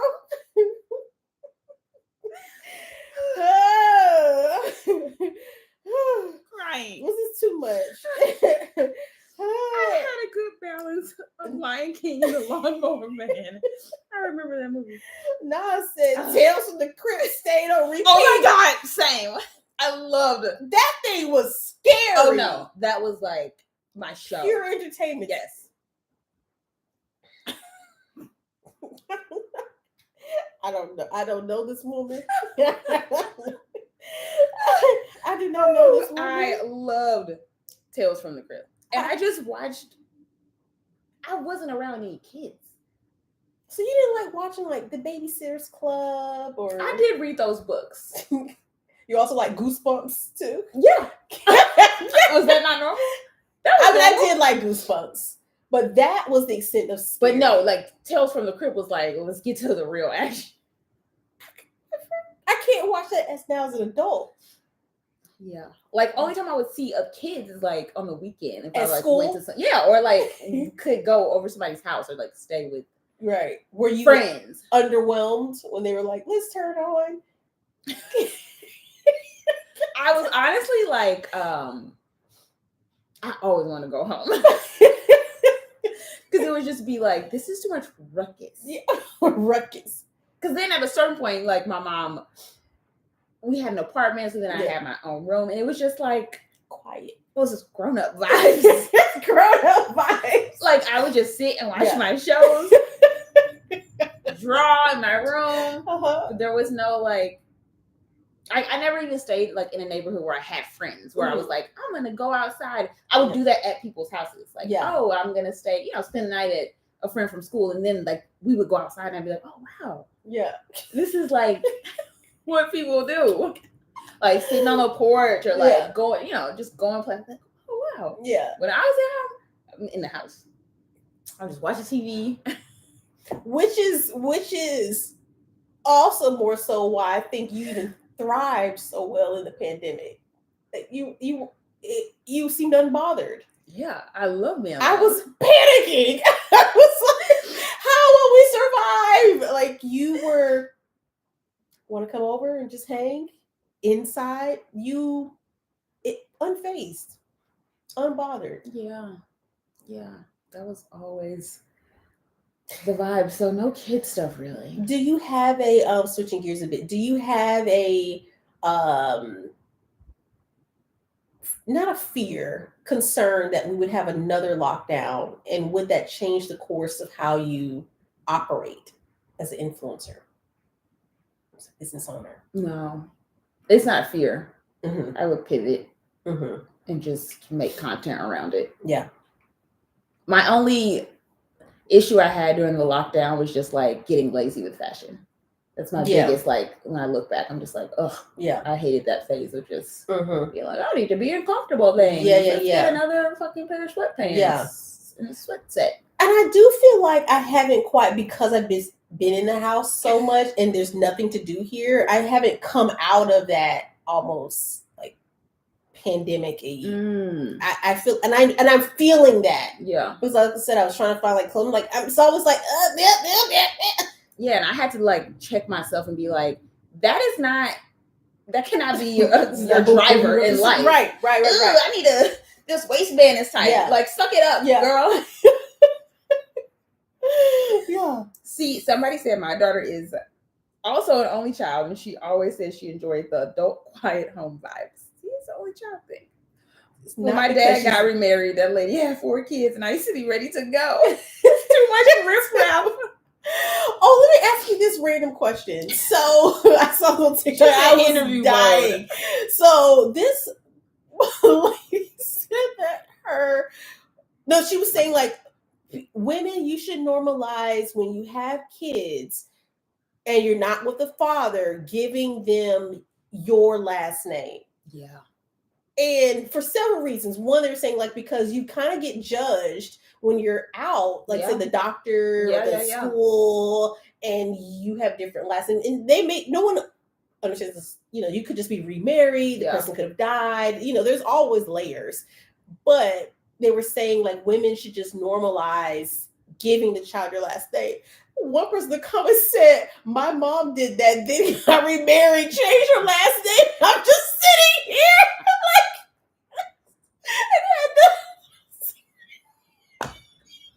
that was an Uno reverse. Oh no. I'm like, who kid is that? But they would have had their own name either way. But she got remarried, changed her name. The mom changed her name and left the daughter with this random last name. But she still would have had her own name if she had the dad's. Yeah. Then someone else said, Yeah, my mom, I had my dad's last name.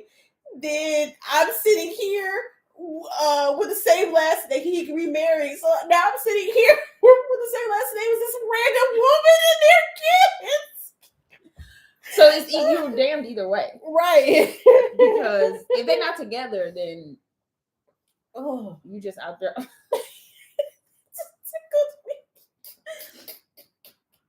I was going to say my mom did that, gave us her last name. Oh, oh, boy, that tickled me. Oh. My mom gave me her last name and she remarried. Oh man. Did you keep your name? What else is gonna be? The daddy name? Yeah, the new dad's name. Oh. Yeah, I feel somebody said I thrived during lockdown. My content was consistent. Yeah, it was nothing else to do. Like that, I feel like that. I was like on a rocket ship. Mm-hmm. A lot of people's channel grew. Like I really hate. I didn't just keep going. Like it was easy to show because a lot of people still weren't on YouTube, but a lot of people were getting on YouTube to be entertained, like to watch. Because TV shows, people weren't filming because we didn't know what was happening, so people went to YouTube to watch other people's lives and things like that. So like, I think like my first video had like 20,000 views. Like, and there was literally no excuse. Like Friday night, I might as well film. Yeah. Saturday, I might as well. There's literally nothing. All I can do is go for a walk every day. Yeah. So I'd rather be planning a video and writing an outline and picking out some outfits. Yeah. And always be like, where the fuck are you wearing this shit? Nowhere, girl, the same place you wearing it. Yeah. But we both need something to do. So it was a good time. We had the D Nice was DJing. That was a good time. It was a good man. What? I'll be okay with another one. I'm not gonna sit here and lie to you. Honestly, I mean, I don't want another one. Right. But I prefer one now because when that one was happening, Josh still went to work every day. Mm-hmm. So it wasn't like I'm just hanging out with my man. Yeah. It was also that was very concerning. Yeah. So I'd be like, you gotta come in and you gotta take off all your clothes. You gotta wipe yourself down. You gotta wash boxes. Yeah, it was very stressful. Yeah.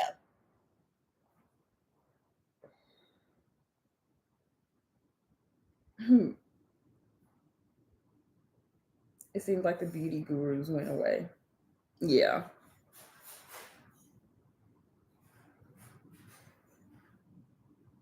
My family member gave their child the father's last name. When they broke up the school address, my family member's name as the father. Now this took no reverse. The GJ sets were great. Is that when Versus started too? I think so. See, like we really made it work. People were in their creative bag. They were. Like it made you everything you produced, you had to think outside the box. Like I can't do any regular video. So what is this vlog gonna be about? Like I was doing at-home workouts and so on. It was all kind of just random shit. Yeah. I was watching people in China. Doing what? Being in the lockdown. I mean, they had it rough out there. Like they had to like bargain for food with people because they had like a social status card or something. So like trying to get them like their food and stuff was rationed to them. It was they were like really locked down. And there was this Black girl who was over there with her boyfriend, and she showed us life there, like how often they had to get tested to go outside. I think I remember that. It was crazy. I'm like, whoa. Yeah, they was getting tested a lot. They like when they were on a strict curfew. There was no like you can still go out. No, they were in. Yeah, I don't love the weight I gained during the pandemic, but I feel like that took 3 years to lose, or 2 years. Like, what was we even eating? Was food delivery? I think so. I mean, at that time I lived above a grocery store. Those were good times. What? That was my kitchen.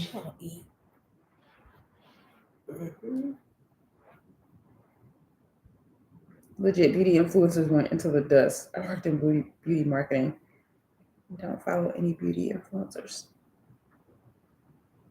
I need the verses to come back. Where is what? We didn't sit I down still- long did enough you to watch- watch that. Did you watch the one with Ray J? Please tell me you did. I did not see one. It was with all the male singers, Mario and Omari. I know you watched that. Yes. Yes. I need to watch that again. Did y'all watch that? With Omarion eating that? I think that's when it stopped. Like I don't think I watched it was just anymore. like this is now we're making a mockery. Yeah. Ray J, you have one song to sing. Then they got the fighting ever. This went on and on and on. That I haven't laughed that hard in a long time. So Omarion and Ray J broke versus we haven't had one since. So I wasn't sure if I just stopped watching them or like there were no. That was the last one. Well, it was a. Why would you have all those people? It was a nightmare. Why would you have all those people? We didn't deserve that. But it was so entertaining. It was like you can't look away. It was like a car crash. Yeah, we'd be looking forward to on Friday. We'd be like, "Are you on? Are you on?" Like, I remember watching one of them at your house in DC. Yeah, he had one. No, Rachel. One Wish does go hard, but he can't even sing it. It was so bad. I went into labor dancing, doing Gladys and Patty. I think they're still on YouTube though. Yeah. Versus was too far gone once people went back outside. Yeah, it's also because then even when it started having like whole setups and stages and a band and a DJ, it's just like it just became it was too much after that point. It just going to live singing. Yeah, it's not about you performing. No, it was just about song for song. That's it. Play your song. Whose song you like better? That's it. So you put in your. I think something happened when there was like the service was bad on somebody. And that's when they were like, we need to bring these people into the same space. They should have redid that one. And that's where they started. Was terrible. Yeah. When they brought them together. 12 and Jagged Edge. Yeah. That was rough. And Nelly's was rough too. So they had to, that's where it started escalating to it becoming like a concert. He was holding his baby. Like that baby is not going to save you. No. Put that cute baby back. Give that baby back to his mama. I can hear it. And it was it was terrible. Like, sir, all you had to do was deliver, but you drinking all night and trying to sing other people's songs. Yep. You should have been sipping tea. That's and waiting in the corner for your chance. That's what Brandy told him. Fussed at him because said you shamed us. You should have been drinking your tea. I stopped watching after the Lots versus Dipset. I didn't watch that one. Did they fight on that one? I didn't see that one. That one I did not see. I went to China and I don't ever want to go back. Dang, what happened? Wow. Now I went to Japan and I can't wait to go back.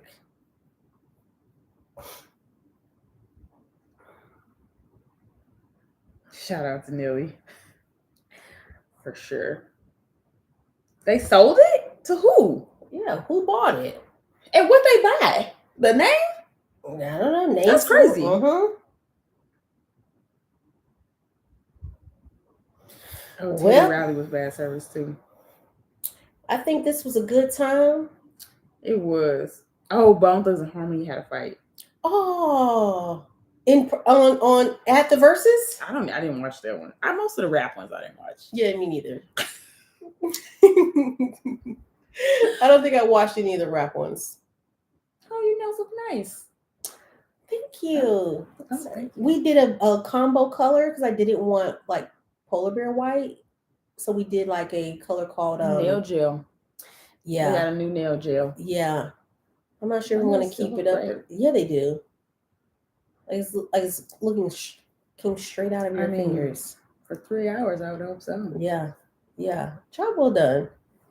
So we went to this place that's more of a spa, and instead of the traditional places, and it's almost like you can't go back. The level of detail and care and nail care and education they give you, I can't go anywhere else.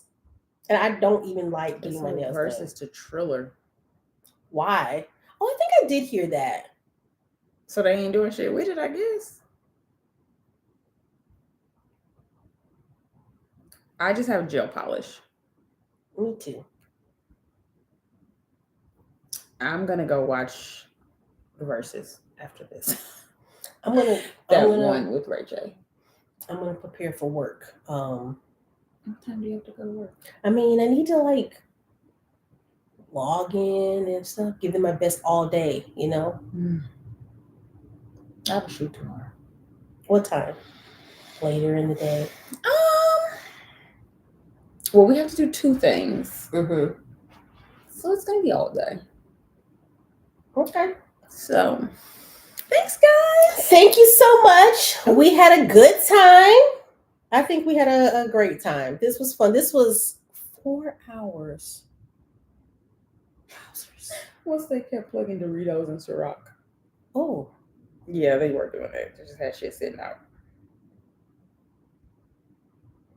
Okay, so thank you very much. This was great. Please consider it's your channel, girl. You gotta get it up. Or podcast with video chat. Have a great Labor Day week. Oh yeah, Labor Day is coming up. Everyone, please be safe if you're traveling. For Labor Day? Being with people. I'm going home.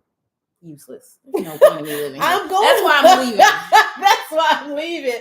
I'm going home. I am traveling. I'm leaving Thursday. I'll be back Monday. Good riddance. What? You're leaving literally right after that. That's totally separate from Labor Day. You're supposed to. But while you'll be and gone for a month, I'm just leaving for 4 days to spend time with my family. Family schmamily.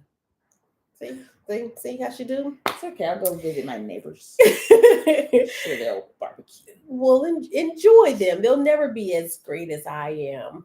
But you have fun. But everyone, though, seriously be safe, especially if you're traveling, especially if you're in Florida, parts of Georgia, and North Carolina, South Carolina, as I think in preparation for this storm. When is it coming? I think it's planning on hitting tomorrow. So just please be safe, everyone. Check on your loved ones and your family. Yeah. Take your vitamins, talking about a surge of this thing again. So just be safe so we can come back and have another great, great good girlfriends. Is this the new outro? Come on, bring it in. Oh. I don't know what this happening is. Is this Girlfriends or Akida Man channel? Girlfriends. Oh, okay. Now what? Oh, beat it. See you in the next one. Have a great one. Follow Jenee at Jenee Naylor everywhere. Akida Man everywhere. I'll be back posting in September. September what? What? September, things are coming. We're coming back. Thank you for being amazing. Great closing. So corny. So Akida. This is me hopping down the stairs. Thanks for stopping by. Have a good night. Bye. Bye. They ain't gonna end itself. Oh, man. All right. I'll hold it for you. Okay, hold it down. Bye. Wait, this is your channel. You go back. Oh. Bye. Hold it.